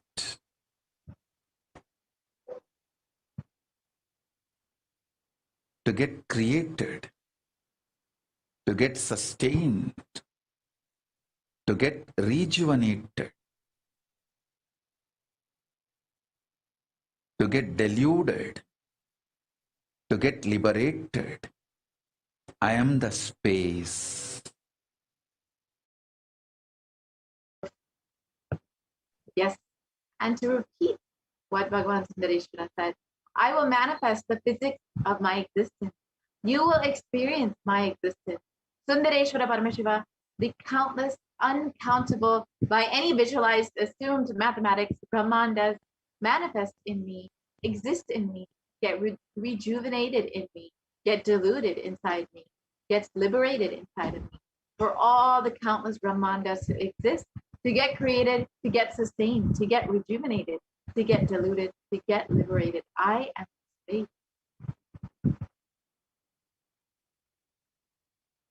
So all of us are very aware about what is happening in the world today.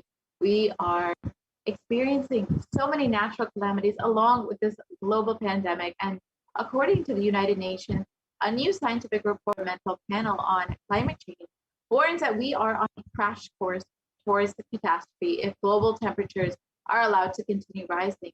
The window to slow or even halt some of these worsening impacts is rapidly closing. and the message is very clear. We must take action now. So as all of us have been hearing over the last several years, last few decades even, climate change crisis is very real and it's very immediate, and now more so than ever.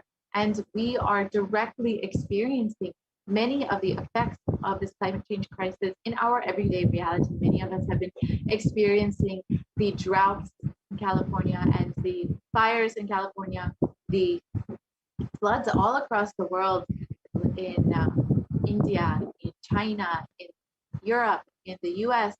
So many natural disasters have been affecting so many people. And meanwhile, all of this is happening while we are experiencing this global pandemic that never really seems to end.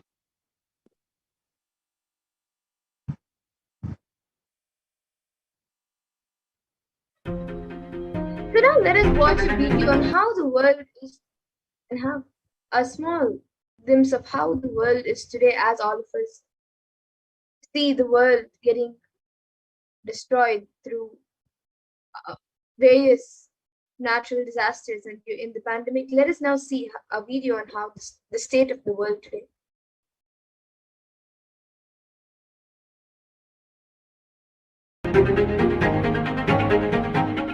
In 2019, fire was spreading throughout our planet, quite literally, in places like Australia and the Amazon basin, where forest blazes supercharged by climate change wreaked havoc.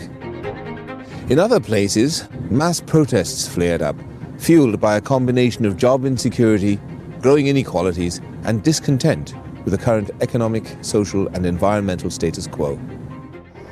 The economy has slowed down globally, stifled by trade tensions and political uncertainty. The little growth we have had has failed to reach those who need it the most. Progress towards higher living standards has stalled for many countries and vulnerable groups of people. This has only deepened inequalities which were already growing in many countries, spurred on by automation, climate change, and other global trends.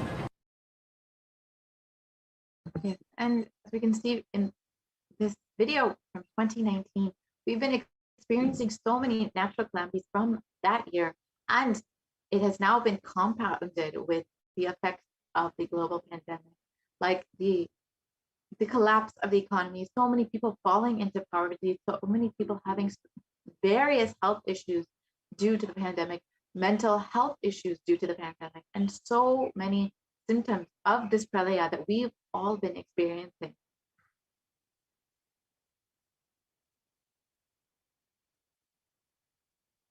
And according to the World Health Organization, the total global cases of COVID-19 has risen to 221 million people to have been affected with COVID-19 till date. And according to Healthline.com, the new COVID-19 cases have risen to more than 150,000 per day in the United States.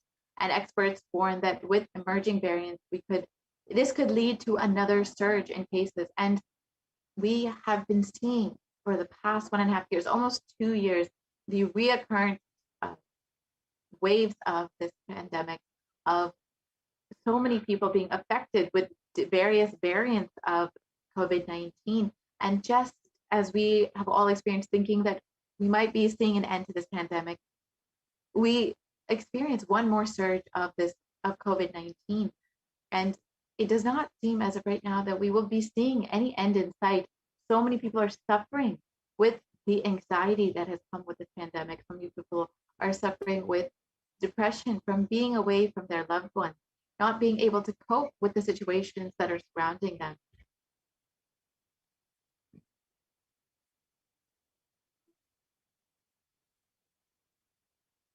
And it is at this time of crisis when Bhagavan Sundareshwara comes down to earth with such extreme compassion to humanity.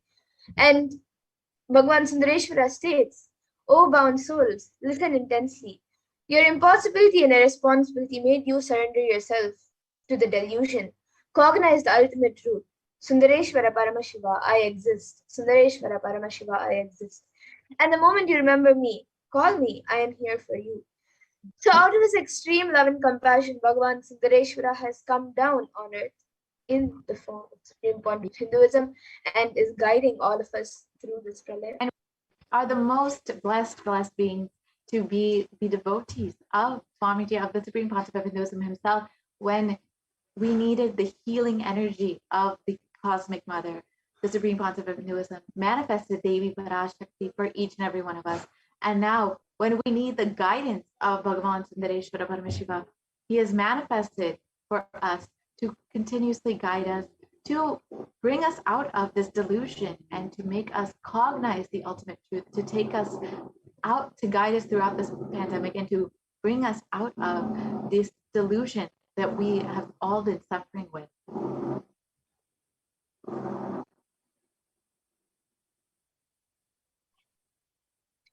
And Irena Sundareshwara Paramashiva is the greatest and unique manifestation of Paramashiva as the complete manifestation. And he assumes the physical, subtle, and light bodies as and when he wants, and plays with all the physical realities and corrects, alters, intervenes, influences, changes, adds, removes, and deletes anything in the physical plane as he likes without even a reason, just for fun. So Sundareshwara, to guide us, he changes and alters everything as he likes. He influences and blesses us in every possible way. And sometimes Sundareshwara and Meenakshi manifest in two separate bodies as Meenakshi and Sundareshwara. But sometimes they manifest as both in one body, as in one being, like we have experienced with our very own Guru, with Swamiji. And that is the reason all of these manifestations and plays are called Leelas.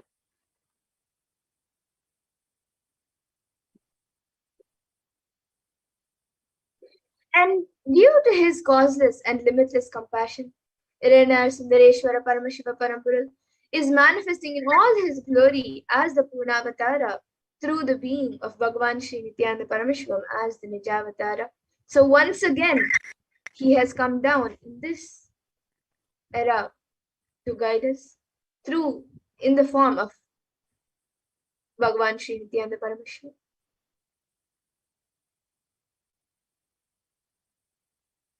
And from the Shuddha-Advaita Paramashiva Sayuja Samadhi space of Iriyana Sundareshwara Paramashiva, we will be manifesting and giving darshan and boons and doing all the leelas in the lives of the Kailashians, the devotees and the disciples of the Supreme Pontiff of Hinduism. And we get to witness all of these leelas and experience them directly. So if you want to also experience these leelas directly, you are welcome to become a member of the Kailasa's HDH Nithyananda YouTube channel and ensure that you get the opportunity to ask your questions directly to Bhagavan Sundareshwara during the live Bhava Samadhi Darshan, the Paramashiva Sayuja Samadhi Darshan of Bhagavan Sundareshwara.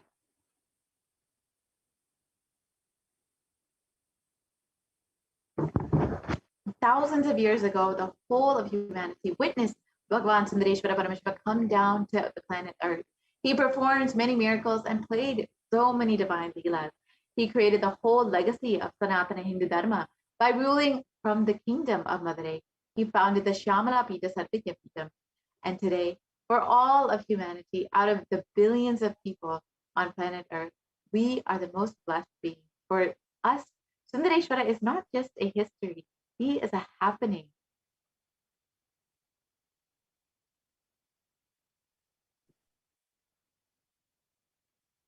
And to continue being available for all of us and continue to play his divine leelas, performing miracles in the lives of all the devotees and attending to our prayers and continuing the legacy as the ruler of the whole Madurai, Shyamala Pita Sarvitya Pitam. He has come down, Bhagavan Sundareshwara has come down as the 293rd Jagadguru Mahasannidhanam of, and as the Supreme Pontiff of Hinduism, guiding us, guiding the whole of humanity to help us to have a super conscious breakthrough.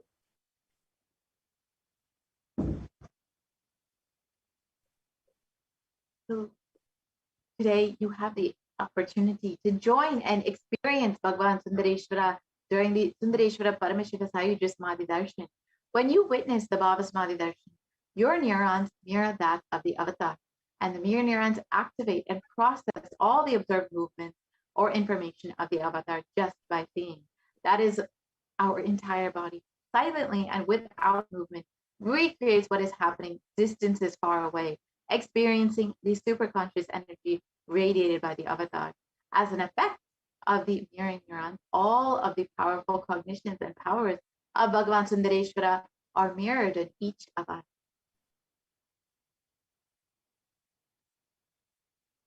So you can see how easy it is for you to have a breakthrough by just sitting and watching Bhagavan Sundareshwara. And you can just exhale intensely whatever you have, and Paramashiva will inhale in you. And that is the God equation. Nothing is more powerful than the power manifestation science.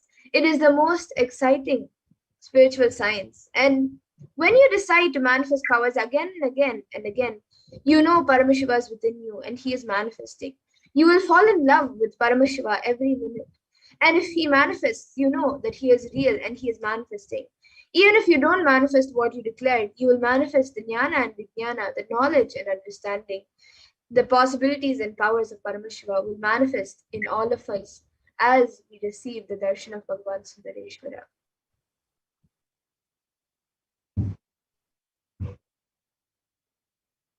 Let us understand who is Bhagavan Nithyananda Paramashivam, the Supreme Pontiff of Hinduism himself, who we call, of course, lovingly Swamiji, and who has manifested not only Devi Parashakti, but now who is manifesting Bhagavan Sundareshwara for us to experience all of his leelas and for us to be guided out of this pralaya, to come out of this delusion and experience the superconscious breakthrough.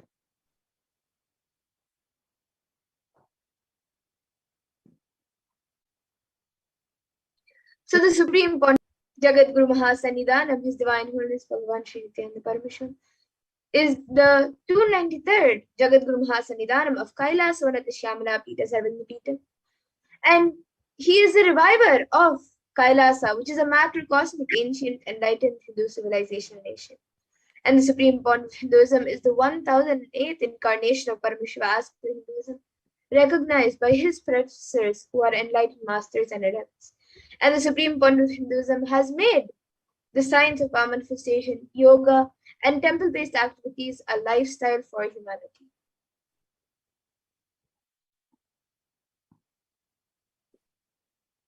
And the Supreme Pontiff of Hinduism is ordained as the 233rd Guru Mahasannidhanam of the Kanchi Kailasa Sarvanya Peetham, the Tonde Mandala Adinam, is the incumbent emperor of the Suryavamshi Srangi Samrajyam, and is the present 293rd Jagat Guru Mahasannidhanam of the Kailasavana Shyamala Pita Sarvanya Peetham, and is the present Mahamandaleshwar of the Mahanirvani Makada, the largest apex monastic order.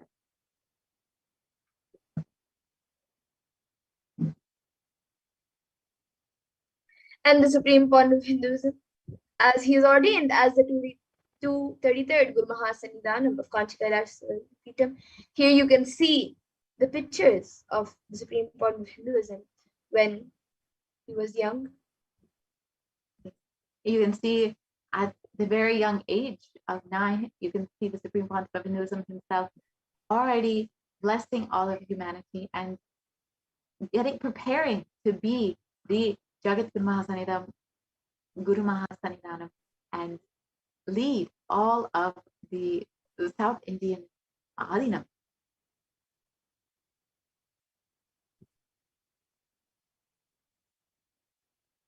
And here is the photos of the Supreme Pontiff of Hinduism inaugurating the deities for the Suryavamshi Srangi Samrajyam. And as the emperor of the Suryavamshi Srangi Samrajyam, the Supreme Pontiff of Hinduism has energized and blessed these deities to be a part of this whole revival of this Samrajyam.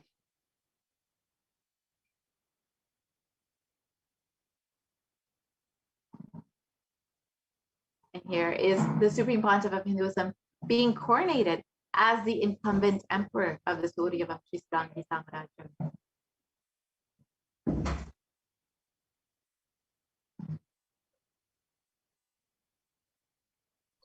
And here you can see the Supreme Bond of Hinduism being coordinated as the Jagat Guru Mahasannidhanam, the 293rd Jagat Guru Mahasannidhanam of Kailasanatha Shyamala Pita, Sarvajna Pita. You can see a few photos of this. The very Sarvajna Pita created by Bhagavan Sundareshwara himself and Devi Meenakshi, which Dhyana Sambandar revived, and now Bhagavan Sundareshwara has come down again as the Supreme Pontiff of Hinduism to revive this whole Sarvajna Pita again.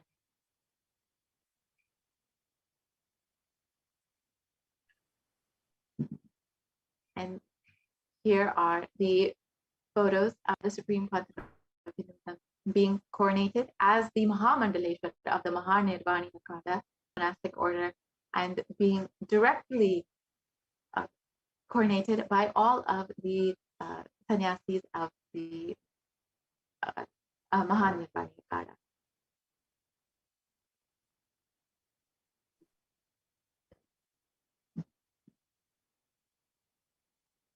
And the Supreme Pontiff of Hinduism is also the 1008 Acharya Mahamandaleshwar of the Atalakada, the present 23rd Guru Mahasannidhanam of Dharmamukti Swargapuram, and in 2015 was also elected as the Supreme Pontiff of Hinduism by a congregation of over 1,000 Hindu leaders.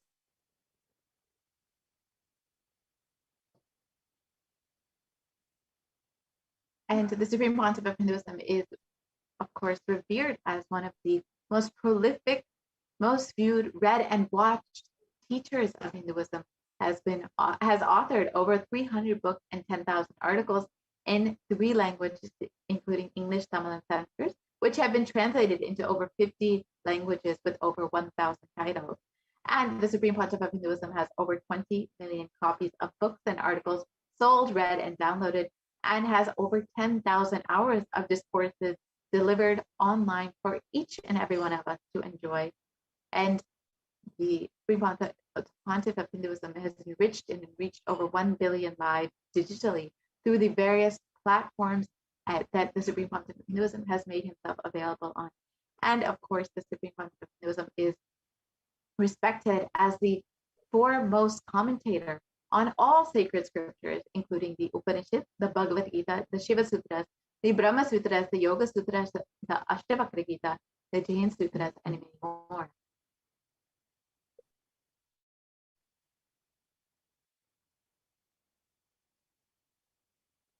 And Supreme Pontiff of Hinduism is also honored as a leader of Hinduism, the most awarded, internationally recognized Hindu leader, the reviver of 108 ancient Hindu sampradayas, including the Rudrakanyas and Rudras, Rishis and Rishikas, Bhairavas and Bhairavis, and Sannyas, and much more ancient Hindu sampradayas.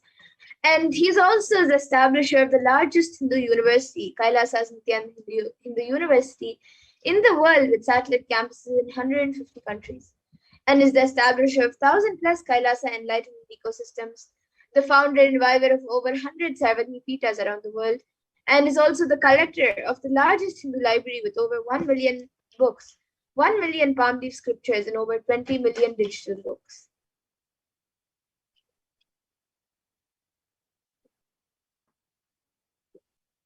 And the Supreme Pontiff of Hinduism has established spiritual de facto embassies of Kailasa all over the world, and has 22 Hindu universities and 186 extended campuses of NHU, and over 242 Nithyananda Gurukuls and 22 Nithyananda Jnanalayas, or traditional Hindu libraries. And the Supreme Pontiff of Hinduism has established 38 temple monastery complexes all over the world, which have thousands of Adinavasis, residents, and Kailasavasis. And the Supreme Pontiff of Hinduism has established 2,175 Paramashivasena shakas and 1,898 youth centers for every person to be able to connect with Hinduism and all the teachings of Hinduism. And of course, the Supreme Pontiff of Hinduism is the ruler of 19 Sarvajna Pitas, 19 kingdoms of Hinduism, and has 25 e-Kailasas all over the world, and 1,898 ASP centers all over the world. The Supreme Pontiff of Hinduism has established 120 temples across the globe and over 5,000 healing centers and 22 food banks, as well as 12 animal shelters. And the Supreme Pontiff of Hinduism has established 34 satsang centers, 418 Paduka Mandirs, and 2,175 satsang centers. And each of these are just to ensure that every being is reached out to, every being has enriched the accessibility to the beautiful teaching of Hinduism. And the Supreme Pontiff of Hinduism has made all of this available freely for every person, so they do not miss out on all of the wonderful things that Hinduism has to offer to the world.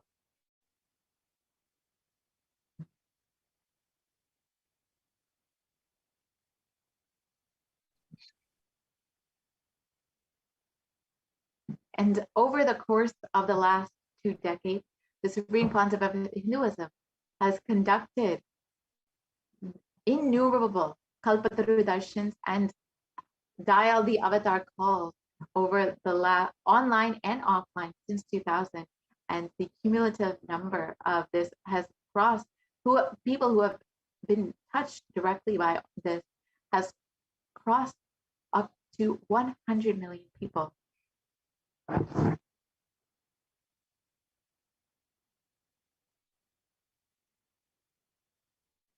And here you can see the Supreme Pontiff of Hinduism's walks, covers 100K plus 100,000 kilometers, and the gifts that the science of healing to 2 million plus people and across the world. And this includes the Kodikan Radha Yatra, the Himalayan Yatras, and many, many more, which the Supreme Pontiff of Hinduism has personally guided and has personally partaken in order to ensure that this science of enlightenment is shared with the world, and to gift the science of healing to millions of people across the world.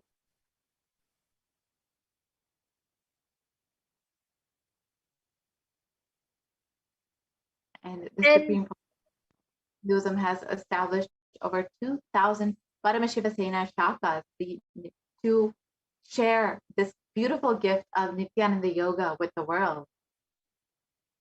The yoga is a perfect system unto itself, and it prepares the whole body to hold and radiate the energy of enlightenment. And that is the whole purpose of Nithyananda Yoga. It is well beyond what we all have experienced in the Western world as yoga.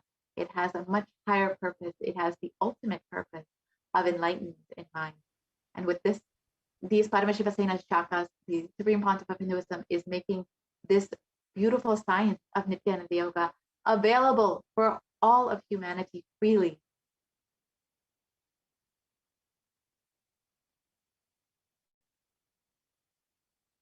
So now that we've understood what all the Supreme Pontiff of Hinduism has contributed to the world, and how each of us have been directly benefited by all of the Supreme Pontiff of Hinduism contributions, let us now understand who is Bhagwan Paramashiva, who is manifesting through the Supreme Pontiff of Hinduism, the Supreme Pontiff of Hinduism has manifested in order to guide us and to bring us out of the delusion that is the pralaya.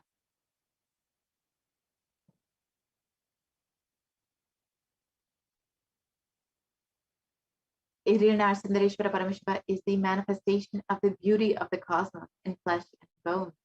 Irinar Sundareshwara is the embodiment of the super consciousness expressed in the human body, playing with all of its glory.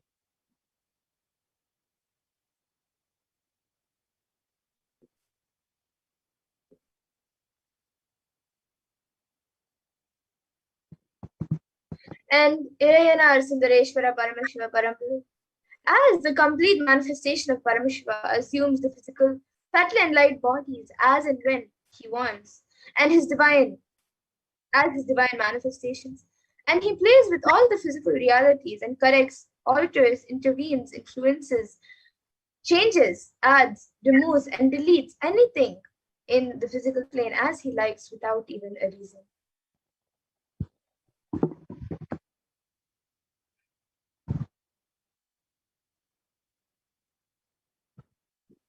Iriyanaar Sundareshwara Paramashiva is the greatest, unique, and complete manifestation of Paramashiva. And today we get to experience him through the supreme concept of Hinduism, our very own Guru.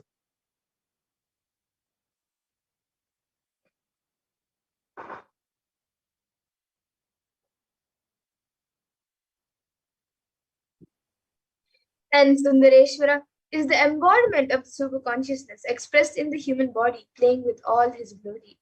And he came down as the most handsome form, in the most handsome form to marry Devi Meenakshi and administer the city of Madurai.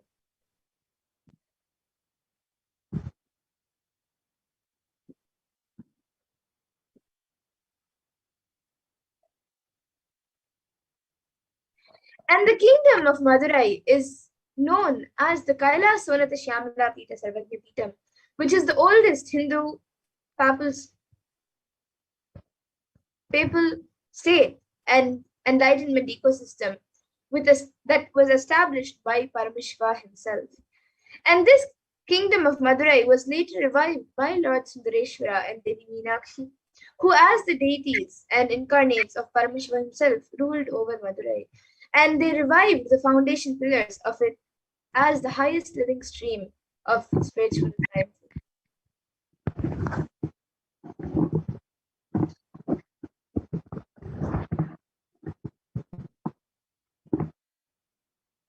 And to ensure this tradition continues to elevate humanity for millennia, they enthroned their direct representatives and their divine energies in the form of the continuing lineage of living masters, the Guru Mahasannidhanams, with the responsibility to train and groom the kings in administration, constitution, and governance, acting as regents. They also performed the spiritual initiation on the kings and the citizens of the kingdom, imparting the enlightenment science to them. And of course, we have Devi Meenakshi and Bhagavan Sundareshwara, who started this whole lineage of Guru Mahasannidhanams with the and started the whole Kailasonatha Shyamala Pita Sarvagya Pitam, and the Vijayana Sambandha, the incarnation of Paramashiva himself, who came down to revive this whole tradition, this enlightenment science that was established in the Kailasonatha Shyamala Pita Sarvagya Pita. And of course, now we have Swamiji himself, the supreme concept of Hinduism himself, the incarnation of Paramashiva himself, has come down once again as the supreme concept of Hinduism to revive once again, his whole enlightenment science through the various Sarvagya Pitas and the Kailasonatha Shyamala Pita Sarvagya Pita as well.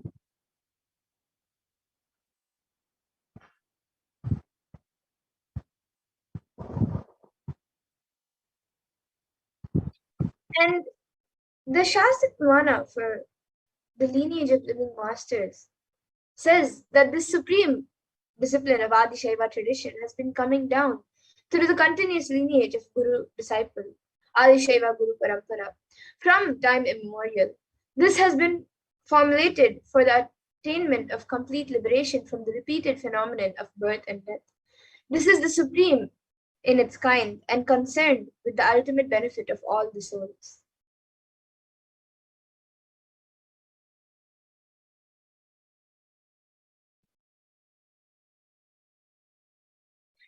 And the Kailasonatha Shyamala Pita Sarvagya Pitam's rare and sacred lineage of pontiffs has been systematically carried over in an unbroken progression from ages, and the chosen emissaries of Lord Paramashiva and Devi Parashakti, the Guru Mahasannidhanams of Kailasonatha Shyamala Pita Sarvagya Pitam, are the different representatives of the cosmos.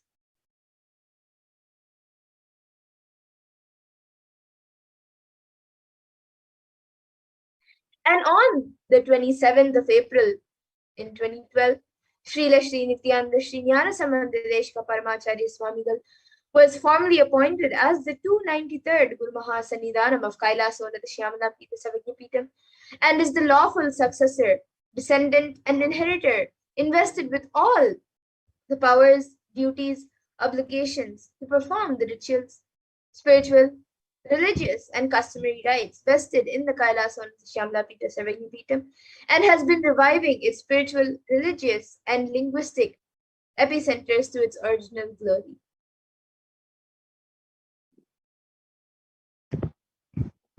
So now let us watch the video about the Madurai Adinam, the Kailasona the Shyamala Pita Sarvajñapita, the oldest Hindu papal state that was established by Bhagavan Sundareshwara and Devi Meenakshi themselves.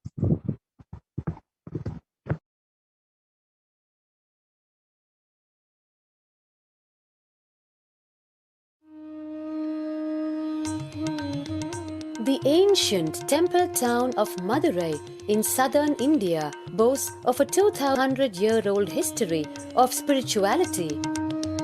Historians trace Madurai's existence back to the 3rd century BC, making it one of the oldest continuously inhabited cities of the world. Legend says that Madurai was established by the cosmic mother herself, who incarnated as Princess Meenakshi, daughter of the pious king Malayadwaja Pandian. An able queen and a fearless warrior, Meenakshi expanded her empire right up to Kailash in current China. But when she came face to face with the Lord of Kailash, Shiva himself, she recognized him as her eternal consort and dropped her arms to become Shiva's companion for life. Along with Shiva, also known as Sundareshwara or the Beautiful Lord, Meenakshi reigned over her kingdom for a glorious 166 years. In course of time, with the rise of Jainism as a religious force, Madurai too fell to its powerful influence, and Shaivism all but vanished from the sacred kingdom where Shiva himself had once walked the earth. The renaissance of Shaivism in Madurai was the sacred task of a child incarnation, Tirunjana Sambandar, one of the 4 visionary saints of Shaiva Siddhanta tradition.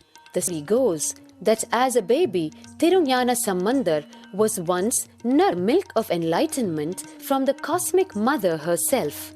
This child prodigy arrived in Madurai to effortlessly defeat the learned Jain monks with his wisdom, healing powers, and spiritual prowess, and restored Madurai to her beloved religion, Shaivism, by reviving the ancient Madurai Adinam and the Meenakshi temple, which had fallen to desolate ruin. Madurai Adinam is today the world's oldest living Hindu organization, with a recorded history alone spanning a glorious 1,500 years and an unbroken lineage of illustrious pontiffs to this very day.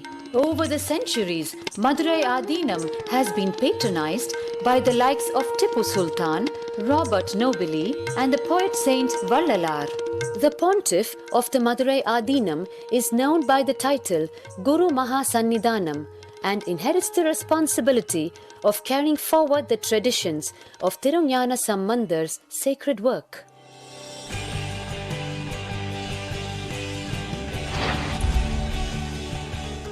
On 27th April 2012, a new era began in the history of Madurai Adinam.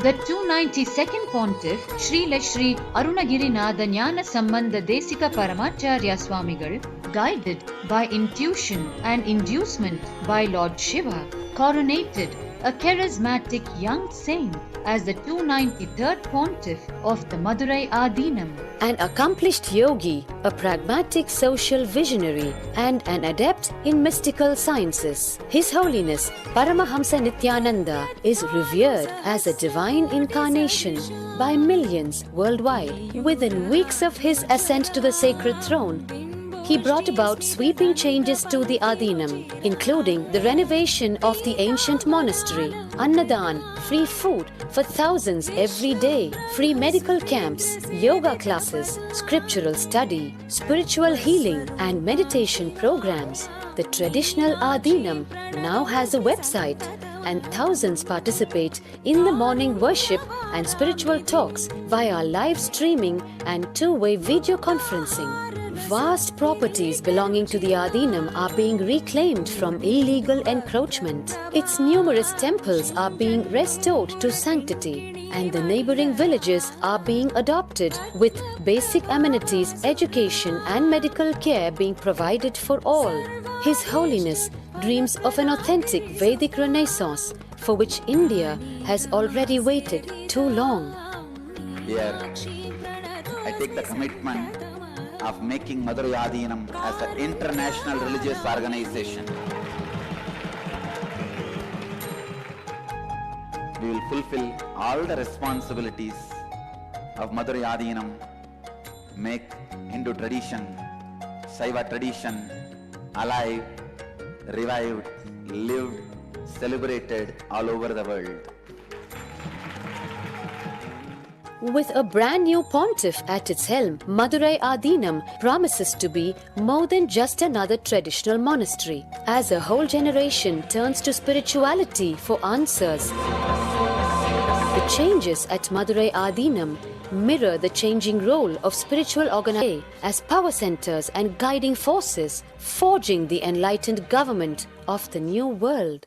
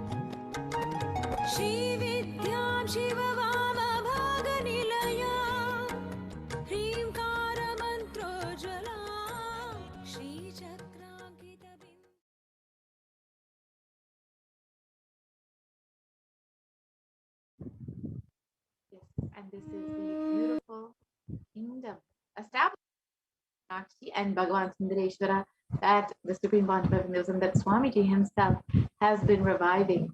And Bhagavan Sundareshwara Paramashiva has come down as the Supreme Pontiff himself to today, for all of humanity, out of the billions of people on planet Earth, we are the most blessed people. For us, Sundareshwara is not just a history, he is a happening, because we get to experience him through our very own Guru, through Swamiji himself. Sundareshwara Paramashiva himself has come down again in the form of the Supreme Pontiff of Hinduism, Jagat Guru Mahasanidaram, His Divine Holiness, Bhagavan Nithyananda Paramashivam, as Swamiji, the 1008th incarnation of Bhagavan Paramashiva, to revive this whole enlightenment science, Hinduism itself, and to continue being available to each and every one of us, to play his divine leelas, to perform the miracles in the lives of his devotees, attending to each and every one of our prayers, and continuing the legacy as the ruler of the whole of Madurai Shamala Pita Sarvaikyamikam, and as the 293rd Jagat Guru Mahasanidanam of the Supreme Pontiff of Hinduism, guiding the whole of humanity.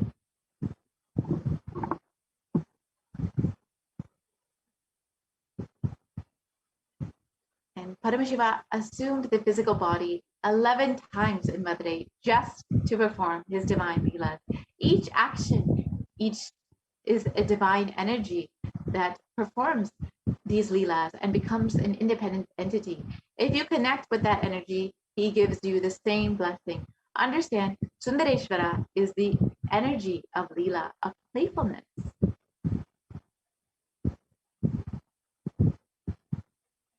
And so now we will be entering into the Bhava Samadhi Darshan prep and preparing ourselves to experience the leelas of Bhagavan Sundareshwara manifesting through the Supreme Pontiff of Hinduism himself. So now let us prepare ourselves for the Bhava Samadhi Darshan.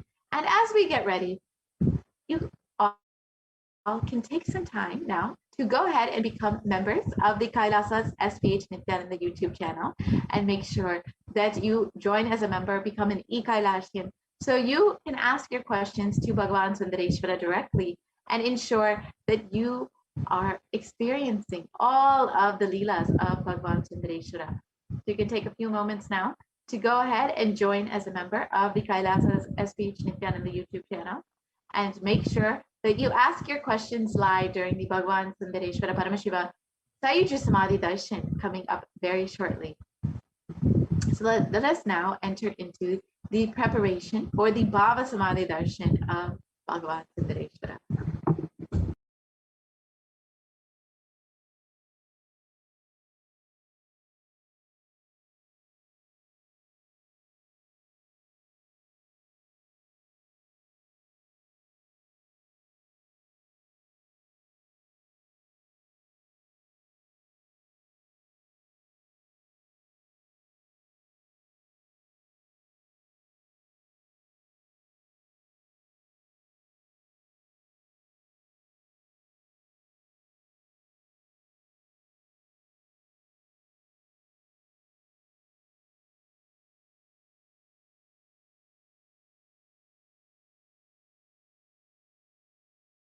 Yes, so let us now prepare ourselves for the live Paramashiva Sayuja Samadhi Darshan of Bhagavan Sundareshwara, manifest Swamiji himself through our very own Guru. So as we prepare ourselves, you can go ahead and make sure that you take some time to ask your questions to Bhagavan Sundareshwara, and there are various ways you can do this. Of course, we've already mentioned that you can join as a member of the Kailasa's HDH Nithyananda YouTube channel and ask your questions live during the Bhagavan Sundareshwara Darshan. You can also ask your questions on Facebook, as well as in the comment section of the live video on Facebook. And you can go ahead and like and follow the Kailasa's HDH Nithyananda Paramashivam Facebook page. And then you can also go ahead and ask your questions on Instagram, Twitter, and the WhatsApp chat box that pops up when you visit kailasa.org. And as you are preparing yourself, you can go ahead and, if you would like, you can offer a few dollars to Bhagavan Sundareshwara, to Swamiji, for manifesting in your life, to offer your gratitude, to offer your love, your devotion to your very own Guru who is manifesting in your life. You can go ahead and leave your comments in the YouTube comment section, and you can leave a super chat or a super sticker and offer a small offering to your very own Guru who is manifesting Bhagavan Sundareshwara for you today, in order to guide and to bless you during this time. So if you would like, you can take a few moments to do this. And now let us enter into the preparation for the Bhava Samadhi Darshan. So what is Samadhi? Samadhi means one with the source, and Bhava means attitude or aspect. So Bhava Samadhi means being one with the source through this aspect.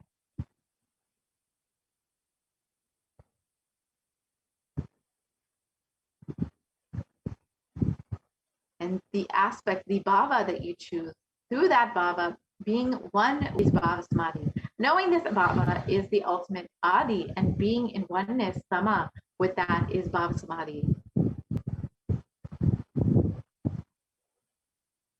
And science of this Bhava Samadhi Darshan. The first thing that we need to know is that divine cosmic beings are real. They manifest from Kailasa, the enlightened time-space zone, through deities and incarnations, and divine cosmic beings manifest through the Acchavatara, the deities in temples, and through the Bhava Samadhi Darshans in the Nijavatara, the incarnations, and of course the Supreme Pontiff of Hinduism himself.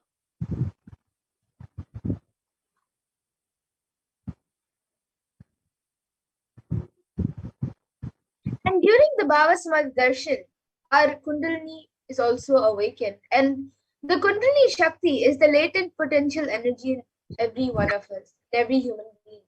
And this awakening of Kundalini Shakti results in extraordinary abilities that express through us, like the third eye awakening, the ability to have remote vision, the ability to scan anyone's body, and many other powers such as levitation, teleportation, visualization, and much more.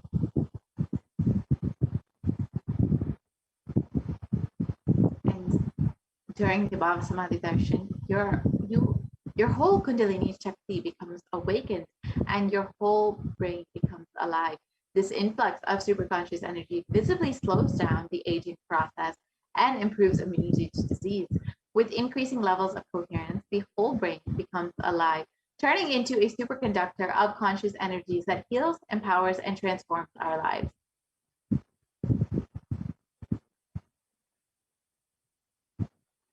And when you have a glimpse of the avatar of Bhagavan Sundareshwara, as now we are going to be having the darshan of Bhagavan Sundareshwara, even a glimpse of the avatar or any divine being can bring you a lasting transformation and cleanse the lifetimes of karmas and raise you to the next level of super consciousness. And that is like hitting a reset button on your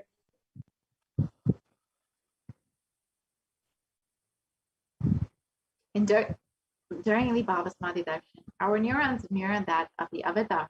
The mirror neurons activate and process all the observed movements or information of the avatar just by seeing. That is, our entire body, silently and without movement, recreates what is happening distances far away, experiencing the superconscious energy radiated by the avatar.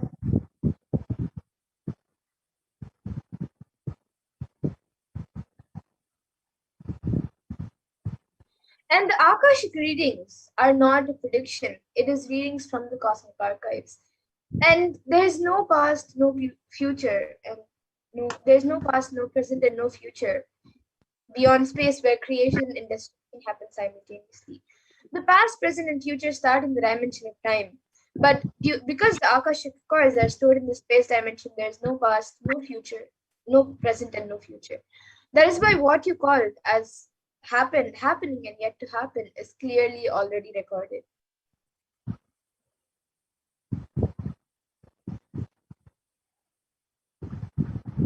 So now we can understand who is the Supreme Concept of Hinduism who is manifesting Bhagavan Sundareshwara.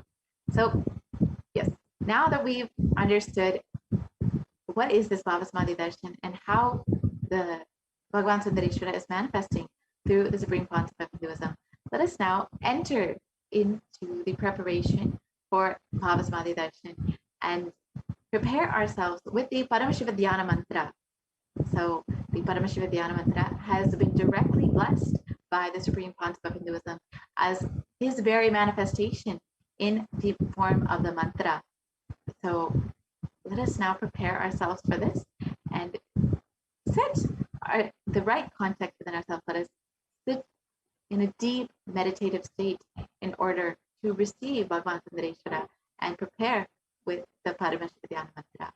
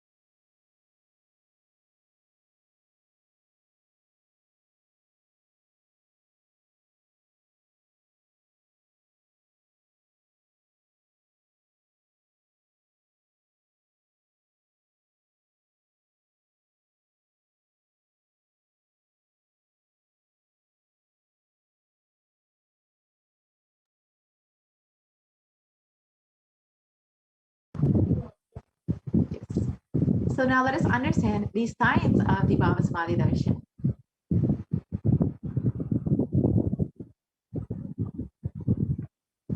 Bhagavan Krishna has described the Bhava Samadhi Darshan when Krishna once saw his own extraordinary sweetness reflected in a jeweled wall. He was amazed and said, "How unprecedented and astonishing is this deep, indescribable sweetness of mine. Alas, when I see it, even I become greedy to enjoy its sweetness.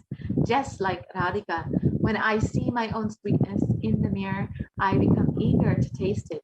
But I can't, and after due consideration, I find that the only way to relish this sweetness is through the constitution of Shri Radhika."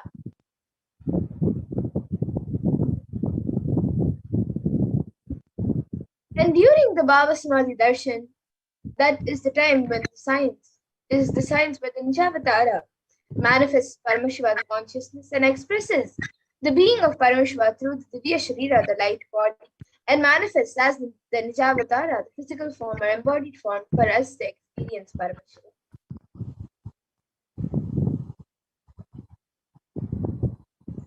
And in the Malini Vijayota Tantra, this verse has been described.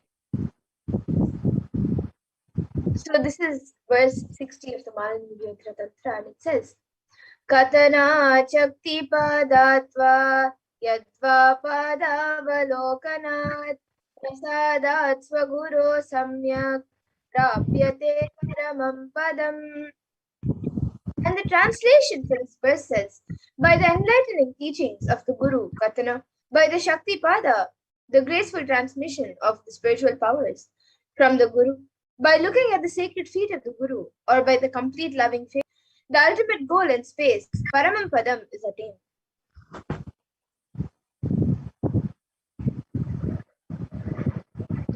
So, for example, Devi Parashakti expresses through the being of Rajarajeshwari and manifests as the Nijavatara, the physical form of Devi Meenakshi.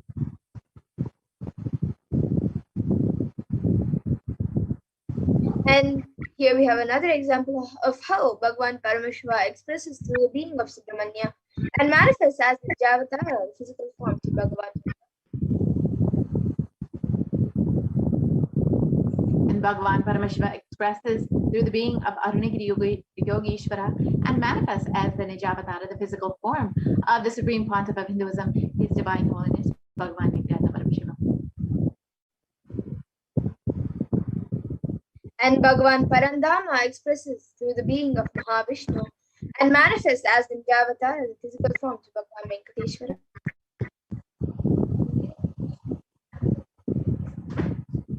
And the Archavatara, the date, consciousness, and manifestation of the superconscious energy. But human beings are not mature enough to receive that higher level experiences directly. That is why the avatar, that's why Swamiji himself has taken the physical embodied form in order to bridge the gap and create the experience of the superconscious energy in each of us.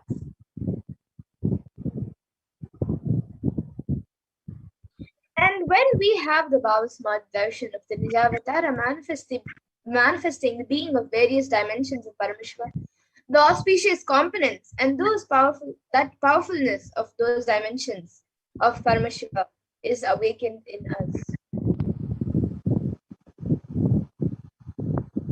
The dimension of Paramashiva manifesting in the Nijavatara for us to experience the same is the Bhava Samadhi Darshan.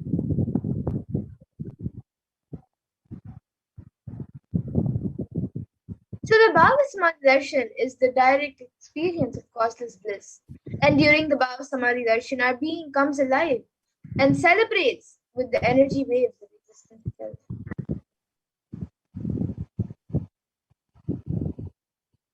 Our very muscles learn to imbibe and radiate Paramashiva. The Bhava Samadhi Darshan is like a window into the infinite expanse of consciousness, allowing us to glimpse the formless in a way that we can understand. And even without much effort from our sides, our memory awakens to the space of Paramashiva, the ultimate consciousness, during the Bhava Samadhi Darshan.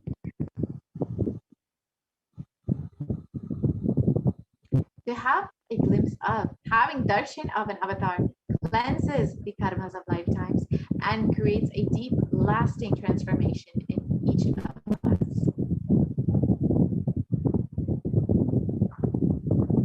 And gratitude during darshan enables the reflection of consciousness in all levels, the physical, psychological, and ultimately the conscious levels. And the darshan meditation helps us to fall into that space of gratitude. And it is during that time that we drop the conscious resolution, the Satya Sankalpa of anything that we want or need in our life, and be ready to reflect the consciousness of Paramashiva. And that is all you need to manifest the best for your life and the lives of other people around you as well.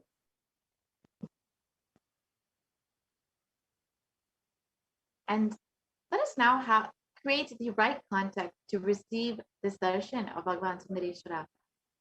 Sit with the context. I know you are the source of everything. You are everything, and you are in the embodied form of Supreme Concept of Hinduism, His Divine Holiness, Bhagavan Nithyananda Paramashivam. And you are in this body. You are the source of both. Let me connect with you. Let you reveal yourself to me. Let me be in the Bhava Samadhi of you.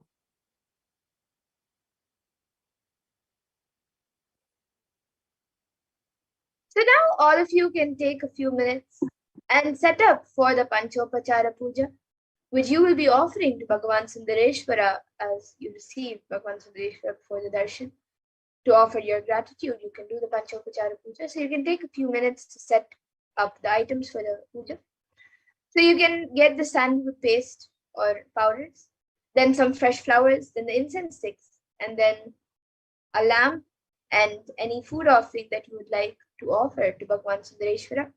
And if you would like to offer your Naivedyams directly, you can enter your Naivedyam offerings in the link below, tiny.cc/food donations.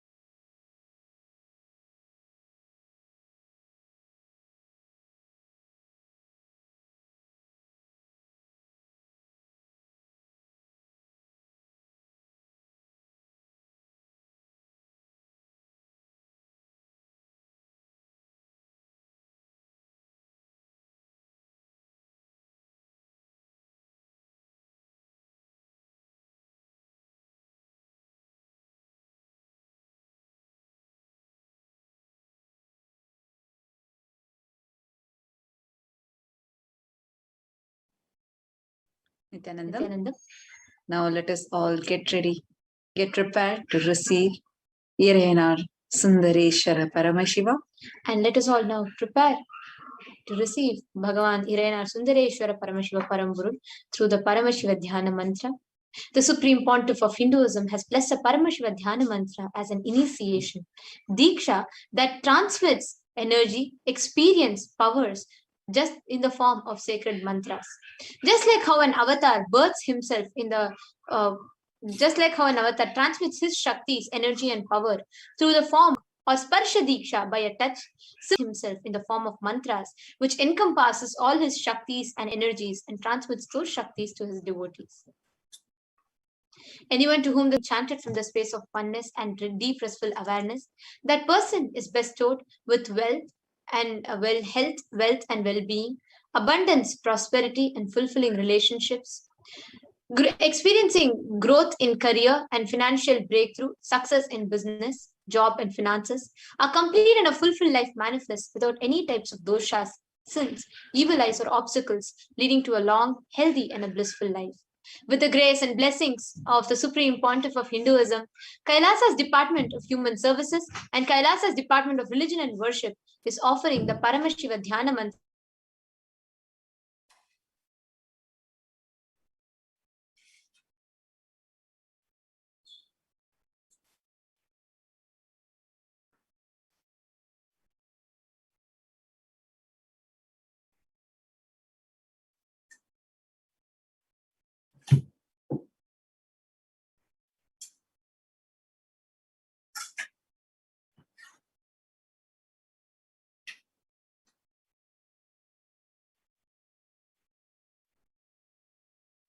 Paramashiva Dhyana Mantra is literally the mantra, the very form, the mantra swarupa of Hinduism.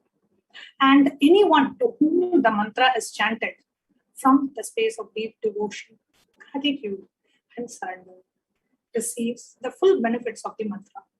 Today, we will be chanting the Paramashiva Dhyana Mantra along with the meaning so that all of us can understand the significance, the benefits of the Paramashiva Dhyana Mantra. And if you listen to the mantra, every type of dosha, every type of sin, every type of karmas, everything is listed there. So whatever we may have done in the past in this birth, whatever we may have done in the past in any of our earlier births, directly gets cleansed. All our negative karmas, all our incompletions, patterns, everything gets cleansed just by receiving the Paramashiva Dhyana Mantra being chanted for us. So it is the ultimate and the most elaborate prayer that you can ever see in the Sanatana Hindu Dharma. The Supreme Pontiff of Hinduism has blessed us all with the Paramashiva Dhyana Mantra so that each and every one of us can benefit from it. As we are preparing ourselves for the Sundareshwara Paramashiva Sayuchya Samadhi Darshan, it is our blessed opportunity to cleanse us from all our past karmas so that we can just experience the ultimate oneness with Bhagavan Sundareshwara Hirayanar, Sundareshwara Paramashiva Parampuru in the beautiful Sayuchya Samadhi Darshan, so that when our eyes fall on the most enchanting, graceful and the handsome form of Bhagavan Hirayanar Sundareshwara, your being just emerges and experiences that ultimate union with Bhagavan Sundareshwara himself. So the Paramashiva Dhyana Mantra is extremely powerful. Just by listening to the sacred chants and the vibrations of the Paramashiva Dhyana Mantra, we can enter into that space of deep devotion, gratitude, and surrender, and completely cleanses of all our fears. So now, today we'll be offering the prayers on behalf of all of us so that we come out of any kind of a health issue, any kind of a loan, debt, financial issues. We come out of any kind of an issues that we are facing in terms of relationship, any issues that we are facing because of the past karmas, any issues we are facing because of the outer world enemies and enmities, or in facing issues in the business, issues at job, issues in the family, issues in health, any of these, we are going to be offering this prayer on behalf of each and every one of you. So what should I do as a participant listening to the Paramashiva Dhyana Mantra? Just sit in the space to be able to receive the sacred chantings. And during the Paramashiva Dhyana Mantra, at one point during the chanting, we will be announcing for you to chant your name and the names of any of your relatives, friends, family members whom you want also to be benefited from the Paramashiva Dhyana Mantra. At that time, you can chant their names. So they will also receive the benefit. So you can offer the Paramashiva Dhyana Mantra for yourself or for any of your near and dear ones as well. So have the name list ready for the people that you would like to offer the Paramashiva Dhyana Mantra, and we will now be entering into the Paramashiva Dhyana Mantra.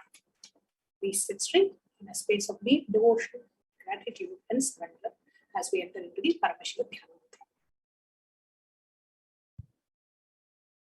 Om Nithyananda Paramashivoham.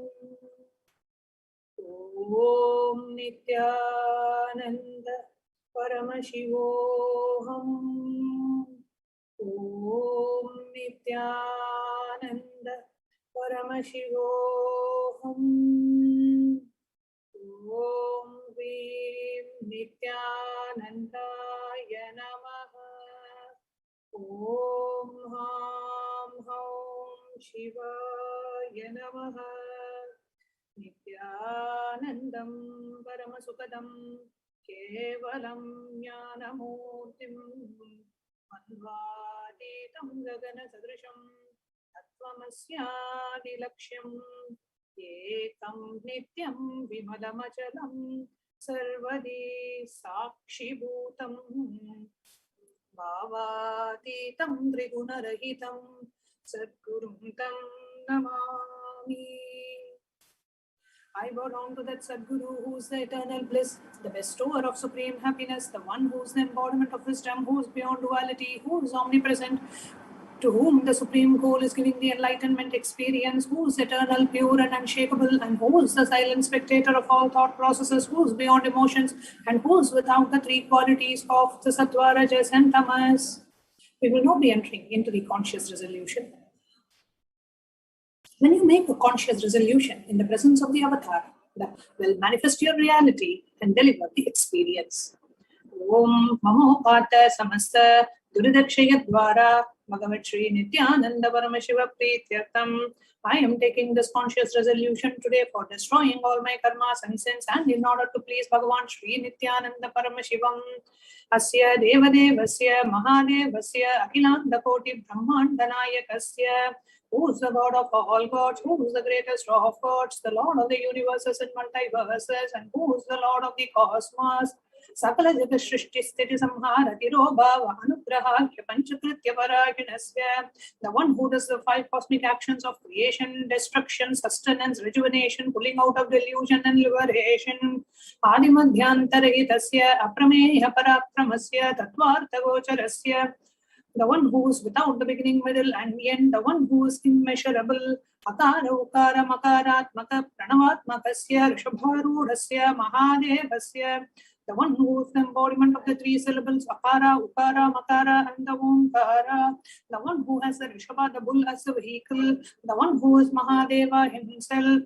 Kamika Divatulanta Mahatantra Keshaiva Kamaswarupasya. Sakala Nigama Gamaswarupasya. Shuddhadvaita Shaiva Swarupasya. Nityastasya Nithyananda Swarupasya. Shuddha Sachidananda Vigrahasya. Rupa Rupaditasya. Sakala Nishkala Swarupasya. Nitya Niranjana Niramaya Nirvikara Akantadi Visheshanasya. Shri Nithyanandeshwari Parashakti Sameta. Shri Nithyanandeshwara Paramashivasya. Shri Nithyanandeshwari Parashakti Sameta. Shri Nithyanandeshwara Paramashiva Avatar Bhutasya. Sarvadeva Devi Swarupasya.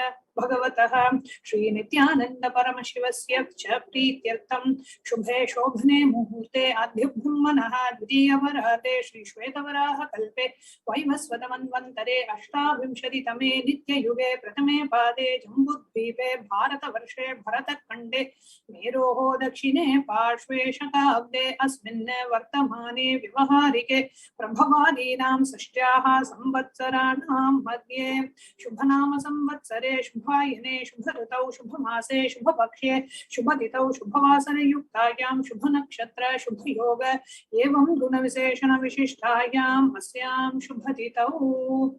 During this auspicious time, during the second half of the lifetime of Lord Brahma, during the Kalpa called Shvetavaraha, during the regime of Vaivasvata Manu, during the first quarter of the Yuga called Nitya Yuga, in the island called Jambu, in the continent called Bharata Kanda, in the subcontinent called Bharata Kanda, in the southern side of Mount Meru, in the Shakayara, during the auspicious year, in this auspicious Ayana, in this auspicious season, in this auspicious month, in this auspicious Paksha, which is the phase of the moon, on this auspicious Tithi, which is the number of the days from the new moon or the full moon, on this auspicious day, during the auspicious Nakshatra, the Vedic star, during this auspicious Yoga and the auspicious Karana, during such an auspicious moment, Adikailase Kalpavrikshasya Adaha Nithyanandanagare Smritasmritana Muktidayake Mahakshetre. Now, we request all the participants, whether you are offering it for yourself or for someone else. If you are offering for a male participant, please chant all the male names now. If you are a male, or if you are a female but you would like to offer the Paramashiva Dhyana Mantra for a male friend, family member or a relative, you can chant all the the male names now.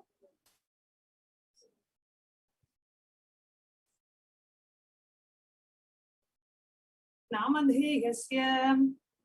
Now, we request all the female participants to chant your name, or if you are a female participant or a male participant and you would like to offer the Paramashiva Dhyana Mantra to a female friend or a family member or a relative or your near and dear ones, you can chant their names now. All the female names to be chanted now. Yajamananam avayoho Sahakutumbanam, Bandhuvarganam, Dayadivarganam, Mitravarganam, Sodaravarganam, Samesha, so Sanmi, with their families, relatives, inheritors, friends, brothers, and everyone. Sarva Bhishta Siddhyartam, Sarva Mangala Vakyartam, Uttarottaranavachinna, Sira Lakshmi Pratyartam. Always let there be all types of good and auspiciousness. Always let there be unbroken flow and steady flow of abundance, prosperity, and wealth. To always have all kinds of auspiciousness. And anything which is desired be fulfilled. Samesham adipyadi nivrityartam samesham shiradipadavayantam vidyamananam sameshu angeshu janita janishyamana sakala vida nana vidaroganam vyapohartam tara arogadradha dravapu siddhyartam. Let all the chronic diseases be healed. Let all types of diseases and disorders in the body, starting from head till toe, which has occurred or which is set to occur in the various parts of the body, be healed. Let the strong, diseaseless, healthy, handsome, and graceful body be obtained. Samesham Parekarta Drisha Kritakarishya Sakala Vita Mantra Tantra Yantra Vishachurna Abhichara Marana Vedana Uchadana Vashikaranadi, Mantrika Prayoge, from all for malevolent purposes, like making a person immobile, killing a person through vomiting and diarrhea, upsetting and ruining the health, poisoning, hypnotizing, etc. Apamriti dosha nivrityartham, kala mrityu, akala mrityu, dur mrityu nivrityartham. Let all the doshas, ill effects related to death, like the stain death, unnatural death, fatal death, be removed. Samesham anta drishti, bahi drishti, krura drishti, vyapara drishti, anukula drishti, drishti, ityadi, sakala vida drishta dosha nivrityartham. Let all the effects of the evil eyes from known and unknown sources, effects of cruelty filled eyes, evil eyes of business enemies, effects of evil eyes of people who may project as if they are our well-wishers, effects of evil eyes of people who are against our well-being be removed. Samesham anta shatru, bahi shatru, krura shatru, vyapara shatru, anukula shatru, pratikula shatru, ityadi, sakala vida shatru badha nivrityartham. Let all the effects of the inner enemies and outer enemies, peers enemies and business enemies, enemies who project themselves as good and enemies who work against our well-being be removed. Samesha matrishapadi sakala vida shapanam vyapohanartham. The effects of all the curses right from the mother be removed. Anadi avidya vasanaya pravartamane asmin mahati samsara chakre vichitra bhi karma gati bhi vichitrasu yonishu punah punah anekadha janitva. From time immemorial, due to ignorance, we get caught in the vast cycle of birth and death. Due to the effects of our action, we take birth again and again in various bodies, which is quite strange. Enapi punya karma visheshena bhagavataha Shri Nithyananda Paramashivasya parimitaya kripaya idanintana manushya janma praptavatam. Yet, due to some good action, with the extreme and the immeasurable compassion and the grace of Bhagavan Shri Nithyananda Paramashivam, we have been blessed with a human body. Samesham iha janmani purva janmani janma janmantareshu sarvaihi kritanam shiva ninda devi ninda guru ninda dosha vyapohartham shiva devya parada gurva parada dosha vyapohartham. Any kind of abuse we may have done to Paramashiva, Parashakti and Guru in the present birth, past birth, or in any of the births. Brahma hatya surapana swarnasteya guru talpa gamana tatsansargakya panchamahapatakadi samasta papa vetiriktartham. Let the 5 great sins like killing a Brahmin, drinking prohibited alcohol, stealing gold, having illicit relationship with Guru's wife, one's own mother, eldest sister, and other such motherly figures, and associating with those people who have committed one or the other above mentioned. Apicha sarvai balye vayasi kaumare yauvane vardhakye cha. That all the karmic effects of the action done as a child, adolescent, youth, and as a old age person. Jagrat swapna sushupti avasthasu. That all the karmic effects of the action done in the wakeful, dream, or deep sleep state. Karmenendriya vyaparaihi sambhavitanam. Which receive information like ears, eyes, nose, tongue, and skin. Rahasya kritanam, prakasha kritanam, atipatakanam, upapatakanam, sankalikarananam, malilikarananam, apatrikarananam, jati bhramshakanam, prakirnitanam, evam navanam, navavidhanam, bahunam, bahuvidhanam, sarvesham papanam sadyaha. Through the removal of sins.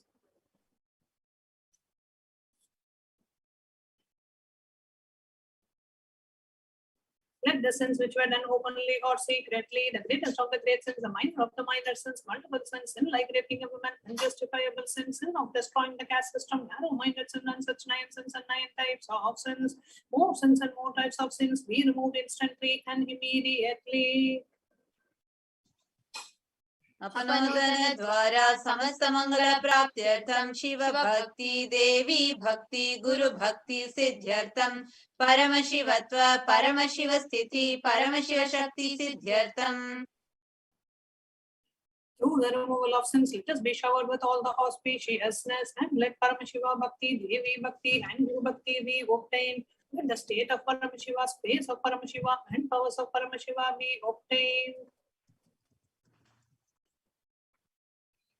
कुटुंबे सर्वदा सन्मंगल प्राप्त्यर्थम अन्योन्य प्रेमाभिवृद्ध्यर्थम पूर्णत्व सिद्ध्यर्थम सर्वापनिवृत्त्यर्थम. Let the whole family always be showered with all the auspiciousness. Let mutual love bloom among all the people. Let completion happen. Let all the mishap be removed. क्षिप्रारोग्यवाप्त्यर्थम आयुर्भिवृद्ध्यर्थम. Let healthy body be obtained instantly and immediately. Let longevity be bestowed. व्यापारे उद्योगे च सर्वजनवशीकरणार्थं तद्वारा उन्नतोन्नतस्थान प्राप्त्यर्थं. Let your charisma impress everyone in the business and job, and through them let you attain the best of the best position. बहुधन सौख्य प्राप्त्यर्थं गृह कनक पशुपुत्र पौत्र धन धान्य सौख्य प्राप्त्यर्थं. Let extremely wealthy and happy life happen. Let various wealth be showered in the form of household, cattle, children, grandchildren, money, grains, and all the comforts related to worldly life. आदित्यादीनां नवानां ग्रहाणां दोषपीडा निवारणार्थं आदित्यादीनां नवानां ग्रहाणां आनुकूल्यता सिद्ध्यर्थं. Let all the malefic effects of the 9 planets be removed, and let the auspiciousness be bestowed by the grace of all the 9 planets. भूम्यन्तरिक्षे विद्यमान भूत प्रेत पिशाच राक्षस ब्रह्म राक्षस वेताल कुष्मांड डाकिनी शाकिनी इत्यादि सर्वारिष्ट निवारणार्थम. Let all the evil effects that cause calamities on the planet Earth, the evil effects from various demonic beings like Bhuta, dead people, Pishacha, Bhuta, Preta, dead people, Pishacha, demon, Rakshasa, Brahma Rakshasa, Vetala, ghost, Kushmanda, the class of demons, Dakini, little devil, Shakini, kind of female demon be removed. मनोव्याकुलता निवारणार्थम. Let the mental confusion and worry be removed. प्रारब्धे कर्मणि करिष्यमाणे कर्मणि आदिदैविक आदिभौतिक आध्यात्मिक विघ्न निवारणार्थम. Let all the obstacles be removed with regards to action done or going to be done related to God, world, and spirituality. समस्तरण निवारणार्थम धन लक्ष्मी धान्य लक्ष्मी संतान लक्ष्मी सौभाग्य लक्ष्मी विद्या लक्ष्मी शौर्य लक्ष्मी वीर लक्ष्मी विजय लक्ष्मी इत्यादि अष्टलक्ष्मी परिपूर्ण कृपा कटाक्ष सिद्ध्यर्थम. Let all the loans be removed. Let all the Ashtalakshmis like Dhanalakshmi, Vardhanya Lakshmi, food and grains, Santana Lakshmi offerings, Saubhagya Lakshmi, fortune, Vidya Lakshmi, knowledge, Shaurya Lakshmi, bravery, Veera Lakshmi, heroism, Vijaya Lakshmi, success be showered. परीक्षासु उन्नत स्थाने विजय प्राप्त्यर्थं सर्व विद्या पारंगता सिद्ध्यर्थं मेधा शक्ति ग्रहण शक्ति अभिवृद्ध्यर्थं. Let the top rank be obtained in all the examinations. Let the excellence be acquired in all the fields of knowledge. Let the memory, power, understanding ability be increased. इत्यादि सकल विध सन्मंगलानि गुरु कृपा कटाक्षेन प्राप्त्यर्थं. By the grace of Guru, let all the above auspiciousness be showered upon. Shri कैलासोनद द्वादशांत Shyamala पीठारूढ़. One who has ascended the Madurai Adinam Shyamala Peetam, the Peetam established by Devi Meenakshi, the incarnation of Shyamala Devi, which is the supreme place of Kailasa, where Paramashiva resides and rules the whole cosmos and Kailasa. Shri Meenakshi सुंदरेश्वरा भिन्न स्वरूप परशिव पुत्र रत्न Kumar. The one who is no different from Meenakshi Sundareshwara, the most beloved son of Paramashiva. गुरुमन्य तुल्यावतार Shri Parvati स्तन्यपान लब्ध दिव्य ज्ञान विश्रुत सकल निगमागम सारभूत द्राविड वेद प्रवर्तृ. The young boy who's the gem among the Gurus and the unequaled avatar, the one who received enlightenment by drinking the piss milk of Devi Parvati, the author of the famous Dravida Vedam, which is the essence of all the Vedas and Agamas. श्रीमत् Paramshiva करुणा समधिगत मुक्तामय चतुरश्रयान गीयमान छत्र चामर श्री चिन्ह काहलादि समस्त बिरदावल्य अलंकृत ज्ञान विज्ञान चक्रवर्ती. The one adorned by the quadrangular palanquin made of pearl, received by the grace of Paramashiva, adorned by the musical instruments, Ambarla, Chamaram, sacred symbol of worship, adorned by the hymns of praises, the one who has won the whole world by his enlightenment and the signs of enlightenment and been accepted by all kings as the supreme ruler.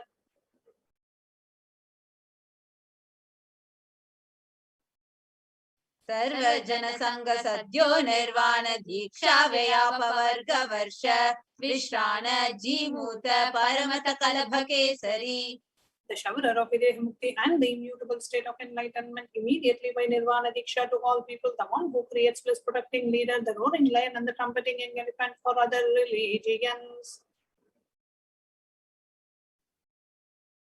शैव सिद्धांत स्थापनाचार्य श्री राजाधिराज पांड्य महाराज गुरु शपन शाक्यादि महांधकार निवारण ज्ञान भानु वीक्षणानर्हार्ह ध्वजोच्छेदन पूर्वक श्रीमद् वृषभ ध्वज स्थापक शैव समय कर्तृ. The one who established Shaiva Siddhanta, the Raja Guru of the Pandya, who is the supreme king of all kings, the Guru who is also the Pandya king, the supreme king of all kings, the enlightening sun that removes the utter darkness of delusion, the one who installed Rishabha flag, the creator and the reviver of Shaivism. सर्वज्ञ पीठारूढ़ श्री जगत गुरु श्री ज्ञान संबंध देशिक स्वामी वागीश सुंदर माणिक्य वाचक स्वामी नाम अवतार भूत श्री ज्ञान संबंध स्वामी पुनरुद्धृत श्यामला पीठ सर्वज्ञ पीठ तृणवद्युत्तर द्विशतम गुरु महासन्निधान.